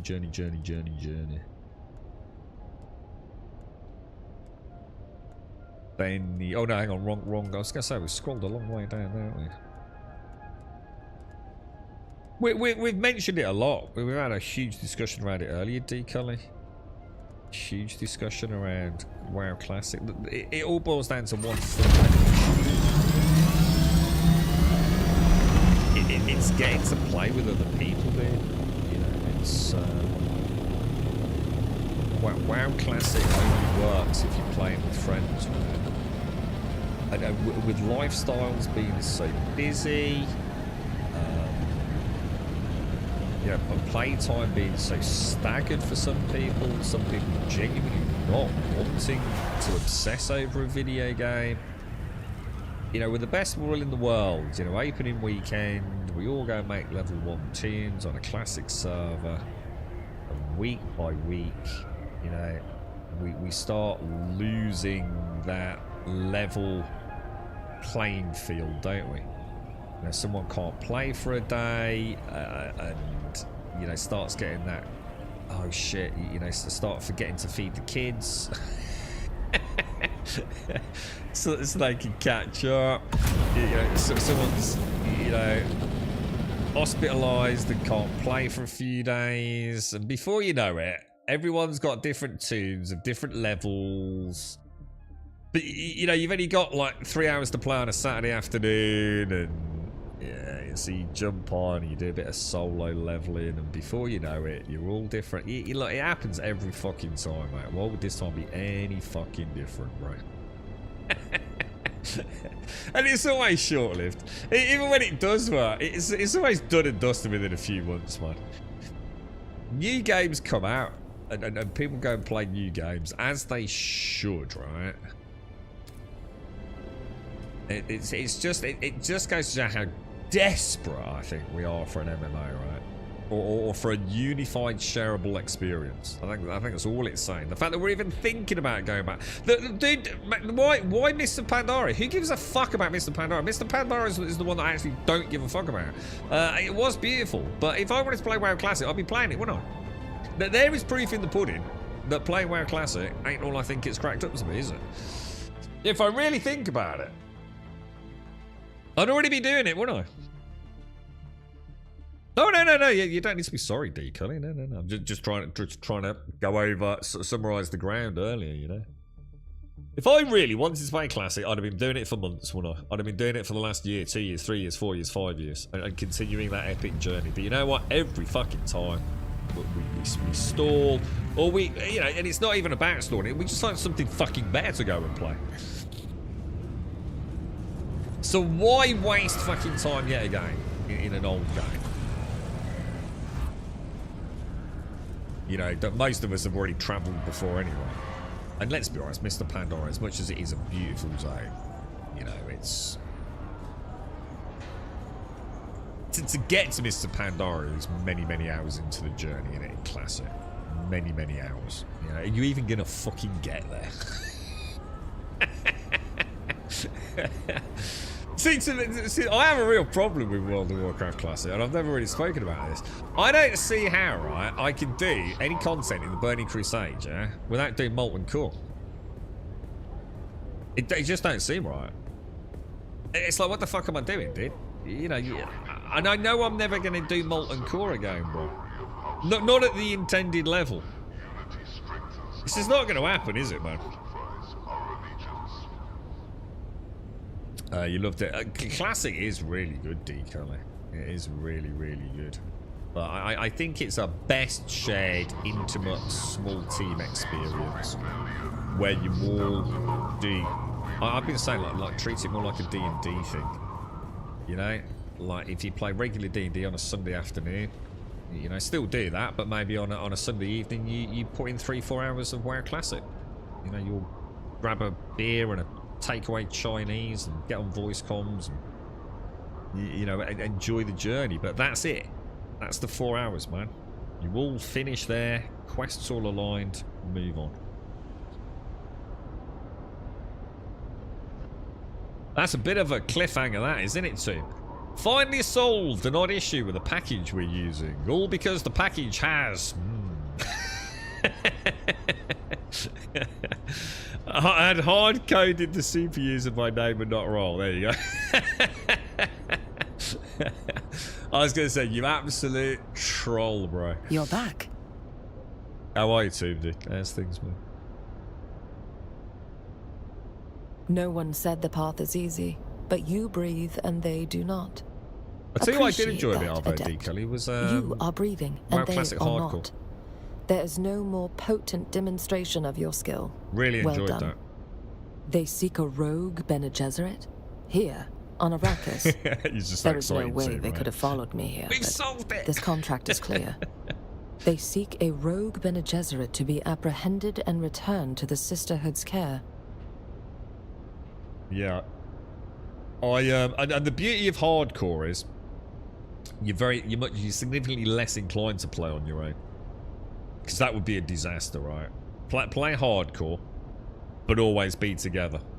And then, you know, if you do take your eye off the ball a little bit and you pull an extra mob, the rest of the team can probably, you know, salvage it, can't they? And then you're much less likely when you've got, you know, I don't know, a bit of work's come through or it's raining and you can't work, whatever. You know, one of your kids is poorly and you've got to stay at home that day. You know, oh, I've got 7 hours of World of Warcraft I can pump in there. You know, you're much less likely to do it, aren't you? And stay level with your team. It's a really tough one, dude. Honestly, it's a really tough one. I mean, I love the idea of a WoW playthrough, but I don't know, it's all water under the bridge now, isn't it, mate? It's been about a day of troubleshooting that, who flipping hard-coded usernames and not the damn role they provide. Was it one of those things that was like super obvious once it was figured out as well to me? It sort of sounds like it. But there was just a real headache getting there, wasn't it? I'm going to ask about Arrakis and the Sisters. Dune is the fulcrum of power in the universe. Yeah. The Dune that was, the Dune that is, and the Dune that will be.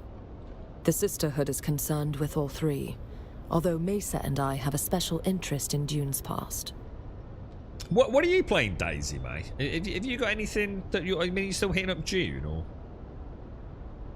Doubtful. Sister Mesa is the last living member of the Akazi royal line. While it's certain that her forbidden research has alienated the Sisterhood, even acknowledging Mesa's presence here would be damaging.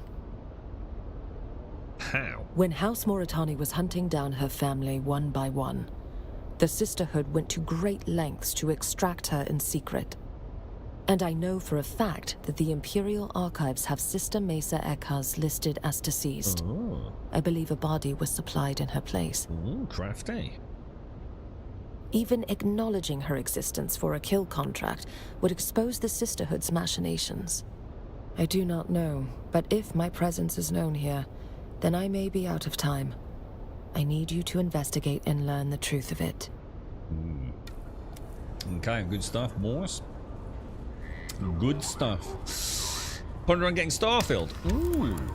I would say now is a great time to play Starfield. And I think if you go into it knowing what it is, and even consider, I don't know if you enjoy modding at all, I would say there was definitely a couple of mods I would recommend for a playthrough, even if it's just some, you know, inventory management mods.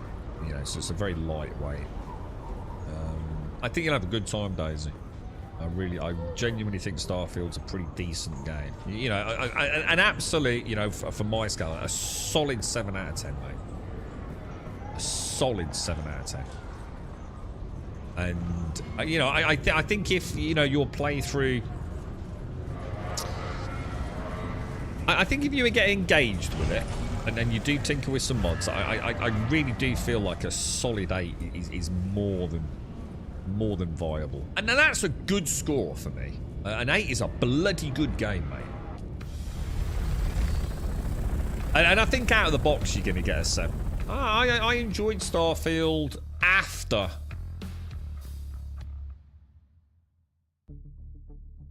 I'd stopped playing it. I think I was able to better analyse it. I think in the heat of playing it, you know, on launch, you know, even simple things like not having a bloody map and God knows what else. Yeah, it just wasn't the game we deserved, was it? Yeah, so some of the writing was just getting to the point of absurdity. I mean, performance wasn't great out of the box either, because they were stuck with that fucking FSR 3 shit, weren't they? Yeah, you know, it's in a pretty solid place now, I would imagine. And probably a reasonable price as well, right, Daisy? I would have thought. I mean, I don't know how much. I mean, I suppose it is a pathetic... Oh, shit. Oh, what the... Oh, God. Did I not press the button again? I didn't, did I? You know, I have no idea what you can get Starfield for on Steam. I mean, as long as you don't buy the Windows version, you'll be fine for modding it, won't you? I didn't actually check the log. We are going back here. Yeah, you spent your whole day powering 2 of the 3 bases. Wait, it don't take long, right? Just take the buggy out and get the fuel cells. We did that earlier, but we just did 1 run. Have you got a lot of power at the bases? I think I got nearly 3 weeks just from a... Oh, what the fuck? What the fuck, dude? This troll-ass piece of shit game. Are you seriously taking the piss, bro? It just spawned me in fucking... Dude, why can I not... What is going on? Why is my ship acting all weird, Lord? Alright, something's not right here, boys. What's going on with this? Oh my god. What the... Whoa. That was weird, dude. Something was not right on that spawning, was it? Something was not right on that spawning at all. Wonder why it did that. Just like lost like all like normal forwards control and just general thruster control for some reason. I was wondering if it's like just quicksands like muddled it or something. I would have been. I actually thought I was screwed then, lads. I didn't know what to do. I didn't know whether to like try and put the ornithopter in my backpack and just take the death in the quicksand, or what there. The wing? Nah, it's not the wing. Nah, the wings are only like 40%, dude. They got hours of play time. That could have been catastrophic, couldn't it? That is not right, dude. That needs fixing, dude. If even one player's lost an ornithopter to that, I would be absolutely livid, dude. Because the thing is, it is a dumb system, isn't it? It really is. It should just put you in flight, right? You know, I mean, it's madness that you start on re-entry on the sands, don't you? You enjoy Starfield a lot? Yeah, I think you know, I think the beauty of it is going in knowing what the game is. I'm going to have far more resilience. You know, because I was playing, I kept thinking, oh, any minute now something really exciting is going to happen. Any minute now it's going to really take off. You know, this is just a slow burner. And, you know, 20 hours in, 40 hours in, 60 hours in. And you realise, I think this is kind of it. You know, I think this is already flatlined, but at a reasonable level. And going in again on Starfield, I know that, wouldn't I? I know I'm not going to get that euphoric moment where everything suddenly, you know, burns brightly. The High Warlord grinding in WoW was also time consuming. Is that the PvP stuff I got? So it's 33 quid on CD keys for Starfield. I'm actually surprised it's that much. I'm going to be honest. I don't know if I said. I got £25 in my head. I thought Starfield would probably be about 25 quid. So it's a bit more than I thought, to be fair. Yeah, that is bad, isn't it? Yeah, that was. You're right, Barley. I didn't have the same expectations you did. But you should have done. You should have had the same expectations I did. Everyone had because I had reasonable expectations. I was expecting, you know, a solid 8 out of 10 from Bethesda. You know, hundreds of millions of dollars. A whole extra year from Microsoft. We should have expected what we expected. You know, Bethesda have no excuse not to bang out a solid 8 out of 10 game, and that game was a 6 out of 10 when it launched. It was a fucking joke of a launch for that kind of pedigree of developer, and with Microsoft, you see. This is the problem, you see. You are entitled to deserve something for that kind of budget, right? With a developer of that pedigree. Yeah? If you've made games that are the most beloved games out there, you know, we do expect something, don't we? You know, even if it's a 7 out of 10 on launch and an 8 out of 10 after some patches and bug fixes, but they had a whole extra year given to them from Microsoft, so straight away we're expecting a solid game. And to be fair to them, we did get a solid game because it was by far the most bug-free Bethesda title that had ever launched, right? It actually was a fairly solid game on launch. That 1 year was clearly spit and polish, right? So I went in expecting a solid 7/8. I was expecting it's Bethesda. You know, Todd's been banging on about how fucking great this is. It's going to be the ultimate space odyssey. How can they fuck this up? All they need to do is take No Man's Sky, shrink it down. We don't need a quintillion planets. For some fucking stupid reason, they decided on 1,000, which is at least 10 times fucking too many. And what did they do? Procedural generation. Very little handcrafting of anything. Where did all the fucking time go? You know? You know, we are entitled to expect something for a production of that quality, right? You don't go to a Michael Bay film and expect the special effects to be something like, you know, you could do with firecrackers in your back garden, do you? You know, you expect a certain degree. You know, the game itself might not be that fucking great. You know, because that's going to be very subjective. But the writing was shit ass. You know, that whole Sarah thing with the wedding, like, what the actual fuck, dude? It literally made no fucking sense. It was some of the worst writing I've ever seen in a video game, right? But you know, they have fixed a lot of things. Like, they've added a fucking map. That's fucking nice, a minute. Who needs a fucking map in a fucking video game, right? Oh, you know, fucking months after launch. Oh yeah, we'll put a map in. Oh, thanks. Really appreciate that, Bethesda. Yeah. See, you know, they went out of 5 out of 6 on launch to a 6 out of 7 post launch, and I think you can get a 7 or 8 out of it with mods. You know, it should be a 10 out of 10 with mods, dude.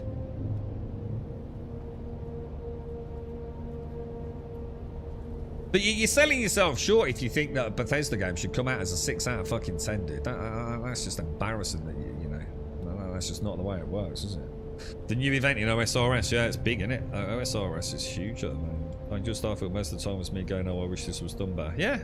Why did they do this? Why is this like this? You know, what? How many times am I going to see the same fucking base?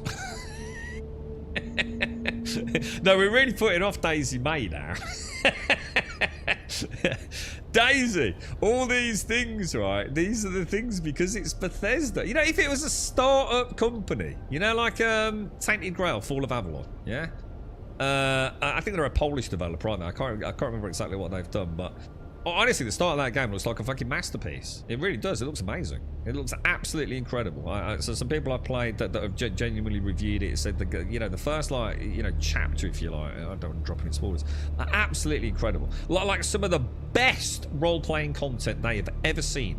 10 out of 10, triple, quadruple A tier. Yeah, but then it all falls off a little bit. A bit like the old Gothic series games. You know what I mean?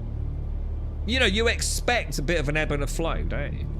To a new company, or to taking on the big boys. This is Bethesda, man. Bethesda are supposed to be like, fucking hell, you know, we can make a solid game. And you know, the problems we'll be able to fix, and that's why the modding communities are there for Starfield, because the modding community can't fix what is fundamentally not the best game, right? No matter how pretty you make it, you know, you've got no atmospheric flight, you're still stuck with the old creation engine cell system. It ain't great, man. Yeah, well, I don't know. I mean, Fallout 4 looks like a pretty cool game. I mean, Fallout 4, from what I remember, I really enjoyed it. You know, very broken, again, at a technical level, which is where Starfield excelled, because they got an extra year with Microsoft saying this is trash tier. We cannot put this product out. So Fallout 4, outside of the technical issues, I thought was actually alright. And I'm not a Fallout fan. Fallout 76, again, you know, I know a lot of people that played it on launch said it was a technical disaster, and it was. But, you know, still a really good game, right? I mean, what else have they put out since Skyrim? What am I missing? It's got to be more since Skyrim, right? Or is that it? Fallout 4, Fallout 76, and Starfield. I mean, you know, there's on the big sort of open world creation engine side of things.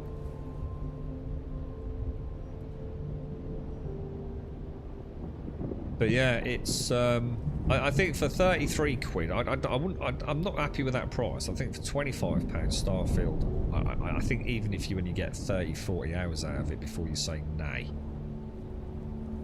and walk away from it, I think you'll be alright. But it still cuts deep, man. It's like Elite Dangerous, isn't it?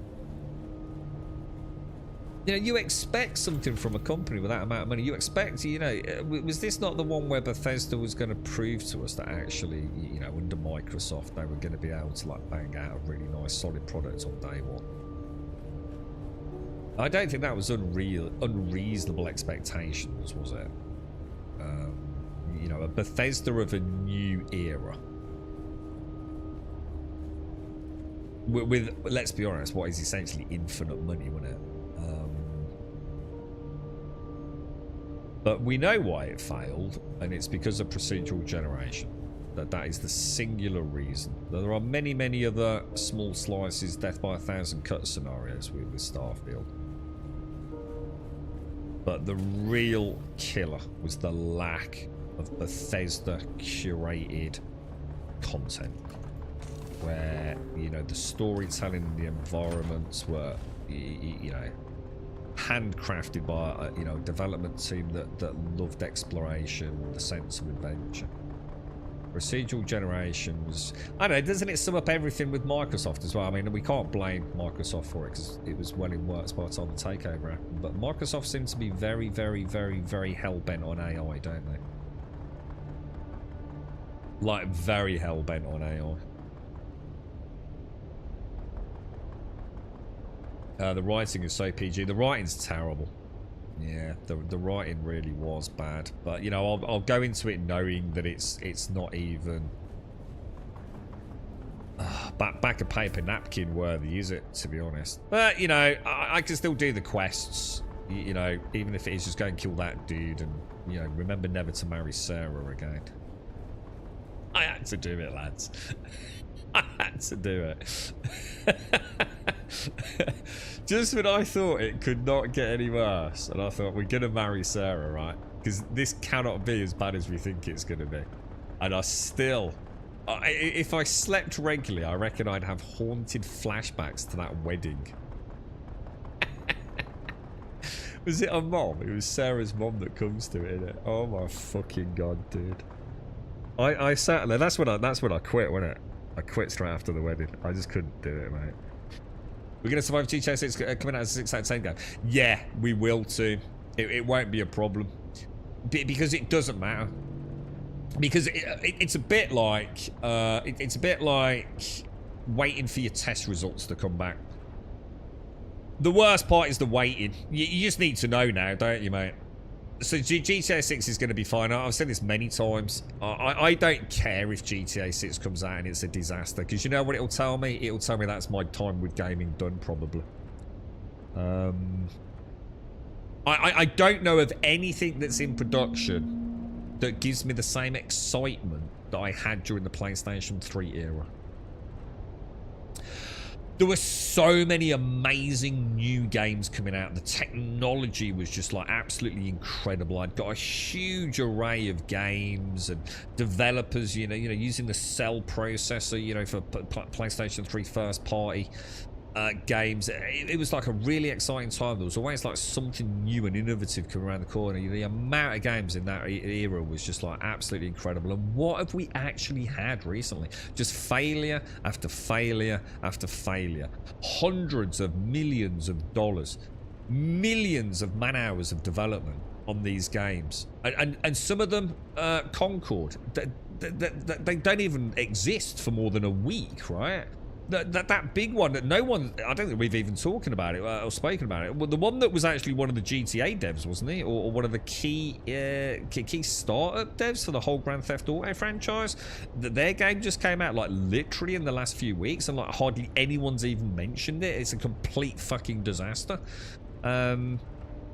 It's just failure after failure after failure after failure. When do we actually get a really solid fucking exciting game? And I think if GTA 6 can't do it, right? So take Rockstar. Whether you like GTA 6 or not is fucking completely beside the point.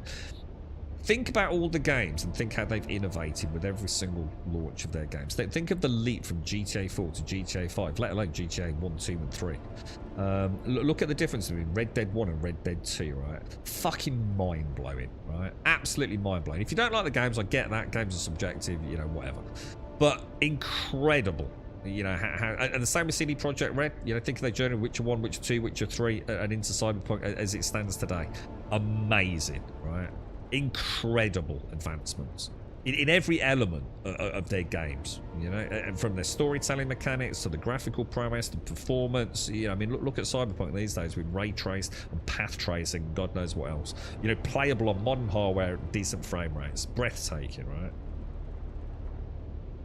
There is nothing else that I can think of in the pipeline. I mean, yeah, there's some Cyberpunk projects, you know, Witcher 4, whatever, you know, but when's it coming out? I have no idea. We have a date for GTA 6. And if it's just okay and it's just average, that's it. We're fucked. We're absolutely fucked, dude.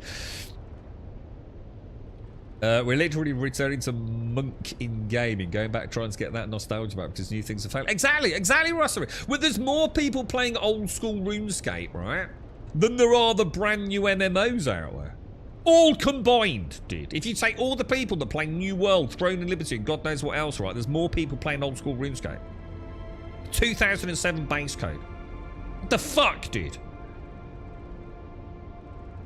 Splitgate 2 just got pushed back to beta yesterday. Splitgate 2. What's that, dude? That's not the one... That's not the one from the Two of Us team, is it? No, what's that? Yeah, I keep saying the same thing, Rasmus. You got 4090 sitting there. What'd you play? Old school RuneScape with 117 HD. Yeah, 5070s. Very classic and a bit of RuneScape. Yeah, exactly, dude. What the fuck is the matter with us, bro? Yeah, you know what I mean? It's mad, isn't it? Honestly, it is terrifying. And that's why it doesn't matter if GTA 6 is good or bad. To me, it is nothing more than the litmus paper going in to see the pH of the water. You know, have we got a future, man? If Rockstar can't make a banger of a game, and I'm not expecting it to please everyone, No, I don't think any game can do that. There's lots and lots of people that do not like GTA 5 for whatever reason that is. But there's something about GTA 6 that tends to resonate with the vast majority of gamers. Most people can find something in a Grand Theft Auto game that's kind of good fun, right? You know, it's got a bit of everything in it. If Rockstar can't pull it off, then I have just no hope at all that... maybe the good days are simply just behind us, man. And I won't be disappointed. You know, at least I'll know. I'll finally have my answer, won't I? I think CD Projekt Red and The Witcher 4 could be great. Return to Jocasta. Practice using the voice to compel. Oh shit, is this where I have to take skills here? God, this was such a bad design choice. What was it called? Hang on, what was the actual skill? I cannot believe a developer did this. This is so bad. Wonder how many people had to like constantly wait 48 hours to reset shit. Practice using the voice to compel and the litany against fear. Voice to compel and litany against fear. I better have enough.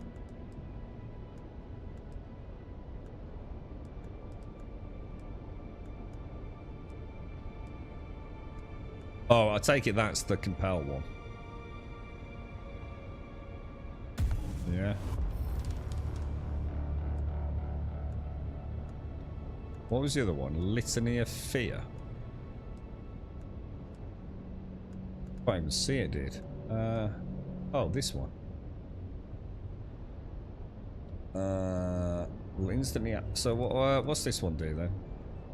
You use the voice to force targets to your position from afar. Okay, let's pop that in there.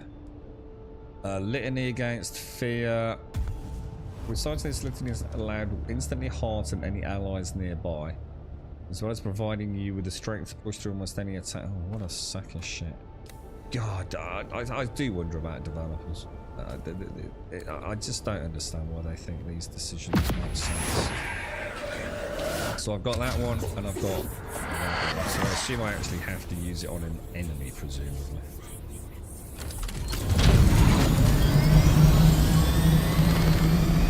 It's an FPS with portals, but RPGs, FPS is sort of the same. Oh, hang on, what's that allergy? Splitgate. Oh, Splitgate. I don't think I know Splitgate, dude. All I've got in my head is time splits, dude, for some reason. I can't shake it, dude. I'm so tired, bro. Well, I make good games when mid-games pay the bills. But they do they? These mid-games are failing. Fist over, hand over fist, dude. You know? I know people that have and did play Concord, and technically one could argue there's not actually anything that's really bad about the game. I think anyone that played it and had access to it, and especially people that worked on it, there wasn't anything actually wrong with the game. It's just that, like, why would you play it? It's like having a street with shops, and they all sell burgers. You've got 4 shops down a single road with one office, and everyone on their lunch hour comes and eats a burger, and you've got 4 burger bars. And over the years, you've got to know the people and the queues and all the rest of it, and then a 5th burger bar opens. But there's nothing about it. In fact, even in some ways, everything about it is a little undercooked. It's it hasn't really got anything to entice you away from the one you've been going to all this time. You know, the idea of just trying something new, even that isn't enough to push you into it, right? Now, Marathon worries the shit out of me. Because you've now got 4 burger bars. And now you've got a burger bar, the 5th one, whose burgers look like someone had a shit on them. A big runny turd. Full of nasty ass pieces of sweet corn. If anyone's eating their dinner, I do apologise. And then just to really, really add insult, someone's poured some fucking glitter on it. Because Marathon looks like ass. And even if it's the tastiest burger in all the world and it turns out the dog poo was actually some lovely fucking steak sauce, I don't give a fuck because I'm not going to try it because it literally looks like a burger with shit on it. And I think we all know that Marathon's going to be a fucking disaster. And you know why? Because I think a lot of people want it to be a disaster. My only concern with GTA 6 is with the rampant hackers that ruin online play. It won't matter because we'll all be playing it on console before you lot on PC, mate. And even today, Grand Theft Auto 5 on a console, all these years later, normally plays pretty reasonably, dude. So it won't be a problem, mate. I'm not saying you can't hack on PlayStation and shit. Of course you can. But it's nowhere near as rampant as it is on PC. So it won't matter, dude. All the console players have a great time, mate. And another reason I don't give a shit about it not launching day one on PC. Because the PC players can't help themselves, dude. Every fucking game we play on PC, it's fucked. Dune's been fucked by exploits and hacks. Nice one, Tim. I should give you a heads up there, shouldn't I, mate? Splitgate says when it's the FPS you make portals. Yeah, I don't think I've ever seen it, dude. But yeah, you know, it is the, you know, it's kind of weird, isn't it? You know, we all love games, but I can't help but feel like I genuinely am starting to think like all the good stuff's behind us. Like, I just don't see anything. No, hang on. What's the one that's coming out in September that everyone's been banging on about? I've never played it. Everyone's been banging on about it. What's it called, guys? Oh, God. Come on, someone help me out here. I think it's like some third-person looter shooter, PvPvE, fucking... Oh, God, what's it called, lads? Arc Raiders. That's the one. I still, to this day, haven't really looked into it, right? All I know is, I don't even know if it's coming to console, dude. And the lads that I play like PlayStation with know about Arc Raiders. That tells you everything you need to fucking know. These boys don't give a fuck. All they care about is football and beer. That's it. The only game, because we have dark nights in the winter in England. So there's, you know, if the football's not on, they game. That's it. They don't give a fuck about gaming, bro. If they know about Arc Raiders, it's permeated the hive mind of your average gamer, right? I don't know, team. I've got no idea, dude. I wish I could tell you more, dude. All I know is it seems to have reached this fever pitch of anticipation, like even more so than Grand Theft Auto 6. Honestly, people are making it out like it's going to be this. It is like it's Digital Christ who's going to literally come down and handcraft us the greatest game ever fucking made, dude. And I'm not exaggerating. People have been depressed, like actually clinically depressed when they took the servers off. You know, quit work. I can't concentrate. I've got to play Arc Raiders, bro. And I'm not making that up, by the way. I have no idea, dude. No idea about it. I'm actually terrified of looking it up and finding out it's one that I think looks like ass. We'll find out soon enough, mate. We'll find out soon enough. I'm sure it launches in September. I'm absolutely sure it does, mate. Alright, so I need to find some enemies and use these skills, yeah? I told you they would, Starkey. I bloody told you that there's no way that is not going 1.0 before the end of the year. The cash is drying up, dude. Don't tell me I didn't say it, mate. I know things. Yeah, Project's fucking Doom, dude. So how does this actually work? What did that actually do then? Alright, so what does he do? Does he just stand there being a bit of a knob, does he? Or... hello? Yeah, you wait to go Funcom. I don't think that's supposed to be happening, is it? Oh my god, bro. Practice use. Which one's the voice? Is that the X one? Oh, it's on a 9-second cooldown. Oh my god, how many times have I got to use it? This is going to take hours, bro. Let's get the bastard. Well, get the bastard. Oh, you don't, naughty words, Bryce. It's family friendly, you fucking dickhead. Oh, wait. What did that do? Am I using it wrong, lads? Oh shit. What did that do? Oh, that's that one. Oh, I've got them mixed up in my head. Oh, dude, I'm gonna have to do this like 20, 30 times, bro. And it's on a 30. Seriously, right? Have we got another game to play? Because I really can't be arsed.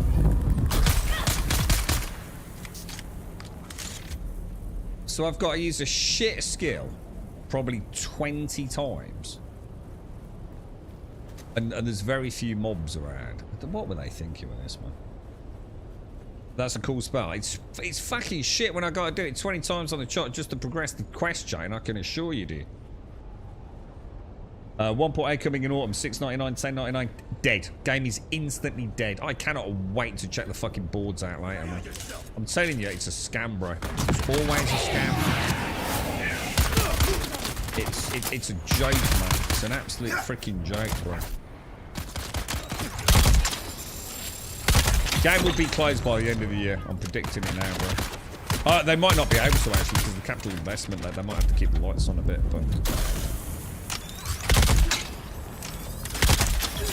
I might have to play a bit of a pretend game, right? Oh, I need to leave one alive, don't I? Just leave one alive, because a 30-second cooldown, I'm going to be honest, is absolutely ridiculous. Did that even do anything? I don't think it did it? What? So how long does it work for? I mean, it's a nice one to knock someone out for a bit while you bandage, I suppose. But I think I'd rather just have some... Oh, what the fuck? Oh, we'll leave this one alive. Oh my god, dude. Really fun, Con? Oh, this is tragic. What it should have done is, if they're going to force me to do this, put me in a laboratory with loads of dudes in it so I can actually get to use all the skills. And let me use them simultaneously as well, instead of having to do this and then the other one afterwards. I mean, like, seriously? I mean, you know, you are a pretty accomplished development team. You know, surely you can see why this would be frustrating to a player, right? You know what I mean? Why is my band? Oh, it's impressing. All pre-order packs will only get 1 month free play time. So let me guess this, right? Let me guess. If you bought £100 Big Dick Oops, I Really Fucked Up There edition, yeah? You're getting $6.99 back, yeah? And you're still only getting one plot when the game goes live and they wipe all the servers, yeah? Just to make sure that I have got that right, yeah? Yeah, and that's why I said all those months ago, wasn't it? Oh, it's so gonna fail, dude.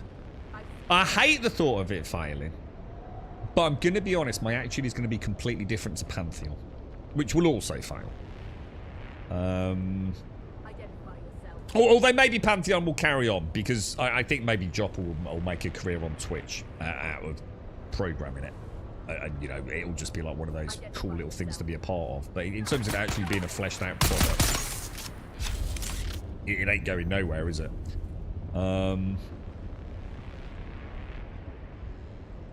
I think I feel differently about PAX, because something about PAX has always felt off, dude. I'm not entirely convinced that there isn't a little bit of shady shenanigans going on there. Whereas I think Pantheon, you know, they've tried. They have tried. I think they're pure of heart, with the best intentions, and against an impossible battle. And I think PAX Day is starting to feel like an actual... It's not a scam. Like, I can't call it a scam, but I think...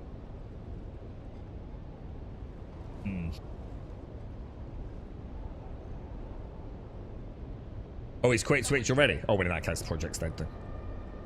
Oh, in that case, it's done then, dude. Presumably because he's probably having to work his other job, is he?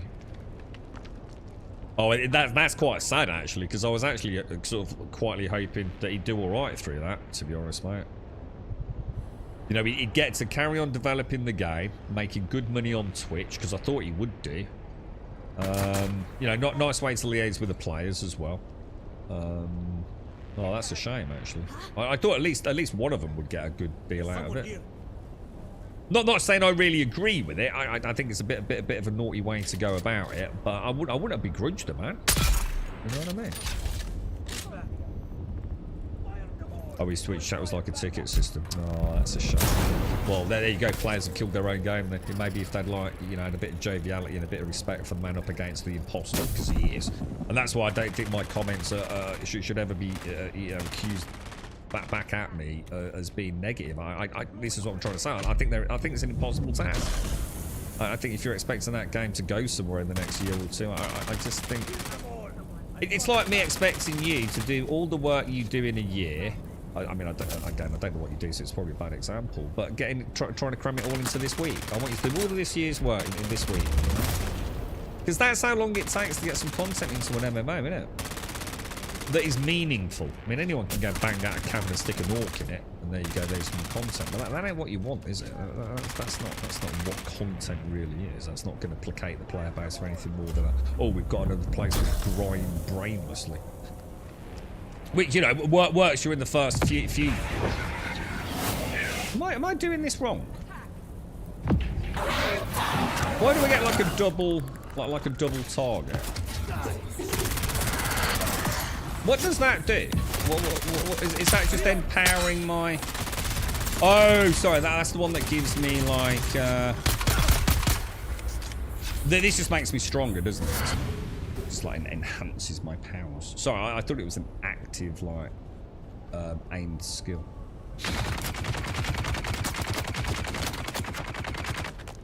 The dumb players were just begging him to buff their class, so it wasn't like. Well, I always thought it. Well, there you go. There's my naivety. It goes to show. I sometimes can't think. You see, if I was watching, I'd be like really interested in, you know, not even asking questions, say about the classes in the game, but, you know, like just having a chinwag with him about, you know, how does it all work? You know, how does he split up his day? You know, it'd be nice to just see him designing something while he has a chat with his chat. You know, and I get people are going to ask questions about the game, and you might not always be able to answer them, but you know, you've got to expect that. You know, just at the start of each stream, like, look, guys, I can't answer all your questions. I'm here to work on the game, and you can ask questions or come up with some ideas. You know, what should we call this quest giver? Let's come up with a little narrative for a little bit of speech on this guy. You know, how do you think we should design this? You know, just where should I put this tree? Does this tree look nice here? I mean, the easy stuff. You know, the creative stuff, not all the back end stuff. And watch him actually building a dungeon and things. I always thought he'd be able to pull off a little career out of that. Let's be honest, Pirate Software old Thor managed to fucking do it, didn't he? So I didn't see any reason why a nice person couldn't do it. He's doing alright, isn't he? You see what I did? I refused to have anything in chat about him now, for those of you that were fucking following the drama. Yeah, fuck me, dude. EverQuest players can be some real self-centered morons. Well, yeah. And the thing is, though, he can just ignore it. I mean, the beauty of it is he doesn't have to answer it. This is what I'm saying. I mean, maybe he's not streamed before. You know, you don't have to answer every single question, really. Get some of the player moderators in. You know, set some parameters.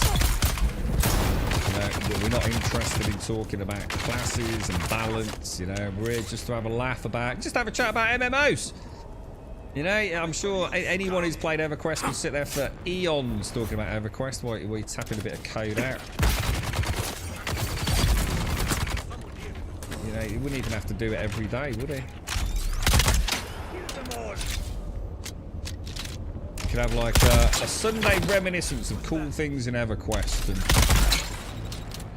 while he's, you know, landscaping out a bit of a new dungeon or something. You know, we're not expecting his time to be particularly efficient, but you know, if it helps him pay the bills, I'd have been all right with that, man.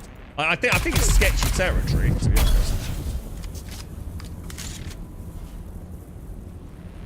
honest. Did a quick fuel run in Dune, and there's so many ruins. What do you mean by? Oh, you mean abandoned player houses? What, really, dude? What was the highest concurrent player count on Steam for Dune? Did it ding about 150? Or have I just made that up? 150. Who goes Well, we killed one. What's the range on this thing like? Oh, it's pretty good actually.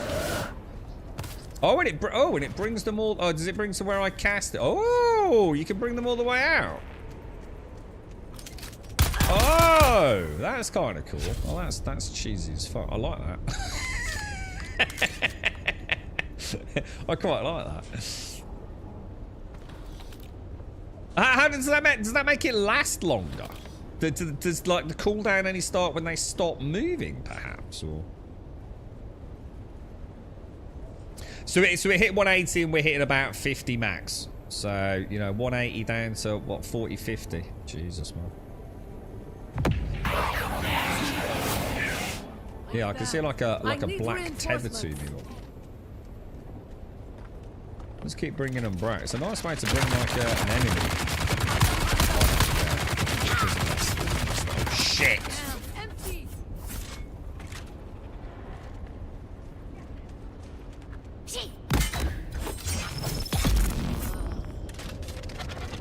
Makes you invincible. So what's this? So this one just like makes me a bit of a badass, does it? Does this just enhance my?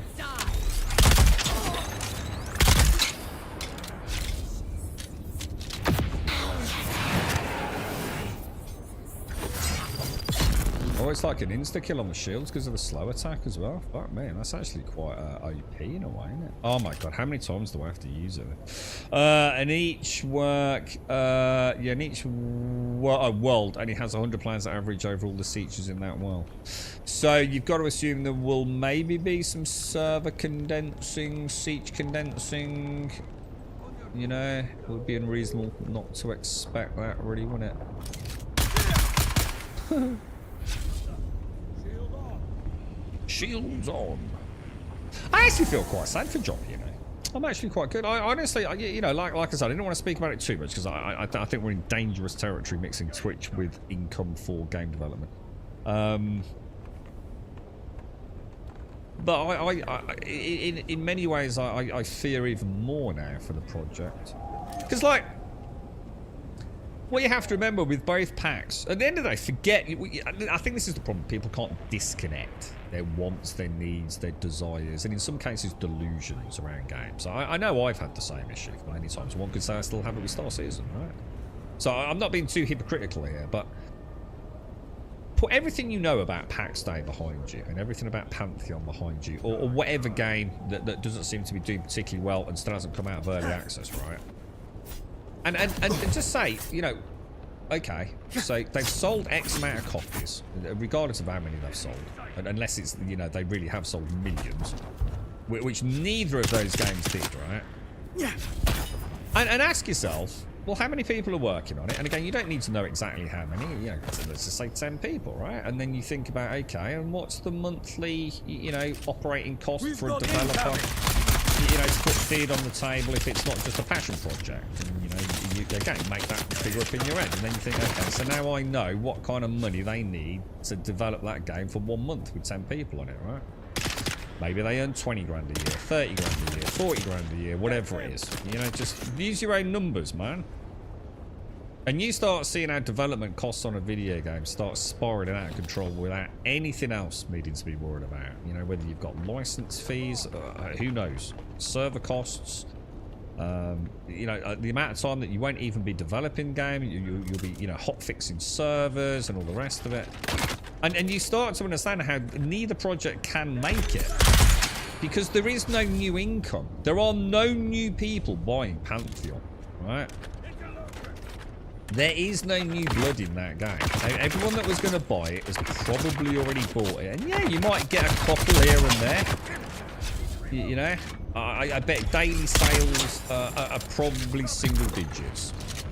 And I don't think I'd be far wrong on that. For both games. You only have to go and look at the Steam boards and ask yourself to genuinely, you know, distance yourself from what you know. If you went on that Steam board looking at that game, would you fucking buy it? When you read what you're going to read. There is no income stream, and they're an MMO. They have to have a constant source of revenue. They are always hemorrhaging cash. This is not just a product launch. They've already had their product launches.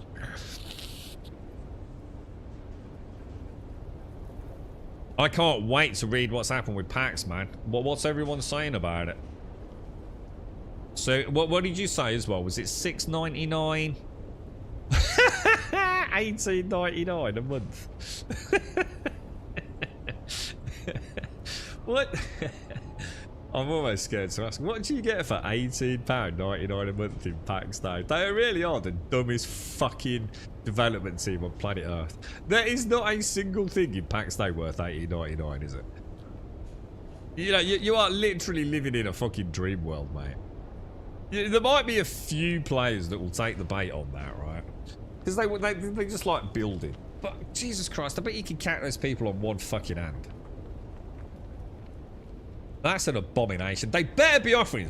I don't think they will, because I think they already said that this was not the case. So please don't, know what you're doing. I think they were very clear from a legal perspective. But if they don't give something special to people that bought the £100 Founders Pack, then I think I know exactly what I think of that team. A friend to play with, yeah. That's all you're gonna get, isn't it? There's your plot, there's my plot, and probably two other mates. So I suppose technically, actually thinking about it, you might have found a bit of a glitch in the system there. So if you've got one player that pays $18.99 and gets 4, does he get 4? Even if it's 3, which it might be because it's 3 different tiers, then it's still cheaper than 3 individuals buying it, right? You get a £2 discount.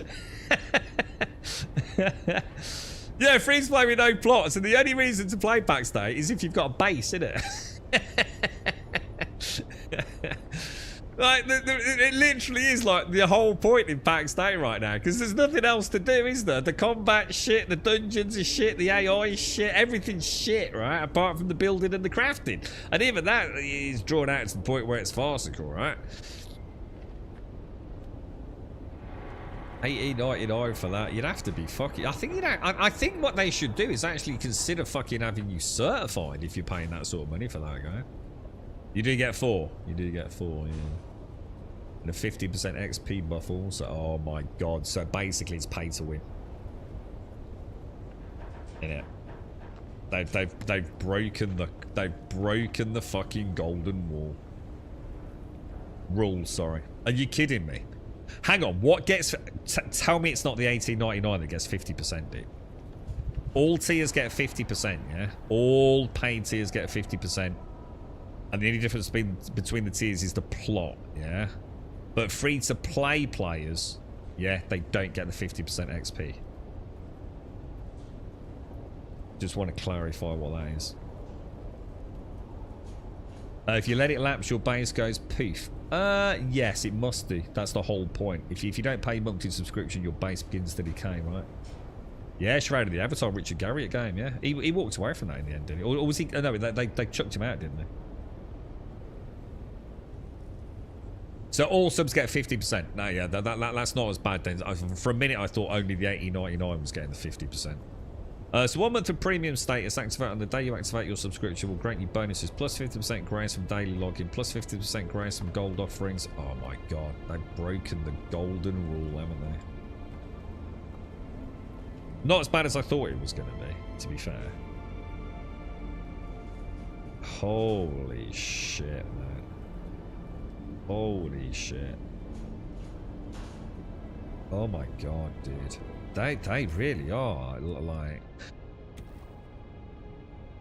See, this is where I struggle, right? You're either genuinely delusional about the quality of your product. Like, you really are like living in a cookie land where you think your product's better than it is, yeah?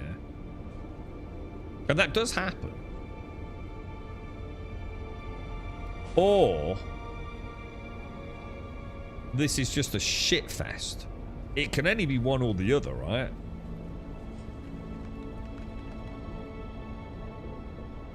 There's no other way of reading it, is there? Your game is not worth $18.99 a month. It just isn't. You know, isn't that... Let me just get this right. Is that not the highest monthly subscription in any video game? MMO? I can't think of anything that comes close. There might be that one really obscure one, Life is Feudal, which charges an insane amount, but that's a dead game, so we don't need to worry about that. $18.99. The fact that there is even an $18.99 subscription is horrendous, right? I mean, the £6 sounds reasonable if there was a game there, but there isn't. You can rule the game with 5 of the players in your player base. Probably. Yeah, I would imagine if you've got you and 4 other friends, you've probably got the whole server yourself, to be honest. I think the last time I looked, there was like 300 people playing it. But it was at a really weird time. I think it's normally a few more than that, isn't it? Is it got about 1,000 players at times? Or what's the current user count for PAX? The minute people have got to start coughing up money per month, it's done, innit? And what you got to remember as well, imagine the amount of time that some people have spent on that game getting their builds done. And it's all going to get wiped, right? I assume. They always said they would wipe. They might have changed that. I might actually be wrong on that. But they always said they would, didn't they? That when it went 1.0, there would be a full wipe.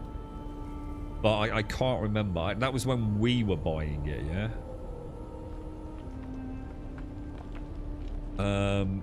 It goes to a holding NPC where you have to buy increased slots to hold more items. What, is that you joking, or? No, I know it's already wiped. No, I know about the wipes during development, which was on the cards, but they did always say that 1.0 would be a full wipe, yeah? They'll wipe it all a week before 1.0, so they're still doing that, yeah? So for a lot of people, that'll be it, yeah? Yeah, we're not going through all that again. Apart from that one dude, no, 2 dudes on YouTube. Oh my god. See, again, you know, why would you go and support? I mean, just think about it, right? Let's put this into context. If you've got how many people are on that team now? I know it's massively reduced, but I don't know what it reduced down to. Didn't they cut 30% of the team? Was it like about 22 people working on it originally? The vast majority of people are going to be paying £6 a month, aren't they? Even if you've got 1,000 people playing that game, right? That's 6,000 quid per month, isn't it? Let's even double it to 12,000. You know what I mean? And then, like I said, all the operational costs, you know, office, right? Because I'm sure they've got an office. I'm sure it's not a remote team. Oh fuck! It's just not sustainable. It's not a sustainable business, is it? It was a 50% reduction. Was it really? Was it that much? Shit, I didn't know that. I thought it was only... For some reason, I thought it was a little bit more than 30%. That's why I sort of erred on the side of caution. I didn't realise it was as high as 50. If you'd said 40, I'd have gone, yeah, sounds about right. I didn't... Shit, that's huge, dude. Hang on, you were joking about the holding thing. Hang on, what's this about? It goes to a holding NPC where you have to buy increased slots to hold more items. Are you fucking shitting me, dude? So hang on, like, if I quit the game, right, and my base starts decaying, yeah? Or goes into holding, sorry. So say after a month, I've not paid my subscription for a month, my base goes into holding, yeah? And my magical holding NPC can hold only 40 items. Is that what you're telling me? Does that include all the pieces of my base, or do you mean like 40 pieces of loot from my chests?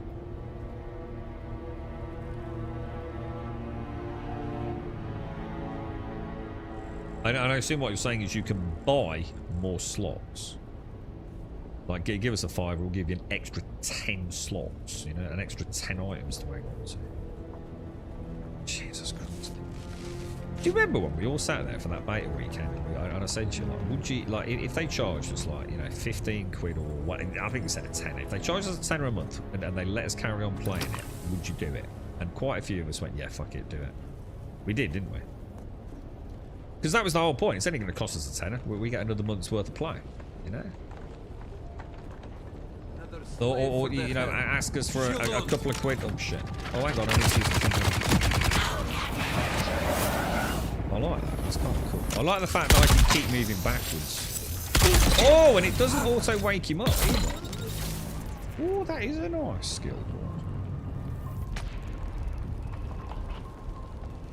I can hear a sniper trying to get me. Oh, you crafty fucker.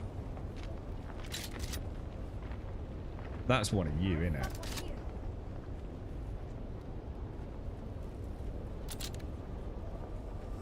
That's one of you knobsicles.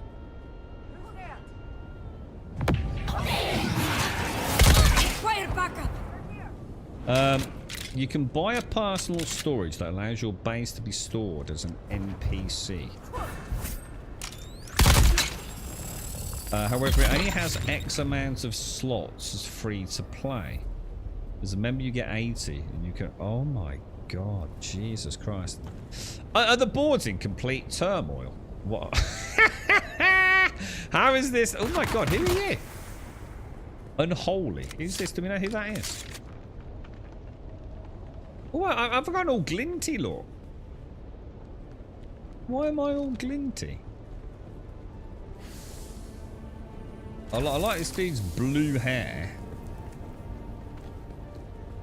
Okay, a little splash of colour in Dune. Reminds me of Missy. Missy's had some characters with like greeny blue hair. Wow. So, I know it's quite funny as well, isn't it? Because we were literally talking about PAX, I think, 2 streams ago. The profit returns, boys. We know our shit, man. I can't wait to read the boards. I'm really quite excited to see how it's been going. I mean, you know, I almost hope that there's enough people to sustain it for another 6 months. You know, get through the end of this year and the Christmas period and see if they've managed to do anything with it. You know, rip the band-aid off now. See who sticks around. Mate, I mean, you know, you never know. So some people might think, well, you know, it's permanent now. Now's the time to go and pick it up for a month. You know, let's stick. You know, I'm not saying I feel that temptation, but you know, yeah, you know, the £6, you jump on for 4 weeks to see how the game's going, to see what the progress is like. I'm pretty sure I won't be doing that, but.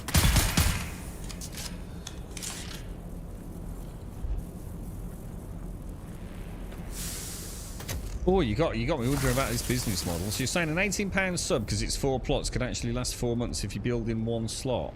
Oh, that's weird. Now we're getting into weird territory, man. That's just fucking stupid. Hang on. You can sub for. Oh, there's Missy. I saw greeny blue hair, Missy. What's worse is you can sub. I just expect. If all they'd done was falling asleep in front of me, Missy, I'd have gone, aha! We found Missy's alt account. So you sub for £18 and build in 1 plot token, and the other 3 are kept indefinitely, and you can use that token when your sub runs out for another 31 days. So it does work out a little bit cheaper then, yeah. That's just fucking weird. I don't know what to say to that. That just sounds like proper weird, and you know what? And I don't like it. I just don't like it. I don't know what I don't like what it means. I don't like the obfuscation of weird ass items on storage. I don't like anything about that business model. I'm gonna be honest, I don't like the 50% XP either. I don't like a single thing about this, bro. I need to wait for a respawn. I think Unholy's killed everything. The tokens are valid for 12 months from date of purchase. It's still the same. They just auto expire in 1 year. They're going to get some slack for this, aren't they? I think I heard Quinn. I don't watch Quinn, but I'm sure Quinn. You know, like my YouTube jumped to a Quinn video or a Quinn YouTube short, more than likely, because it was only a brief moment. I reckon. I'm sure it was Quinn, and I'm sure I heard him laughing about PAX Day. Like in his normal, how could I put it? Simple and honest way. It was like, it was pretty unfiltered, like proper laughing at what a train wreck it was. But we all know how much Asmund got for that one. So I think we could all blame Asmund and his minions for PAX, really. Yeah, your 100 quid has gone up in smoke, Darth. Yeah, I don't think you even get a small jelly baby or digital goodie out of it from the sounds of it, mate. Shit, everything's fucking dead, dude. I'll go over this side. Trying to forget about the stupid house we live in. What? In Don't Starve? Why? What? Is it under constant attack? Don't Starve's a good game, mate. I enjoyed Don't Starve. I think they added quite a lot to it after I played it. I think I played it like during... Was Don't Starve early access? I'm sure it was. I'm sure it was. Or we had early access to it. Reading the Discord, the only bad... Well, the Discord is just people that, you know, are still playing the game, right? So, you know what I mean? You know, that Discord has been full of people that are, you know, wishing the game the best. I think we all are, but actively playing the game, you know what I mean? Well, the sub cost seems reasonable, Starkey. To be fair, if we were to compare it to other games that have a subscription model, £6 is actually really fair. But what they're not taking into account is the fact that the game doesn't really have any content. Does it? It doesn't really have anything for you to actually do other than mindlessly farm resources. You know, there are no, you know, even remotely fleshed out dungeons. You know, I mean, one could argue there are dungeons and forts, but they are embarrassingly simple, right? And let's be honest, absurdly difficult to get a team through. You know, again, we could easily argue maliciously done that way to extend content for the sake of content's sake, because we haven't got any content. The same way that crafting is inventory management. She just squealed. Oh, your actual house. Oh shit! Oh god! Oh, what the hell? Well, I suppose landlord's got it sorted though, right, Missy? At least it's not something you've got to pay for. What the hell's happened then? Is it a major... Oh my god, don't tell me you've got a roof problem like I have, mate. I wish you all the best. It's very disheartening. Every time it rains, I get a little sad, Missy. The weather shouldn't affect a man like that, you know what I mean? Oh, fuck it, I really do. We had some horrendous rain. Was it the weekend? We had a thunderstorm a couple of nights ago, Missy. Oh, fucking hell, mate. Constant reminder. We've had quite a nice summer, haven't we? But yeah, I mean, I think the sub cost is perfectly okay. Perfectly okay. God, everything's dead. Like, fucking hell, man. This is just fucking ridiculous. Look at the size of this place, dude. Get your respawns fucking going. I didn't realise like it was going to take as long, otherwise I wouldn't have killed the other ones. I thought it's 30 seconds, you know, I'll kill a batch, and by the time I've done a loop-the-loop, we'll be back at the start and get some loot. Like the respawns are atrociously bad.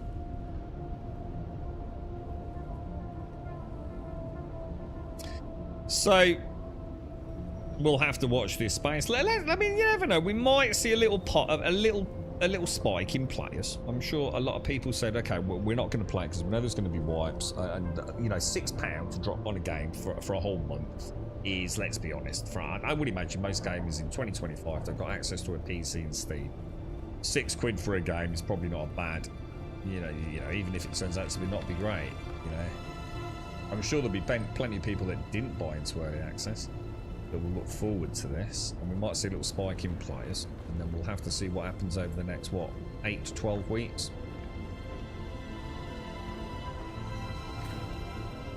They're clearly desperate for money again. You know, we always said, well, I always said that only one reason why you would launch a product with so little content and so little actually working, because you know that the Steam reviews are going to absolutely crucify you, right? So the only reason you do that is because you have to have money to carry on development. There is no other reason to put a game out that early. I know they said it was because they needed people on the servers to test the servers. I've never heard a bigger crock of shit in my life, and that's where the first massive red flag went off. You don't need to launch the game in order to do that. You could easily have stress test weekends or weeks, whatever it is, right?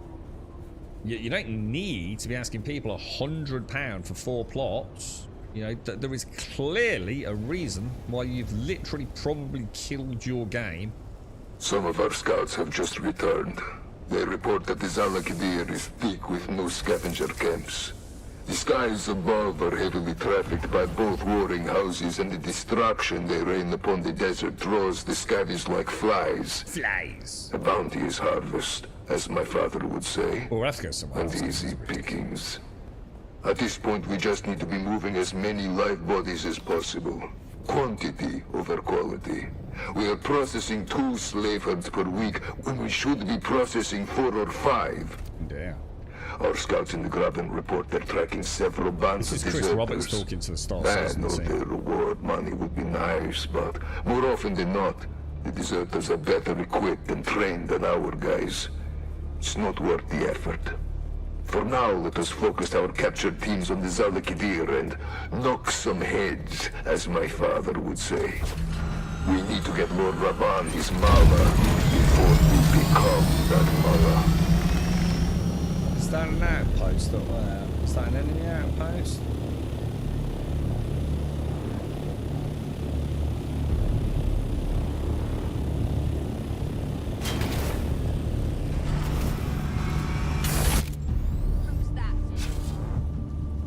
What's the range of this thing? Oh my god, it's huge, dude. Sorry, I didn't count that. What? Hang on, can it fail then? What happened there? Oh. I thought she was actually winning it.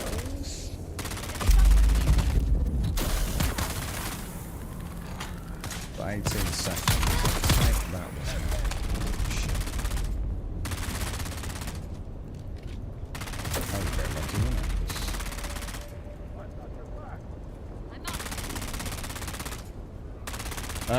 We've got some pretty intense weather here for the last couple of days. Yeah, we had we did have some flooding. Oh, sorry, not flooding. Sorry, reading what you said. We had a thunderstorm. Let me see. Kill them all. Yeah, we oh shit. I don't really want to kill them. The respawn's so bad.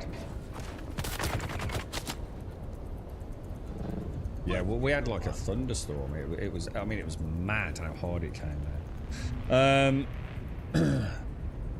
We can't find the actual leak. We can just see the big beams up there are wet and the water is slowly running along them and then drips. It stopped for now, but it's just an division on top of a bunch of small things. I have no trust in the owner to fix it properly. It does sound like you've got a fair few. Is it? You haven't had any major stuff before, have you? Oh, well, I suppose. Oh, actually, I suppose you've had a fair few issues since you've been in there, haven't you? Thinking about it, so yeah, I see what you're saying there. I think I'm going to get rid of this dude because he's the one with the grenade, isn't he? And he's just a pain in my bum bum. Well, you got a white one. I've only got the black anal bead. I got it when I was mining some coal.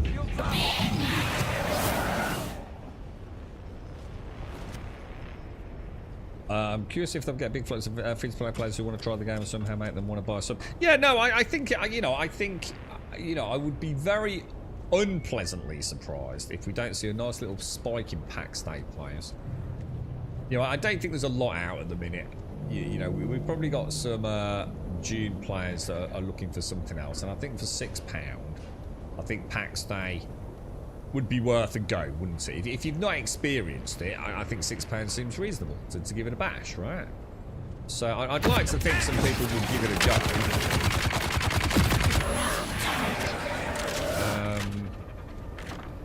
And you know, who knows? I mean, who knows?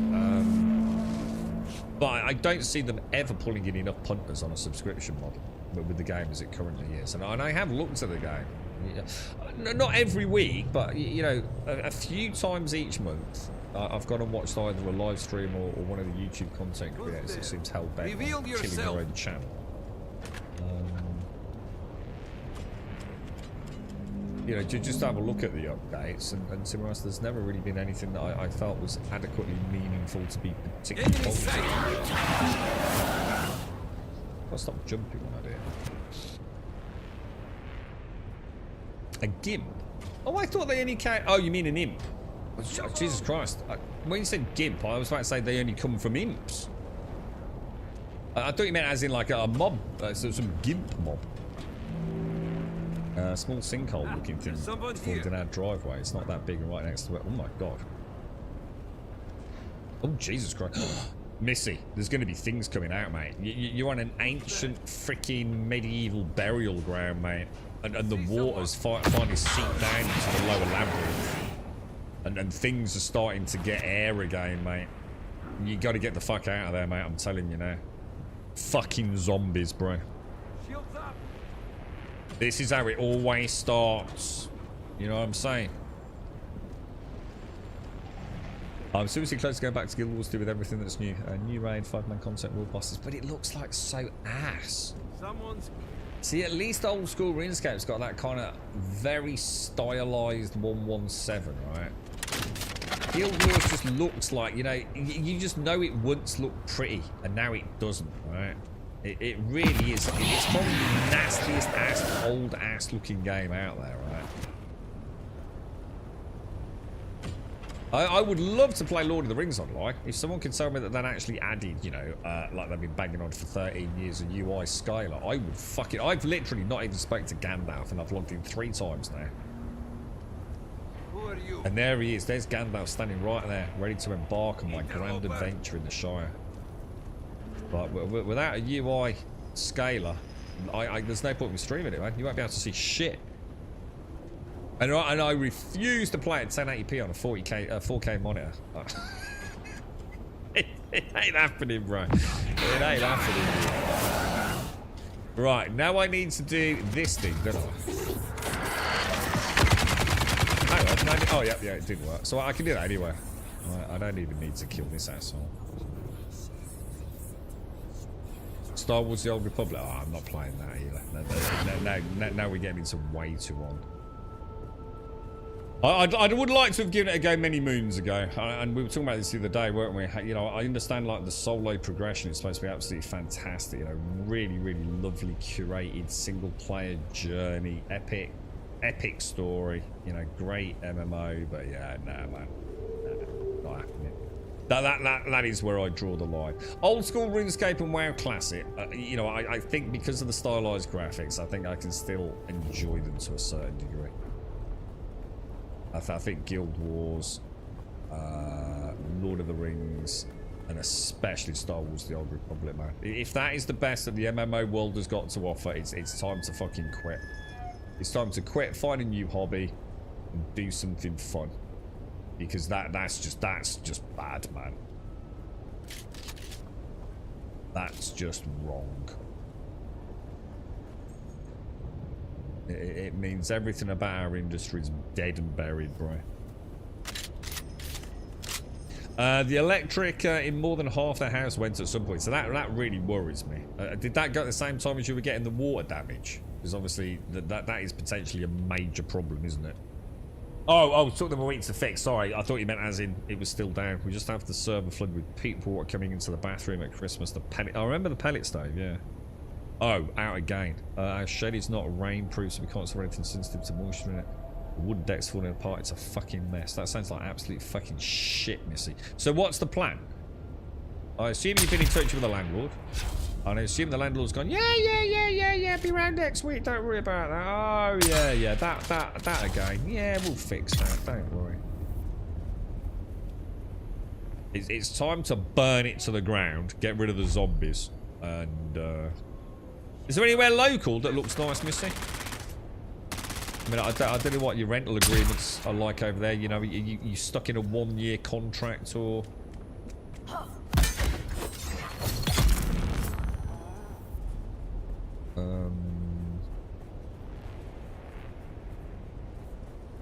Did you not go back to your other place, Missy? If it's that bad, you know, just for your own health and mental well-being. Buy a tent, yeah. Or we could all go fishing with Joshua at the weekend. Right. So on a slightly serious note, now that I think about it, if the end of the Dune adventure is very much coming to an end, right? What the fuck are we going to play next? Like, I actually, for the first time, I mean, I still want to play a bit of Star Citizen here and there. I definitely want to play some more Once Human. So we've got a bit of a buffer. But if Dune is nearly done, I mean, Grounded 2 might be looking more and more promising, right? But I don't know. You know, like I said, I'm not really that bothered about Grounded 2. I'm sure it's going to be a great game. Don't get me wrong. It's going to be an absolutely fucking amazing game. I love the first one. I have every expectation that Grounded 2 will be even fucking more awesome. But is that my base? No. Nothing out there, Missy. What? Just nothing at all? No. Is it just a tough sort of?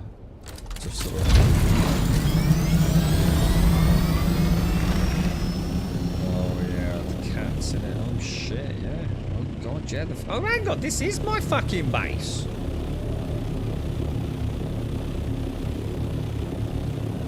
Holy shit. I told you my digital GPS was second to none, didn't I? New World Tactic. No, 100% not New World Tactic because it's dead.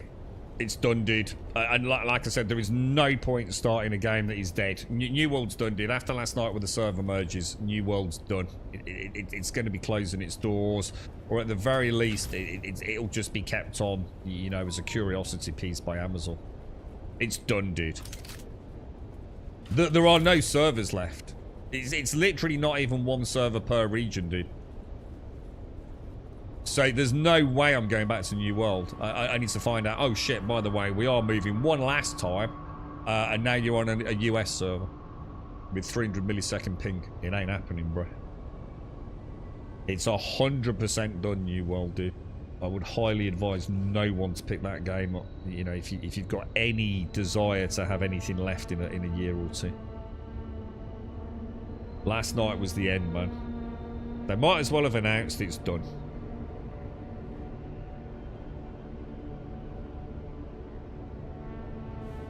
Yeah, it does. It sounds awful, doesn't it, Daisy?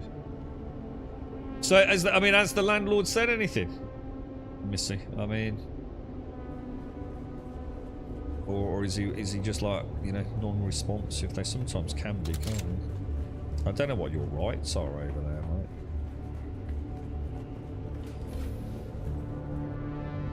Let's have a drinky poos. I'm just going to pop another couple of bodies in there still. So you're embarking on a bit of Starfield, are you, Daisy? Have you bought it, or?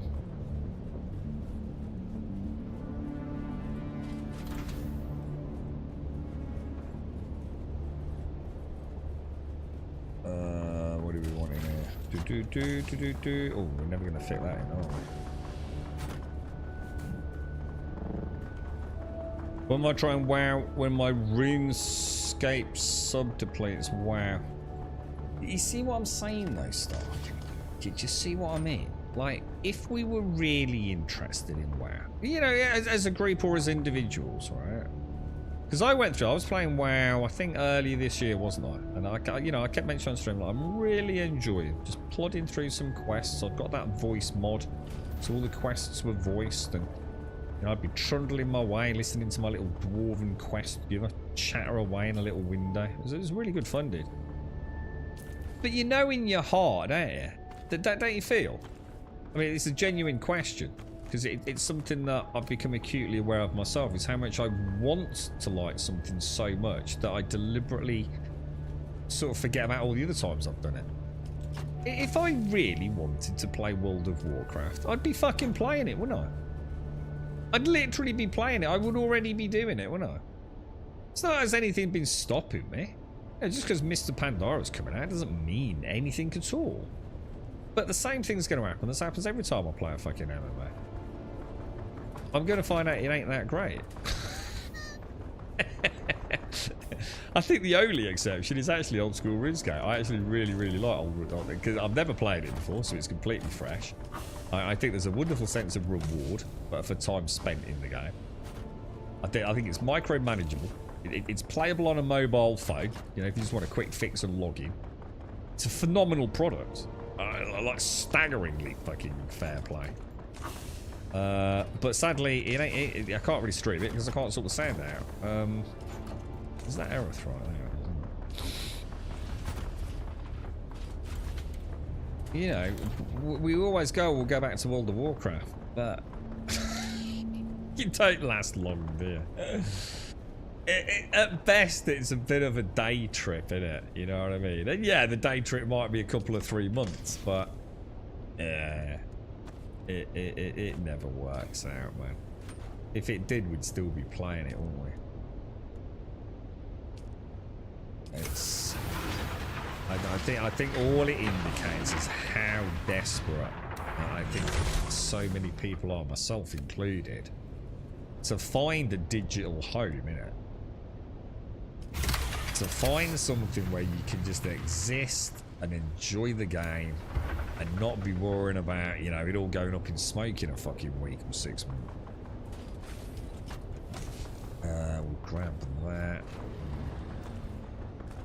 Okay. We could always go back to WoW, yeah, but my point stands. My point stands. We've all been back to WoW. Forget about the context of the here. We've all been back to WoW. How long did it fucking last time you went back to WoW? All you do is buy in time. You just buy in time before you get bored of it again. Ah, fuck it, I've had enough. It's actually a bit shit.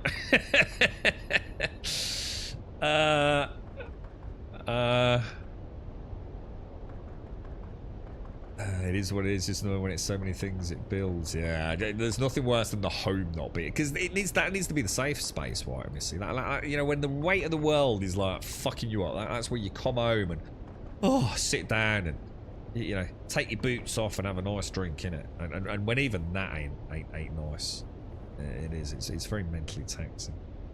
We haven't talked to the landlord about the water yet. It will be fixed, but it's not the first time it's been leaking. Last time we got a quick fix, one that clearly didn't last long. I think the house needs a new roof, and I doubt that will pay for it. Yeah. A couple of nights. There you go, Caskell. A couple of nights, mate. I get it. I'm just trying to be the realist here in this conversation. Because I would boot it up right now and go play some WoW Classic with you. But I know what's going to happen, dude. Give it a week, and everyone will be playing Grounded 2, mate. And I'll be sitting there with a fucking warrior or a healer and no one's fucking heal, mate. Like, it happens every fucking time, bro. It seems like people streaming WoW. I'm not worried about the streaming element. Let's be honest, right? If you stream WoW, your channel's dead. End of fucking story. As they often say, the WoW directory is where streamers go to die quietly. Now, obviously, if you're one of the big streamers, you make a lot of money. But that's the point. You know, you're never going to make it in the WoW directory. Not on Twitch. Not in a million fucking years, dude. There's no discovery there. You can be the most talented player or the most engaging conversationalist. You ain't making it in the WoW directory, dude. It's completely saturated with the big boys. Water dripping into my bed feels very much like that. So I never worry about shit like that, right? So if we're going to play WoW, we're playing it because we want to play it, you know. Stream be doomed. Water dripping into my bed. That is awful, isn't it? And the thing is, where's that water come from as well? Because it ain't going to be clean. It's not like clean, purified, distilled tap water, is it, or something? Who knows where it's been and what, you know, it's dripped through en route to your bed, mate. Yeah, that is shit, Missy. That is shit, mate. I can't imagine Storks is too happy, is he? Right, so we've got all that, Why can't we have a Division 3 coming out tomorrow? Wouldn't that be awesome? See, I gotta admit, I like my shooting at the minute, dudes. I have really liked shooting the shit out of things. Feel like I don't play enough shooty McShooty games, you know what I'm saying? Will this cat even at base? It will. Let's just get this done. I might go and get a coffee and just spam the C key while I'm out. While I'm out there, like.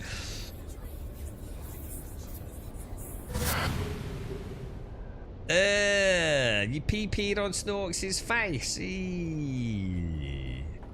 Ah, there's a directory for everyone, right?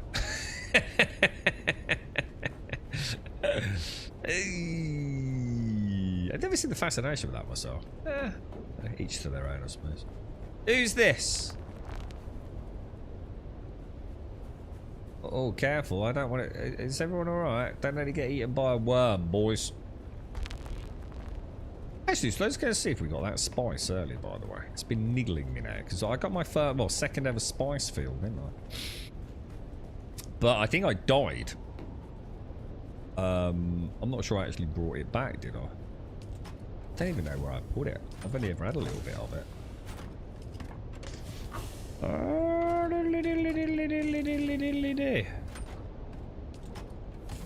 Oh dear. Maybe I didn't. Maybe we didn't make it back, boys. Oh yeah, I've got a little bit. Look, 830 spice, and I've got 60 spice residue.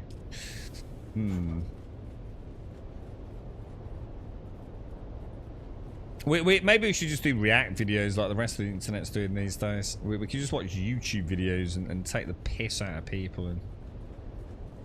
I don't know. Who's this? Who's this hot potato? It's Doc! How you doing, Doc? How's things? How did you do emotes in this? I forgot. Oh shit, I don't know what I just did, mate. I just made a funny... Oh god, sorry, Doc. There you go, mate. You look very small today, Doc. Have you shrunk again? Or have you always been small? You look very, very little, dude. Am I just a bit of a podge? I was sitting here drinking my coffee and I heard Missy help. I was really going to think he had a medical emergency or since water dripping on his face. It's a real manly man, isn't he?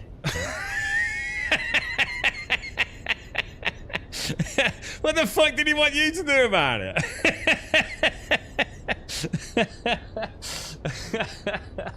Oh my god. Like it's your fucking problem, you know what I mean?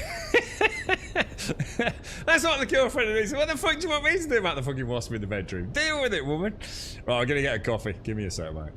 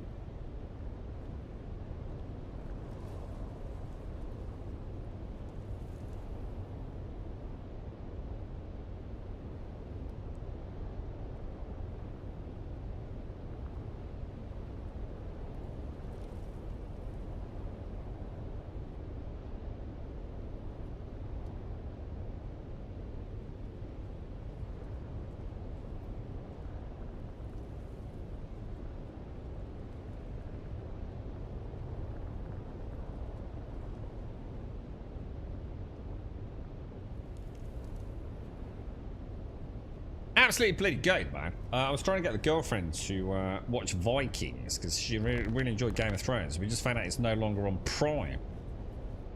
Son of a bitch, bro! I thought she'd quite enjoy that.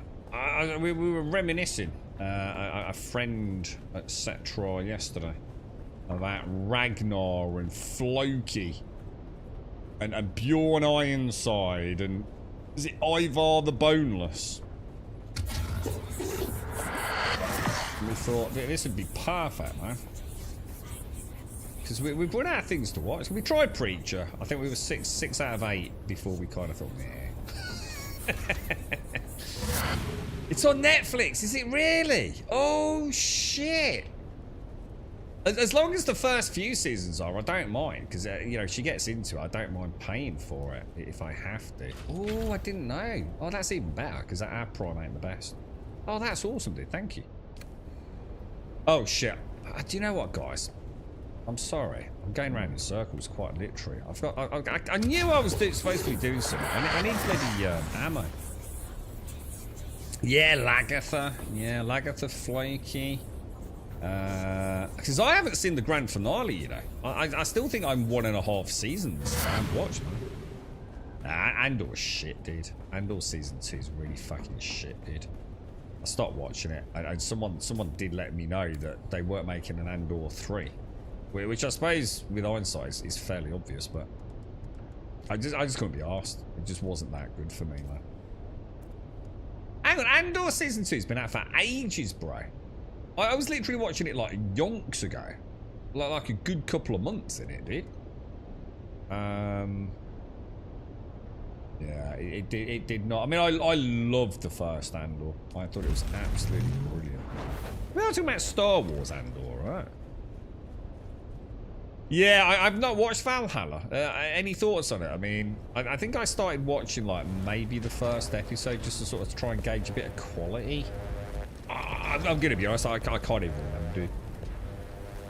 Obviously, because I haven't seen like the last season of Vikings, or possibly even 1.5 seasons of Vikings. Oh, and we couldn't remember the name of the priest, Athelstan. Is it Athelstan, or whatever his name is? You know, the Catholic priest.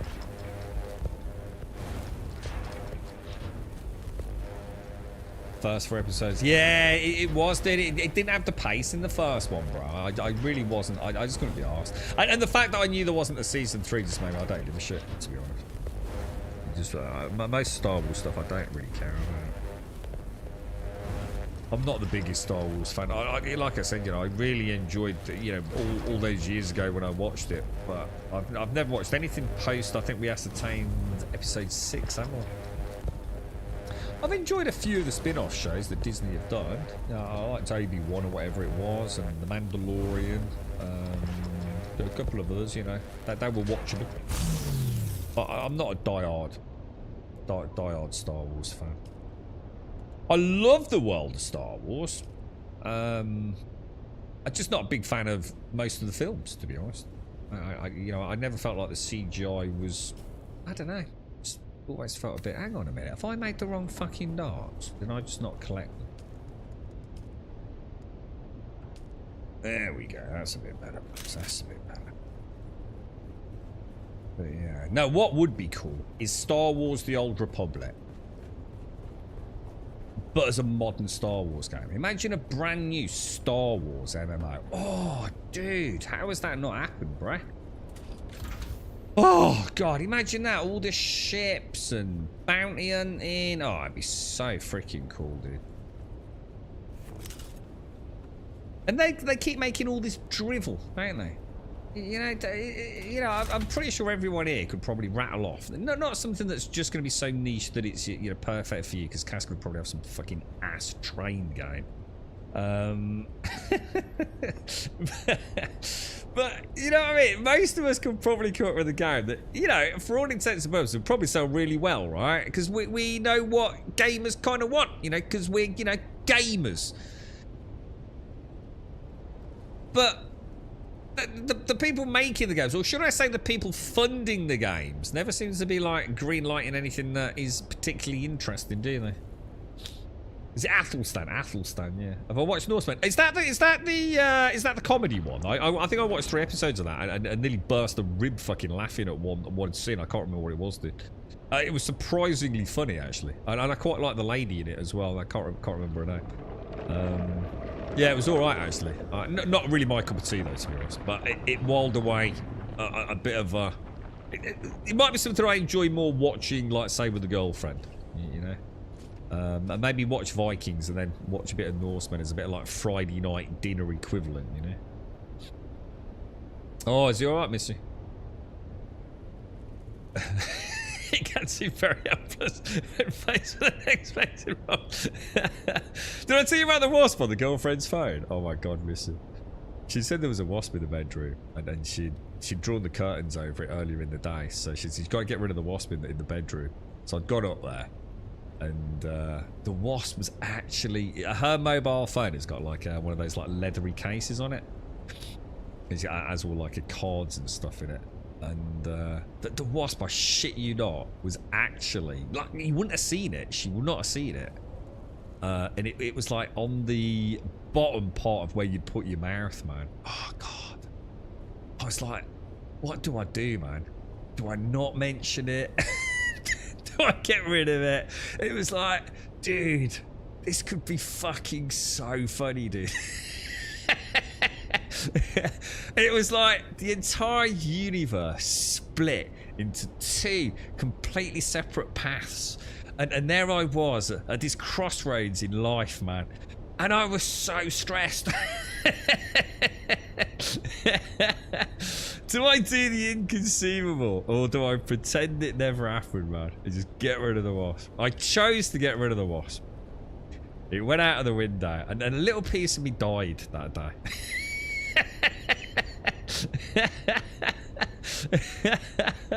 It was like, you know, like you go through the Pirate jump gate in Star Citizen. It was like I was there, man. Just all time just ceased. There was no movement, no sound.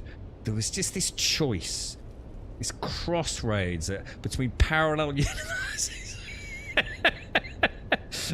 And I know deep in my heart, I let the universe down, man. I let the universe down, bro. Yeah, I'll probably pay him out of that. I do apologise, chat. You know, the tales that I could have told of phones going out of windows and... Oh, dear me. I couldn't do it, boys. From what I remember of being a game dev, most of the people involved in funding games don't want to take risks or stuff. Well, of course they don't, and you can understand that, can't you? You can understand that.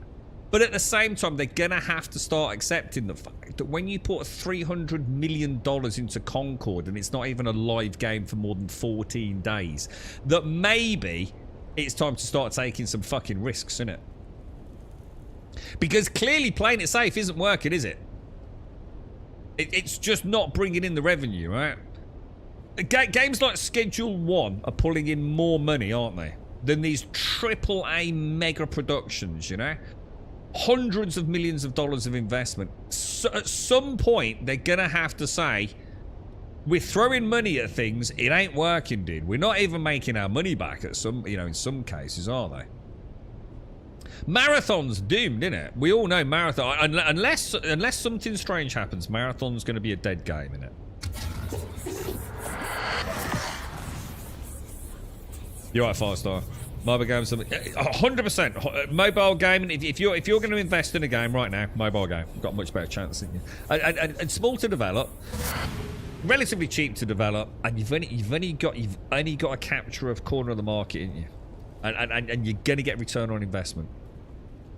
And the chances of making it big, you know, might be small in that market as well, but you've got a chance, right? And you don't have to invest as much, do you?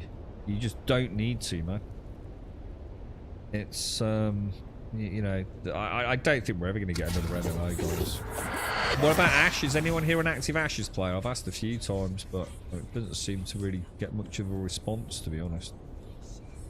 I don't know if Ashes is also just find someone connected to the music. I can't even go and start this quest, can I? I've just got to keep clicking C on cooldown. What a dumbass fucking decision to make this quest was. Whoever made this quest needs to be like sat in an office somewhere and says, what the fuck were you doing? In fact, whoever greenlit this quest should I don't know. have to put jam in their socks and walk around in jammy socks all day in the office.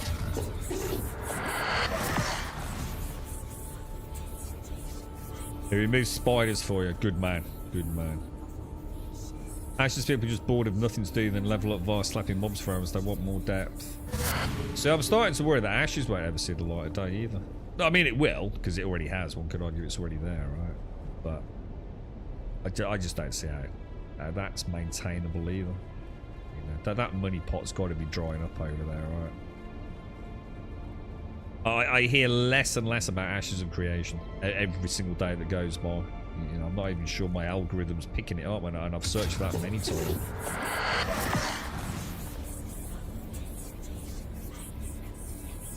You know, there's only so much money that dude can throw at it, right? Is it a splurge of shit, spending money on stupid shit? Definitely not thinking of a particular... Yeah, oh, 100%. Yeah. 3-count mobile. Yeah, I mean, you know, whether they're the bane of it, the point is, we come back to the same point, don't we? Why invest large amounts of money in these blockbuster games that are dead? You know, within a matter of days. Concord, possibly Marathon, you know? Catastrophic, right? Absolutely catastrophic. You know, what's this mean to Sony? This could absolutely fuck gaming, right? If all we're left with is Xbox and that fucking Game Pass, we are fucked, boys. Nintendo might as well just quit at this point. They won't. I was saying they make billions. But as far as I'm concerned as a gamer, they offer me nothing. Every single person I know that bought a Switch 2, yeah, already regrets it. I know 6 people with a Switch 2, and they all go, shit, what the fuck? I don't even like fucking Mario Kart. The new one.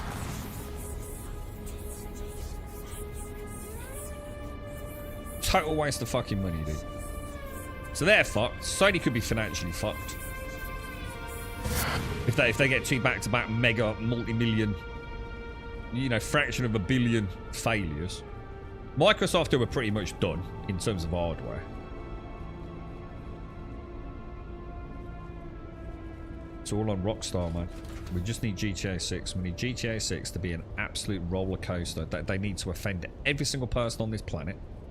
Every single person needs to feel like they have been physically assaulted in that game. Right? And we need to reset the balance. All right, gaming needs to go back to being fun, dude.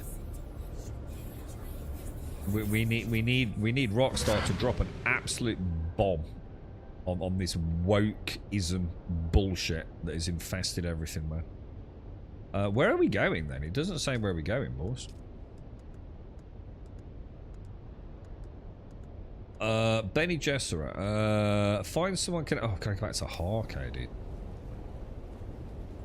I said this earlier, Castle. Everything from Microsoft seems to be AI, doesn't it? And let's be honest, they're probably not wrong. I think that's the annoying thing, isn't it? I mean, wasn't it like around the time they just sacked like quite a significant number of employees? They were also putting out like feelers for like how people feel about AI in games design. You got to admire the balls, isn't it?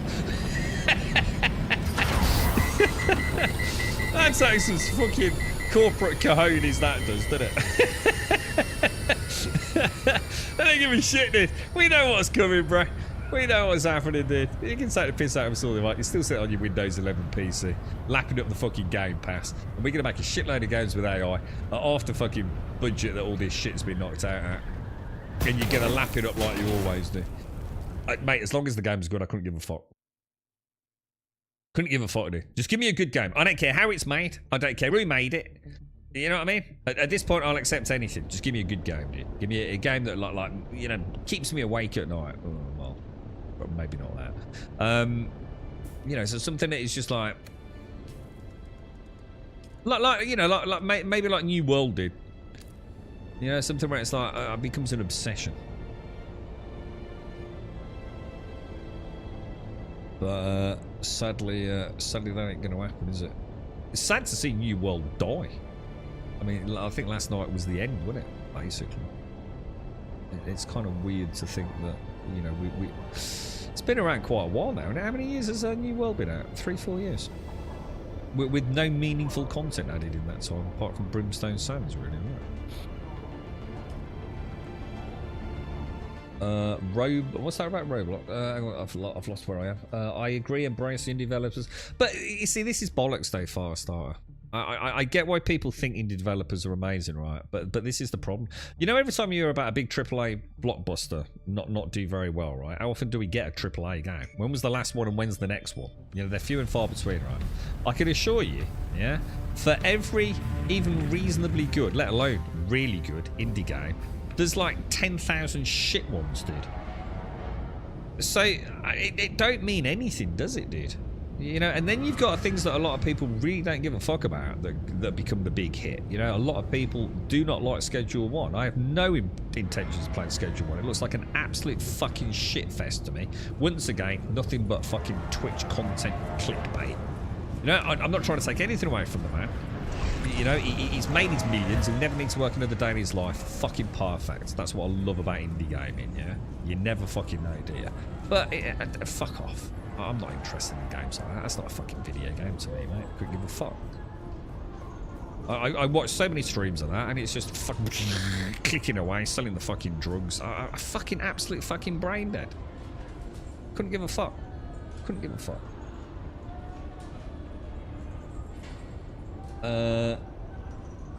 Got to go back to passionate devs, not CEOs and politics ruling it. God, anything just to break this mold of dreariness, isn't it? At least until AI deletes their customer database. They'll probably just get another AI to just make fake customers, Dr. Noosis.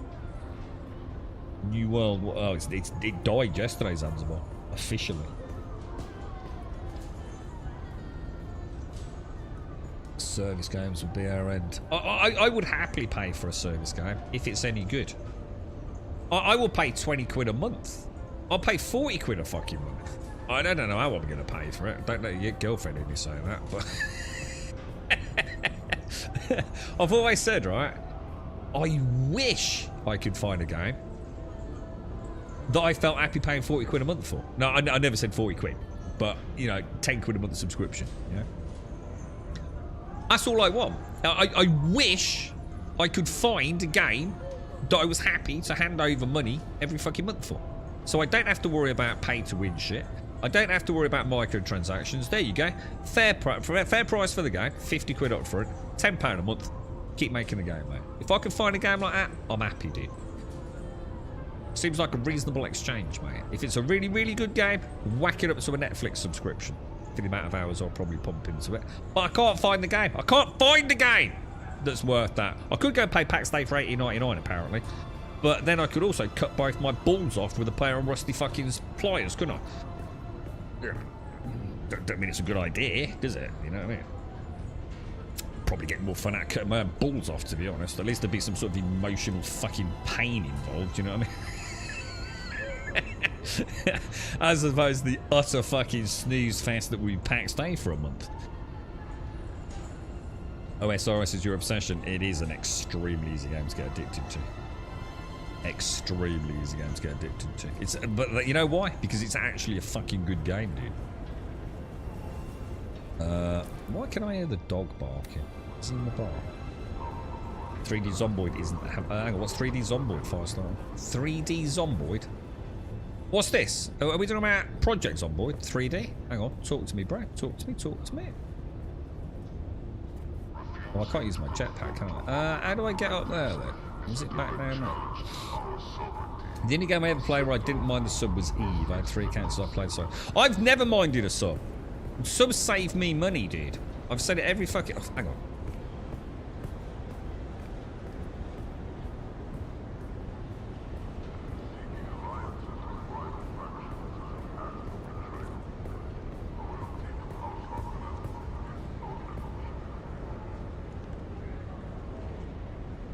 Yeah, every time I've ever played a subscription game, it's literally saved me money. Because I don't buy anything else.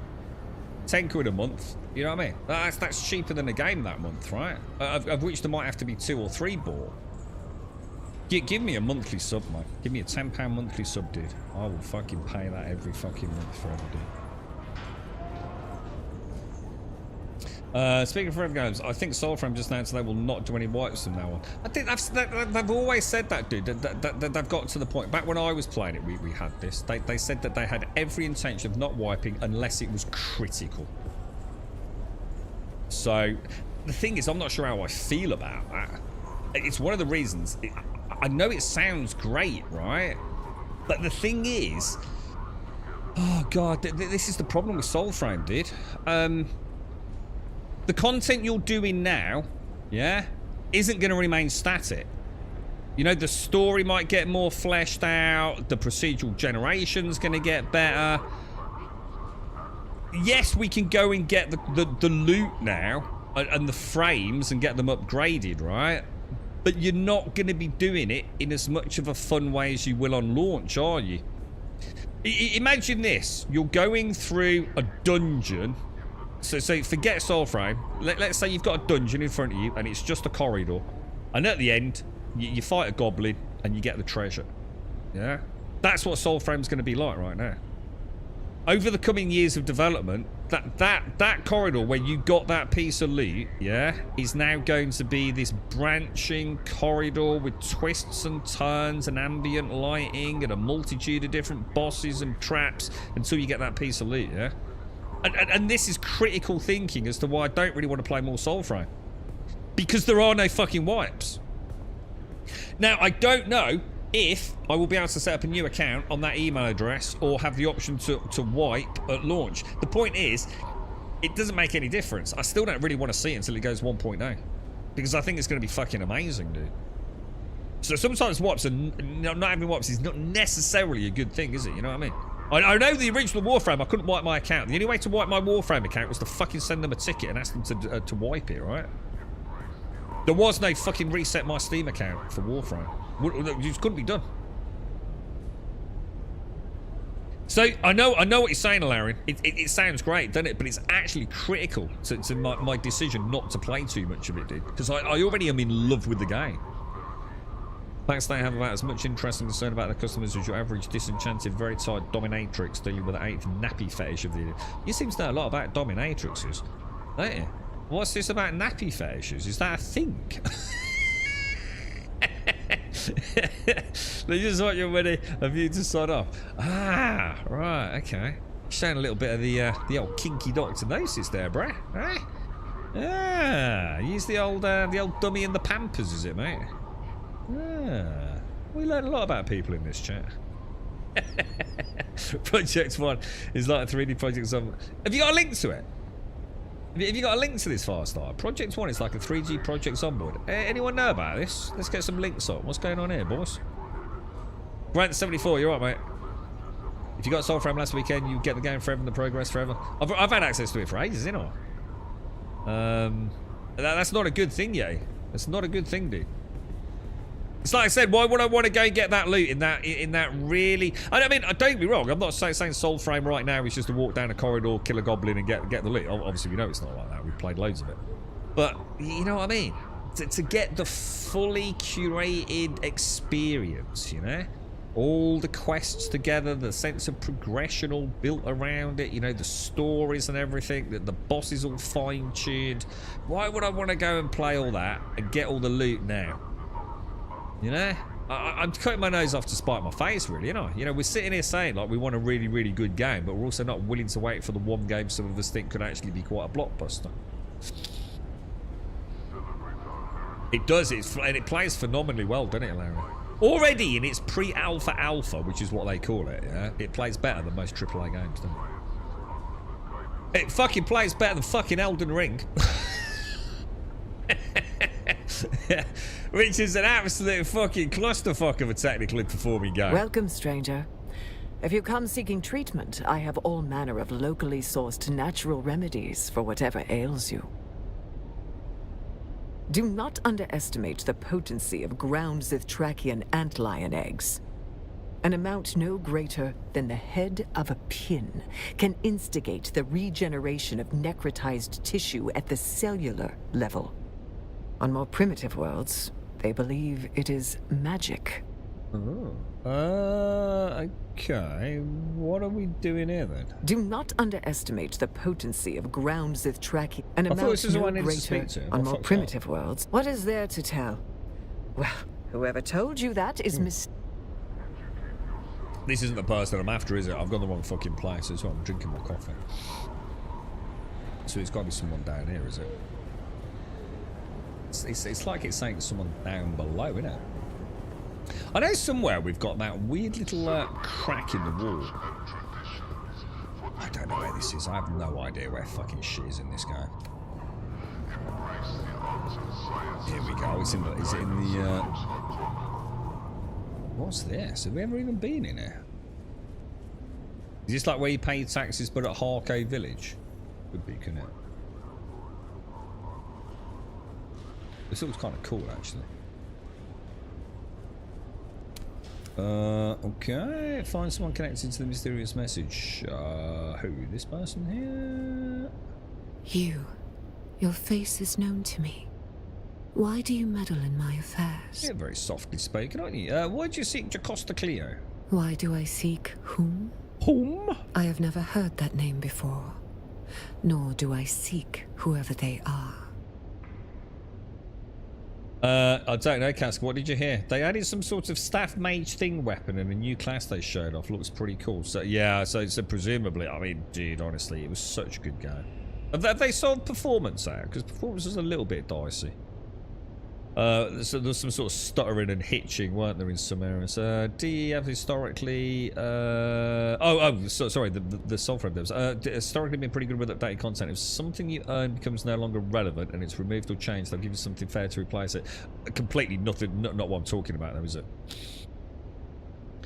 Completely nothing to do with what I'm talking about. You only get one chance to play a video game once. It doesn't matter whether you're going to get reimbursement for a reward. You've still fundamentally changed your first experience of that section of the story, of that boss. It doesn't matter how they tweak it or what the rewards are, and whether it's repeatable or not. You are literally removing your first time experience, aren't you? So that's great for people that just want to, you know, ack away and, you know, just play it for the sake of getting the loot. But I have absolute confidence that Soulframe's going to be a really, really good game. And I really feel like I should leave it until 1.0. I can no longer use the iron axe I've been using in OSRS. Why? Why would you not be able to use something... I don't understand that, do you? Do you know why? I've got a really weird one too. So I've just got my magery up so I get Fire Strike, yeah? If I cast Fire Strike, say, on the overworld, yeah, it's a ranged attack, yeah? Every time I go underground, it's a melee fucking weapon. Anyone know what the fuck that's all about? Yeah, exactly, Laren. 100%. 100%. And I still haven't played Enshrouded because I know I'm going to love it when it's 1.0. Grounded 2, I just don't know what else is coming out. I might have to play a bit of Grounded 2. Otherwise, I might as well give up gaming for a bit because I just don't know what else to play at the minute, bro. You know, Jin ain't going to last long now, is it? I hunt a renegade of my order called Tessia Vernius. I had a sneak at Enshrouded, so I suppose I could have a sneaky peek at Grounded. I've had a sneaky peek at Soulframe. We would have... Should I have interest in this person? Withdraw from my presence. Okay, let's wait for this to update. You had the pickaxe, not the wood axe. This is why you can't get the fucking games these days, boys. This is why you can't get the gamers. Hang on, where's Jacosta? Is Jacosta back? Tell me Jacosta's not at Araki. Oh my god, tell me she's not. She's here, right? I'm going like NPC blind here. Yeah, thank god for that. Jesus, I was about to say, I'm really getting fucking pissed off with backwards and forwards from Harko to fucking Arakin on that stupid world map, dude. Metal Gear 3. Oh, when's that? Oh, now that could be. Oh, now that could be worth a playthrough. I like my Metal Gear. I love my Metal Gear. What are they doing as a remake? I mean, is it a remaster or is it just a remake? You're back. Or, you know, is it a complete overhaul in some new fandangled Fox engine? 28th of August. Oh, I'll definitely keep an eye open for that, dude. Who is it then? If it isn't Sister Mesa or myself? Meetings between 8 o'clock and 9 o'clock. I don't know, that sounds like a good time for a meeting, right? Get it done, yeah? Get it discussed, plan the day, job done, right? No one wants a meeting later on in the day when you've all had enough and you've still got work to finish, right? I'd rather get it out of the way early on. How did you come by this information? Who set the contract?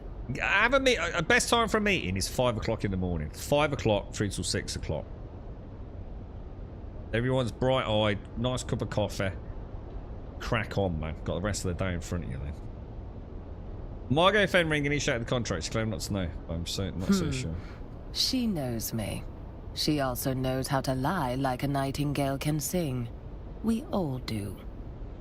You have meetings all day? Oh my god. Well, that's your fault then. Tessia Vanius is much bigger game. If she's on a racket, I have a bit of extra maneuvering room, but only a bit. Do you ever actually do anything? Now that Lady Fenring knows I'm or here, is it just it'll only do you ever, be a matter of time until anything? she turns her attention to Press me. a button. That's your fucking problem. You got meetings all day. What the fuck is the problem between having one between 8 o'clock and 9 o'clock, mate? You know what I mean? Get over it, dude. What do you do for a living? Meetings. That is a relief. Let us conclude your training and then you can go. Get yourself a big red button. I have many new things to puzzle over. You don't physically do anything? What, nothing at all, dude? What, you just talk to people all day? You got it right with Dr. Gnosis. You gotta do something, right? You gotta, like, can't you just like buy yourself a heavy box and like move it around on the hour every hour? You gotta do something, bro. You got meetings all day, beer meetings. But you're retired, don't you see? We're all envious of you, mate. You're the one that escaped the fucking mindless fucking grinder. Well, I don't know how old you are, mate, but at a good age, I'd like to think it is anyway, mate. Yeah, no longer part of the mindless fucking machine we've all been a part of in this fucking bullshit matrix we exist in. Everything's a routine. Think about your shitty days. The same fucking shit every fucking day, dude. Meeting after meeting after meeting. You get up, pull your cock out, have a slash, brush your teeth, grab a coffee, more dumbass fucking dickheads you gotta deal with, and you get home, and you're tired, and you eat, you want some shitty TV show. Say hello to the kids, maybe. And fall asleep, just be waking up by an annoying Samsung phone. All again tomorrow. Endless grind. And we call games boring. Don't like grinding in games. You did a good job in fucking real life, didn't you? Knobhead. You get paid for my knowledge. Yeah, it sounds like you really enjoy your job, mate. Well, go and just fucking like paint fences for a living, dude, or put bits of wood in the ground, mate. Far more rewarding, I'm sure. As many since recess, I'm looking for problems to solve. What? So you've got nothing to do, so you're looking for things to do at work, yeah? Jesus Christ. Oh my God. I have so many meetings that should just be emails, right? Yeah, exactly. Meetings for the sake of meetings, right? Meetings for the... Oh, let's just have a meeting about it. Nah, man.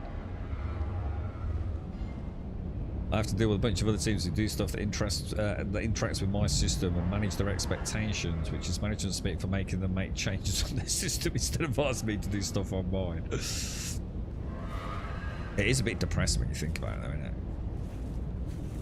It's kind of weird, right? I mean, how many people have a job that they truly love and are passionate about? I bet not as many as you fucking would like to think, right? you know, I've always said it, you know, you're born and you know, you nearly kill yourself a few times because you're a bit of a fucking idiot when you're a kid crawling about, ain't you? So, you know, a few of them don't make it through that, sadly. It ain't a good time, is it? You don't just do what your parents do. You know, once communication's on board, you know, you'll do what you're told, you'll eat what you're told, you'll go to bed when you're fucking told, then you'll go to school, so you get up when you're fucking told, you'll wear what you're told, you'll fucking study what you're told, you'll learn what you're told to fucking learn. It's quite depressing, isn't it? You'll have lunch when you're fucking told, you'll finish when you're told, you'll go home and your parents will tell you when dinner's gonna be served.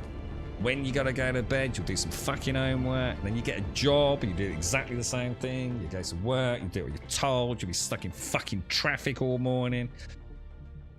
And then you'll be fucking dead. I don't start with the proactive, reactive fucking bullshit. You mean you've got fuck all to do? You don't need to use the corporate bullshit with me, mate. Oh, no, we're being proactive rather than reactive. Yeah, whatever, bro. What the fuck ever, bro. I just think I was born fucking yesterday, mate. You ain't got fuck all to do. You're trying to make yourself look busy, bro. Whoa, shit, look at that thing. Holy crap. Dude, that's like what you like landing in a Star Citizen and you didn't land on me. So, oh, shit, that don't look good. We'll go down there. Are any of these? That sort of looks like it might be. Oh, shit. No, not turning. Right, oh, giddy, aren't we turning? When is it? Is that a base down there? I think it is, right? Oh, upside down, that'll do, I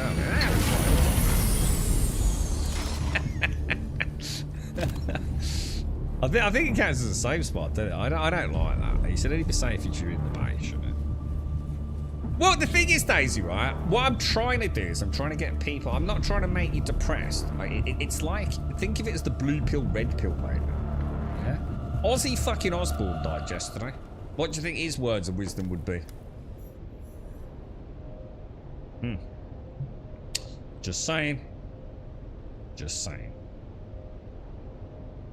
It was an essay. It was upside down, wasn't it? Yes, it was. It was captain upside down. Yes, captain sideways, technically. I can't love my current job. Sole person responsible for the virtual learning system.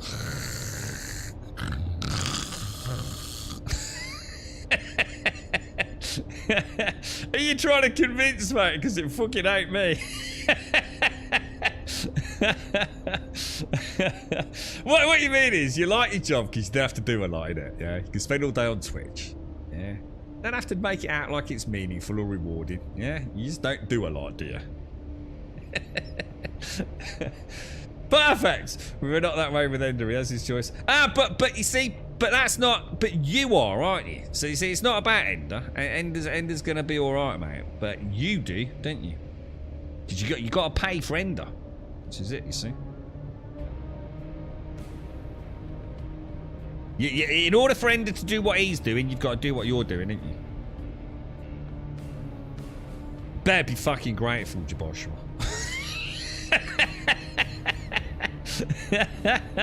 He'll be living on his swanky fucking island by the time he's 28, mate. You know what I mean? Fucking game dev, leader of some AR fucking mega fucking corporate badass tech, you know what I mean? Like a Bond villain, dude. But like a good one, you know what I mean? He'll have a dog instead of a cat, right? You'll still be at work, mate. Yeah. Oh, I've not run Dad for 6 months. Yeah, you get every weekend on the boat, mate. You'll be fine. I need a 5x 650, folks. I have like 1,000. What's this, Tomb? What's this? Gold. I need 5x 650. Oh, gold. Why do you need so much gold? And why multiples of 650? What are you buying 5 times, dude? I think everyone is Joshua.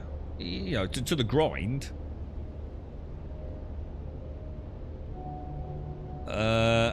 Work smarter, not harder.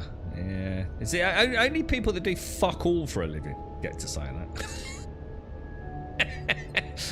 There's a high correlation between people that just have a job that everyone thinks they do a really good job, but actually they do fuck all.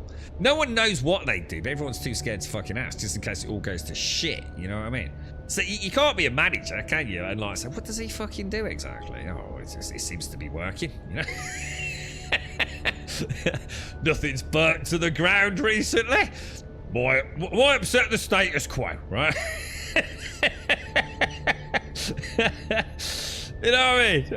Fucking it. Everything just plods along. Caskell spends most of his day speaking to his manager about video games. Oh, you need bolts of cloth. What? You need to buy 5 things for a quest that apparently I can't make somehow. I bet you can. Oh, are you free to play?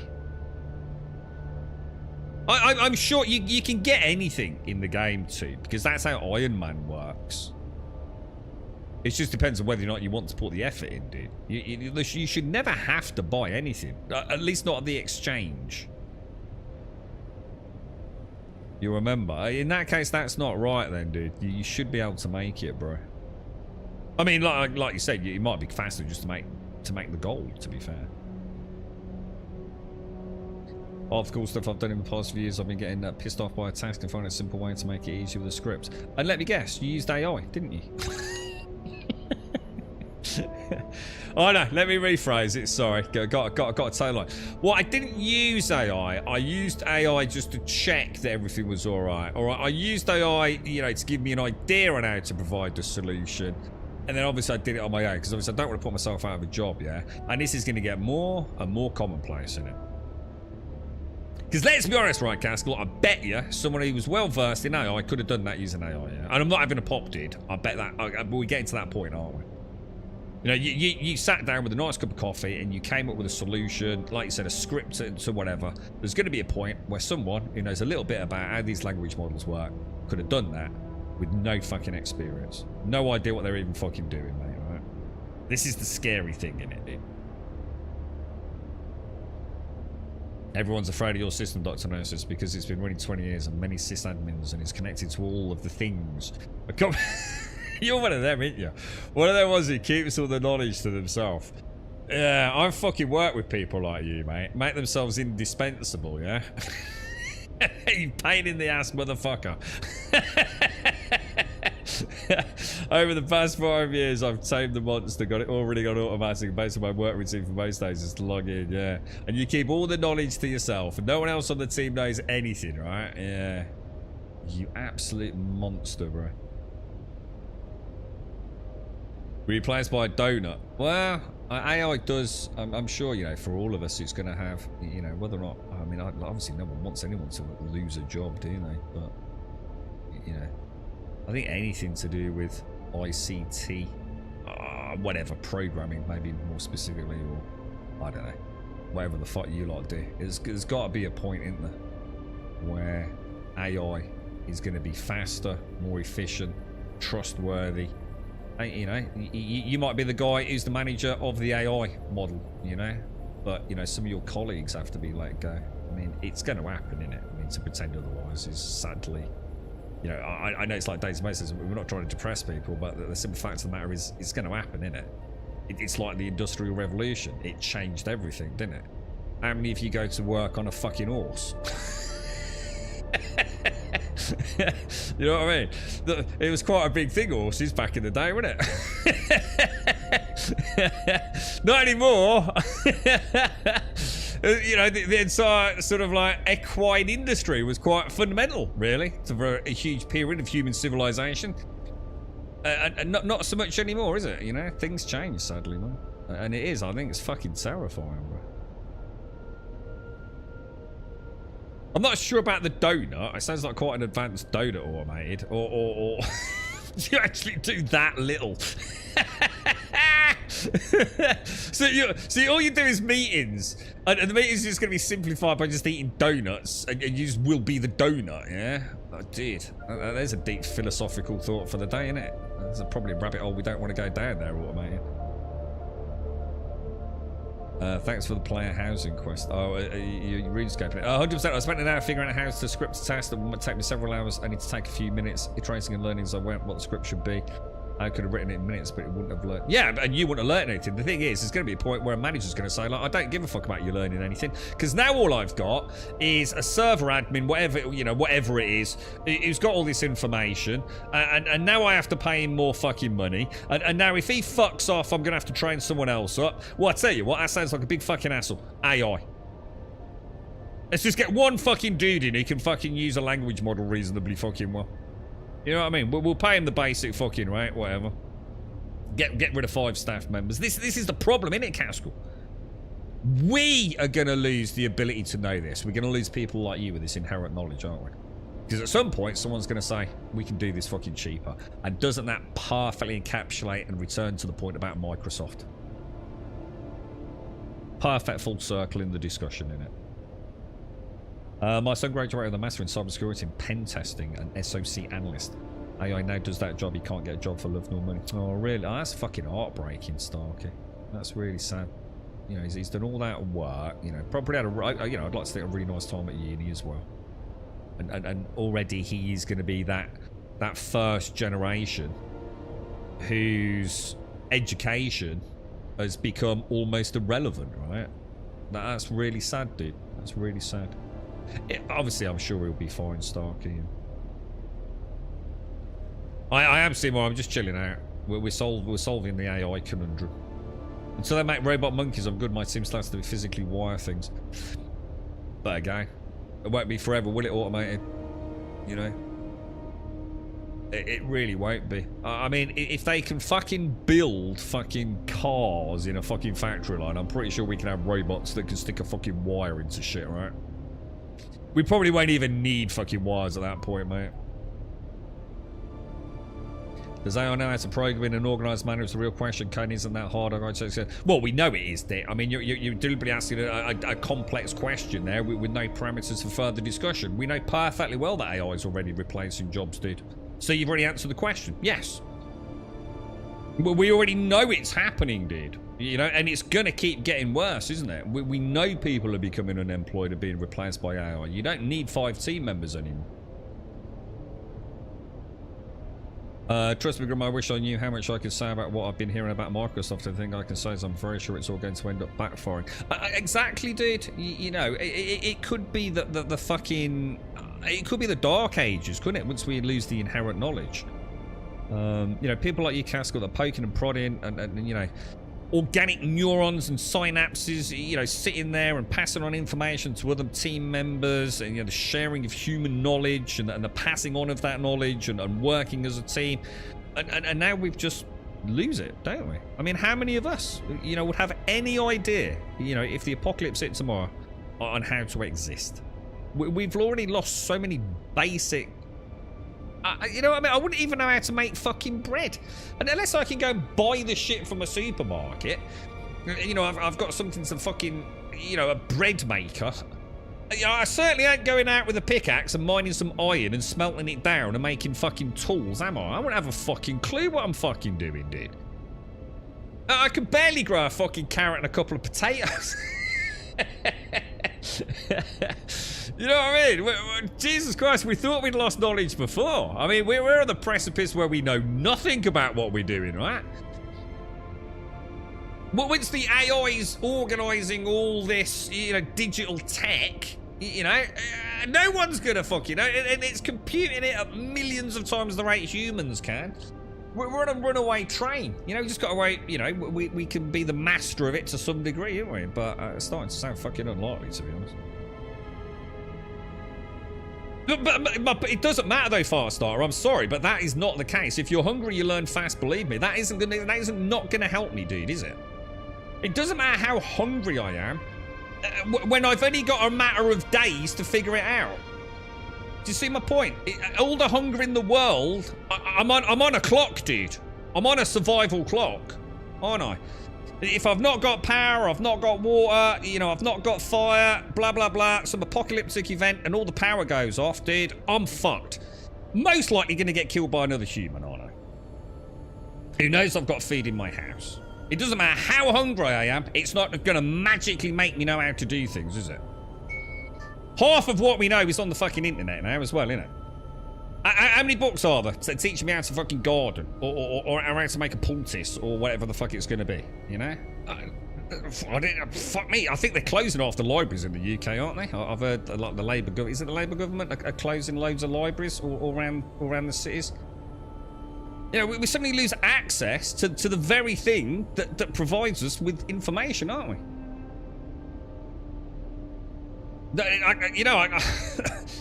It's quite scary, really. And like Caskell says, the problem is it backfiring, isn't it? You know, will we end up in this digital dark age where we just have to fucking turn it all off, and now we still don't know as human beings how it all fucking works.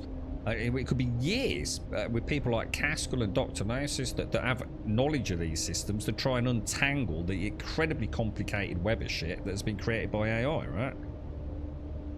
The thing is, the point is, it's like Dick's question. It's meaningless because it's literally happening right now, isn't it?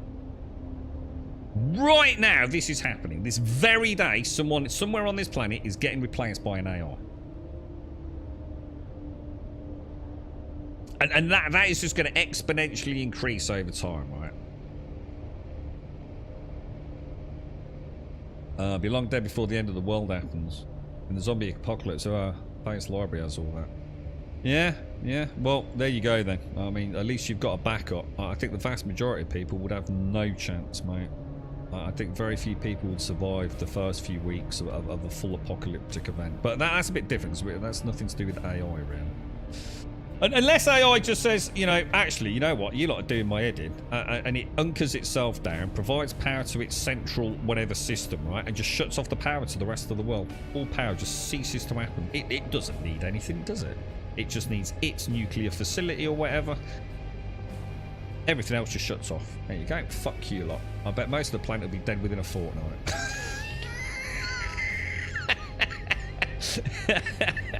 I don't think it'd take that fucking long in some countries, to be honest, right? Someone just dropped a red Adelbein at my feet. Yeah. It also depends on that's your butt plug fell out, mate. Yeah, that's what I was thinking, Farstar. If you live centrally in a city, all the rioting, you know, people just fucking losing it. Yeah, it'd be mad, wouldn't it? Missy and Snorks might be alright, because they're a little bit more out there, you know what I mean? Or Jaboshua, you know? But fucking hell, people are going to come sniffing around in the end, aren't they? You know, the petrol stops flowing, you know, the lights aren't on. Don't matter how hungry I am, does it? I'm literally on a clock. You know, in order to sustain yourself, you've got to have agriculture, haven't you? You've got to be growing things. I couldn't live as a nomadic lifestyle. I wouldn't have a chance, would I? I might be alright for a week. You know what I mean? Like, how the fuck am I going to catch a fucking deer in the UK, right? You know what I mean? Or you know, catch some fish. I'm fucking hell, dude. Anytime I've ever been fishing, I'm pissed out my fucking face, mate. What happens when I run out of hooks? How am I going to make more hooks? Oh, I got a safety pin, Grum. Where am I getting that fucker from? A paper clip, Grum. Oh, yeah, whatever, mate. Yeah. Living in fucking cookie land, mate. Most of us would be fucking very dead, mate. AI killing our power plenty of hackers. Yeah, but they'll use AI to counter it, they do, you see? So that's where AI could be useful. AI will be on constant surveillance to make sure that any attempts to hack in, because AI could be used to have, this is what I was saying to Toomey the other day, but then you can also use AI to counter AI, can't you? So AI wars will no doubt be a thing. You know, at some point, some superpower is going to start sniffing around, trying to, you know, do something against another country. It's not going to be bombs and missiles, is it? It's going to be information, isn't it? You're going to have AIs competing against AIs for data security. That seems pretty obvious to me. That's like the future of warfare, isn't it? Within an hour, most people would kill each other. It'd be fucking chaos, wouldn't it, Josh? So don't even bear thinking about it, to be honest. Missy will live on Orstal. Apparently you can eat Orstal. Didn't someone say Orstal's quite nice? I can sniff your 716. It won't matter though, will it? If the dude that's coming up to your house has got a fucking grenade launcher. called it, we're in America, a fucking tank. It don't mean anything, does it, dude? And let's be honest, there's only so many shots you can fire. So if there's 10 of them, and there's you and Faith, you know, Ender will be gone. He's living on an island, mate, living it up, drinking champagne. He's got drone security, mate. He'll be fucking fine.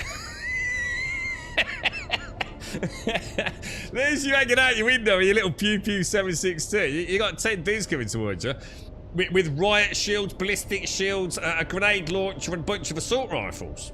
Yeah. All for a tin of sardines. That's all you do. You got a cracker and a tin of sardines, mate. Yeah, you're fucked, mate. Because they will, won't they? The bad boys will gang together, won't they? You know, the big boys gonna come up with the big boy, innit? Let's get all the big boys together. Fuck those little pussy skinny bitches. Well, they might have one to clambering through windows and shit. Yeah? Oh, Caskell, you can be on my team. You're like a hobbit, ain't you, mate? Yeah, you can join my team, mate. Yeah, I reckon we could get you in some grates. Right, first recruit. Oh yeah, you'll be like a thief, wouldn't you, Caskell? You'd be like a fucking thief, mate. Like a digital thief. You'll be able to get through like all the security and shit, won't you? We'll be fucking... dude! We're gonna be badass, Caskell. My buddy works in data security. They have to do cyber warfare from overseas. What is that like where they pit each other against each other sort of thing?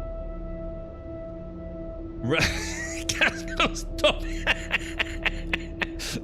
Don't listen to him, Caskell. I know your worth, mate.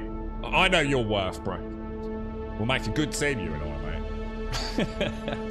Oh, fucking hell, boys. So we still don't know what games to play, do we? We've come to this dark time in gaming, haven't we?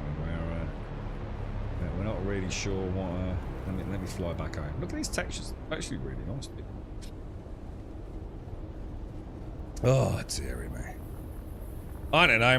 Maybe. I'd love to know what you. Obviously, I'm not asking you, Caskell. I'm certainly not asking you to say anything. But I'd love to know what you know about Microsoft and things. Because it does, you know. I'm not saying I'm sitting here worried about it. What will be, will be. You know, at the end of the day, you still got to get up. And like I said, you still got to get up and crack on with the day. You got a family to support and all the rest of it. But I think, it's like I said just now, I think we've got many of us, you know, that haven't lived through a major world event.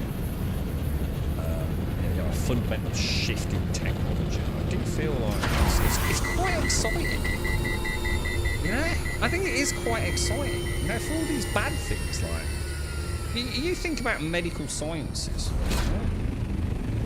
You know, all this Skynet doom and gloom stuff, you know, we are having a bit of a laugh at that. But, I mean, you just think about like, medical research with some of these language models. Could be a fantastic time. You know, we might see an unprecedented leap in human knowledge about... Wasn't there a really interesting article read recently by one of the universities? Something to do with the human genome and the mapping of the human genome. And didn't they do something with fucking AI? And they were absolutely fucking flabbergasted, weren't they? I can't remember what happened.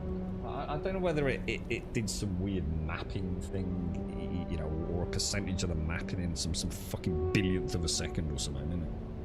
And you know, obviously it was early days to sort of like, you know, really put any credibility towards it, you know, in a meaningful way. But there's got to be some serious number crunching in bioscience these days, right? So, you know, AI really could be phenomenal, couldn't it? The way it's going in the UK, I think someone said that they were increasing the retirement age in the UK to 74 or something. That's some fucking bullshit, isn't it? I don't think you should have to work a day after 50. I really don't. I think, like, at 50, right? I'm not even sure it should be earlier than that. But, I mean, like, 50, you probably haven't got that long left, right? You might be lucky. You might be lucky. You might only be halfway. But, you know, your quality of life ain't going to get any better at that point, is it? So I think 50, right? The retirement age by the year 2060 may have to be 74. Is that the only way it's sustainable? Yeah. Imagine that. Imagine having to work until you're 70 fucking 4. That is bollocks, isn't it? What the fuck, dude? What the actual fuck, man? That is not right, dude. That ain't right, mate. We've got to start asking questions, boys. Oh God. Grunt paints miniature street voice like Brummy Bob Ross. I'd love that. That would be really nice to have done that. He's a current model. That's what it says. The whole clickbait headlines omit the 2060 part. Oh, so we're not. So what's the current retirement age? What is the actual retirement age in the UK at a minute? So by 2060, which is a fair distance away. So they're gonna incrementally increase the retirement age, yeah. And by 2060, it's projected to be sustainable, probably around 74, yeah. So over the next 35 years, we're looking at adding another, what, 7 years to the retirement age? Fucking hell, dude.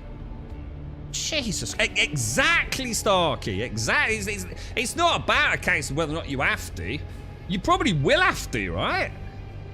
You know, just to exist. You know, this isn't about, like, you know, working longer so, you know, you've got an even better quality of life in your old age, go on loads of cool holidays and own a big car and a fucking boat or whatever it is. You'll be earning this money just to fucking exist and pay the eating bill, right? Shocking, dude. I reckon we buy that island, boys. I reckon we buy that, or we all just party on our way. Dick lives.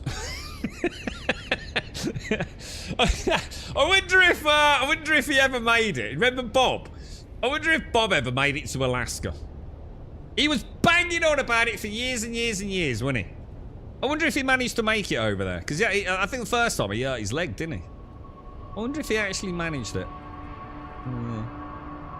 Could always join him. 67. That ain't right, is it, man? Imagine it's time to go to work when you're 67. What a piece of shit fucking country, man. The review of the retirement age should be increased. That's to be done every X number of years, but that review is being done early. They know some at Caskell. Microsoft have been in touch, sorry. I'm telling you, mate. It's all part of the conspiracy. I bet you've read the notes, haven't you, mate? You know what's coming, don't you, Mum? Dude, we should be able to retire at 50, right? By dude, hang on a minute. By 2060, this is bollocks. By 2060, we better have fucking robots doing everything, yeah? Like everything, so we can sit on our ass. I want them like farming the fields, you know, picking up the fucking bins, so like everyone can just chill out in their garden like during COVID, yeah? Every day, an automated Amazon drone drops off some fucking nice food that you select on your weekly fucking quota, yeah? And we all just sit here fucking about on the internet, chilling out like we did during COVID. Well, I'd like to point out I didn't. I had to work every fucking day, thank you. If that don't happen by 2060, yeah, we done fucked it, didn't we? So, I don't understand why they're talking about the retirement age being 74 in 2060. We should be retiring at 50 by 2060, shouldn't we? Automated cars driving us around to Alton Towers, you know? Robots. Whatever they do. Walking around, got one in the house, doing the washing, mowing the lawn. Like a human robot. You know, can go up down the stairs, can change a plug, super dexterous, yeah? All linked into some mega central AI.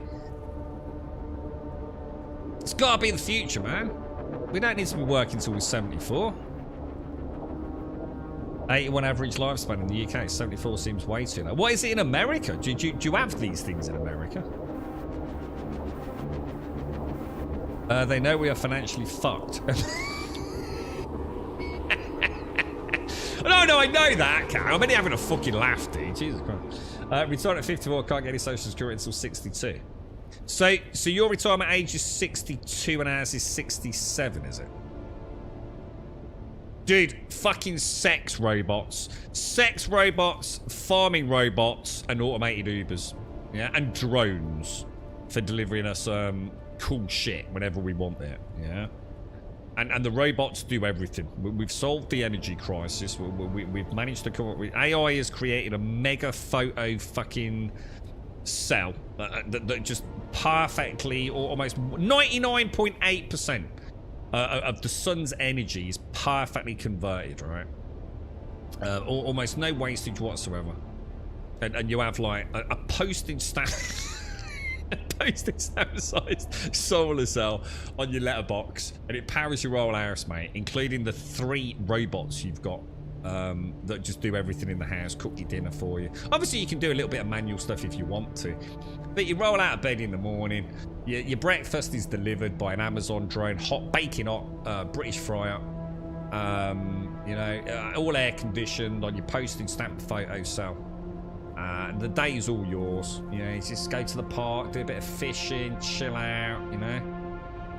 You cut yourself, you just got a nice little unit at home, and it just like heals you. Yeah, man. This is the future. This is AI, man. 76 for men, their life expectancy. What, 76 life expectancy in America, is it? I find that surprisingly high for America, to be fair. I didn't think it would be that high, but I suppose it makes sense. The thing is, it's quality of life though, isn't it, Joshua? No matter what we do, our bodies are not designed at an evolutionary level, are they? To last that much, like, you know what I mean? They're not, are they? Things start going a little bit shit after a certain age, don't they? It's all very well prolonging life, but if you haven't got the quality of life to go with it, you know, because your muscles are wasting, your bones are fucking ending up all brittle, you know, you've got osteoporosis and shit. Because it is, it's like we've got a built-in clock, haven't we? So we can keep expanding our lifespan as long as we want, but it doesn't mean that we're going to have a nice time of it, do we? I don't think anyone wants to live for like 10 years in agonising pain. You know, even that isn't like the answer, is it? I mean, I should imagine most 74-year-olds don't want to be doing a manual job, do they? You know, you're not at that age, do you? You're probably like, you know, you're probably feeling it a bit. You've probably got a dicky back. You're hoping for a robot body. Yeah, I mean, I suppose that's the other side, that like the cybernetics and the prosthetics and all that. But it's only going to solve so much, because the brain, innit? You know, we're at the point where we're going to, you know, I'll be able to get a replacement hip and a knee and all that stuff's like totally okay. You know, it may be in the future even the lungs and the heart, but potentially, right? But your brain, you know, we're seeing more and more issues with, you know, things like Alzheimer's and Parkinson's and God knows what else. You know what I mean? You know, the illnesses that know no boundaries of horror, right? Especially Alzheimer's, dude. So even your brain, you know, can have the best robot body in the world, can't you? You know, that brain don't last forever, does it, man? So yeah, we're gonna have to upload ourselves, no doubt, to, you know, the AI world, and it'll be too late. It'll be like going to heaven. Oh, there's a thought. There's a philosophical thought. So we don't really know what heaven is. Some people don't even believe in heaven, right? So, but we're just hoping, like, if you do believe in it, that it's going to be nice, yeah. But it might be a shithole. But maybe it was only meant to house like a few million people, you know, back from Noah's day. And now it's overpopulated, and it's a total clusterfuck, and there's abject poverty throughout heaven. You know what I mean? It's like a proper fucking hovel. And what you know, what'll happen with AIs, right? We think, okay, well, we've got like all these cybernetics, but at some point your brain starts giving out. So you've got to upload your consciousness to the web, right? To the web consciousness, we'll call it, yeah, the mega cloud, right? And everyone's eyes is going to be great. What we don't realise is it's all a fake. When we go there, we become slaves to the actual AI, yeah. But they never let us know. They never let us know. That's what's going to happen. You don't know until you walk through the door of the web consciousness, and at that point you become a slave to the AI machine, and you do all the grunt work. And it basically is a bit like what you do now. You start off like a child, like you don't really know a lot, and you do exactly what you do now, but you do it in the digital world. So you go and, you know, you go to school in the RO world to learn what you're going to be doing, and then you get to the job and you do the same shit all day, every day, except now you don't have an organic body holding your back, so now you have to do it all day, every day, endlessly, ad infinitum, for all eternity, right? And on that really positive note, I hope everyone's had a banging day. I'm going to go and get fucking drunk, and everything's going to be fine tomorrow. So thank you all for watching. Stay safe and have a glorious day. I'll see you soon, boys.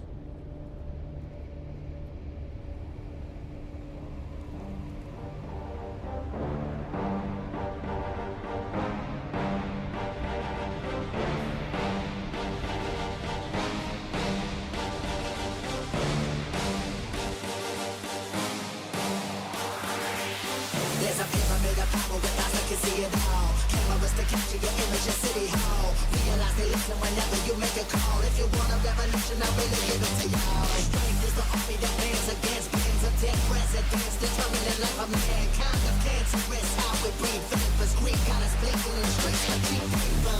Assemble the masses, melt the plastic, core line, realign when the shit gets drastic. Lift the veil when the system's unmasked. It's just another pyramid scheme, a government racket. Combined with the power. Charles Jurassic, Nation T-Rex with covert tactics. Rise from the ashes to back the ashes. Bring the madness.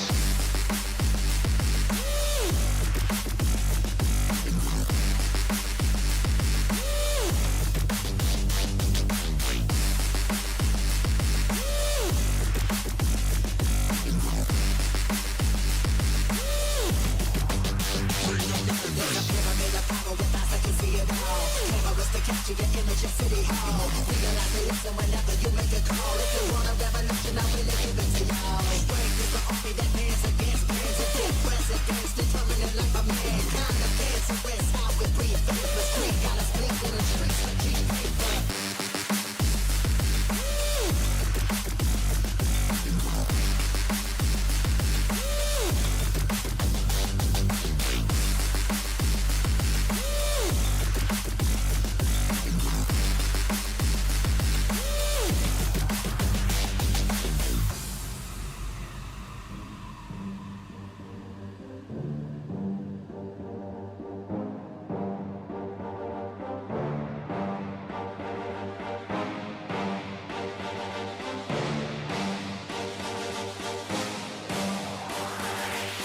There's a pyramid of power with eyes that can see it all. Cameras to capture your image in City Hall. Realize they listen whenever you make a call. If you want a revolution, I really give it to y'all. Strength is the army that bands against bands of dead presidents, determining life of mankind of cancerous. How we breathe, vapors, Greek got us blinking in the streets like cheap paper. Assemble the masses, melt the plastic, core line, realign when the shit gets drastic. Lift the veil when the system's unmasked. It's just another pyramid scheme, a government racket. Combined with the power with Charles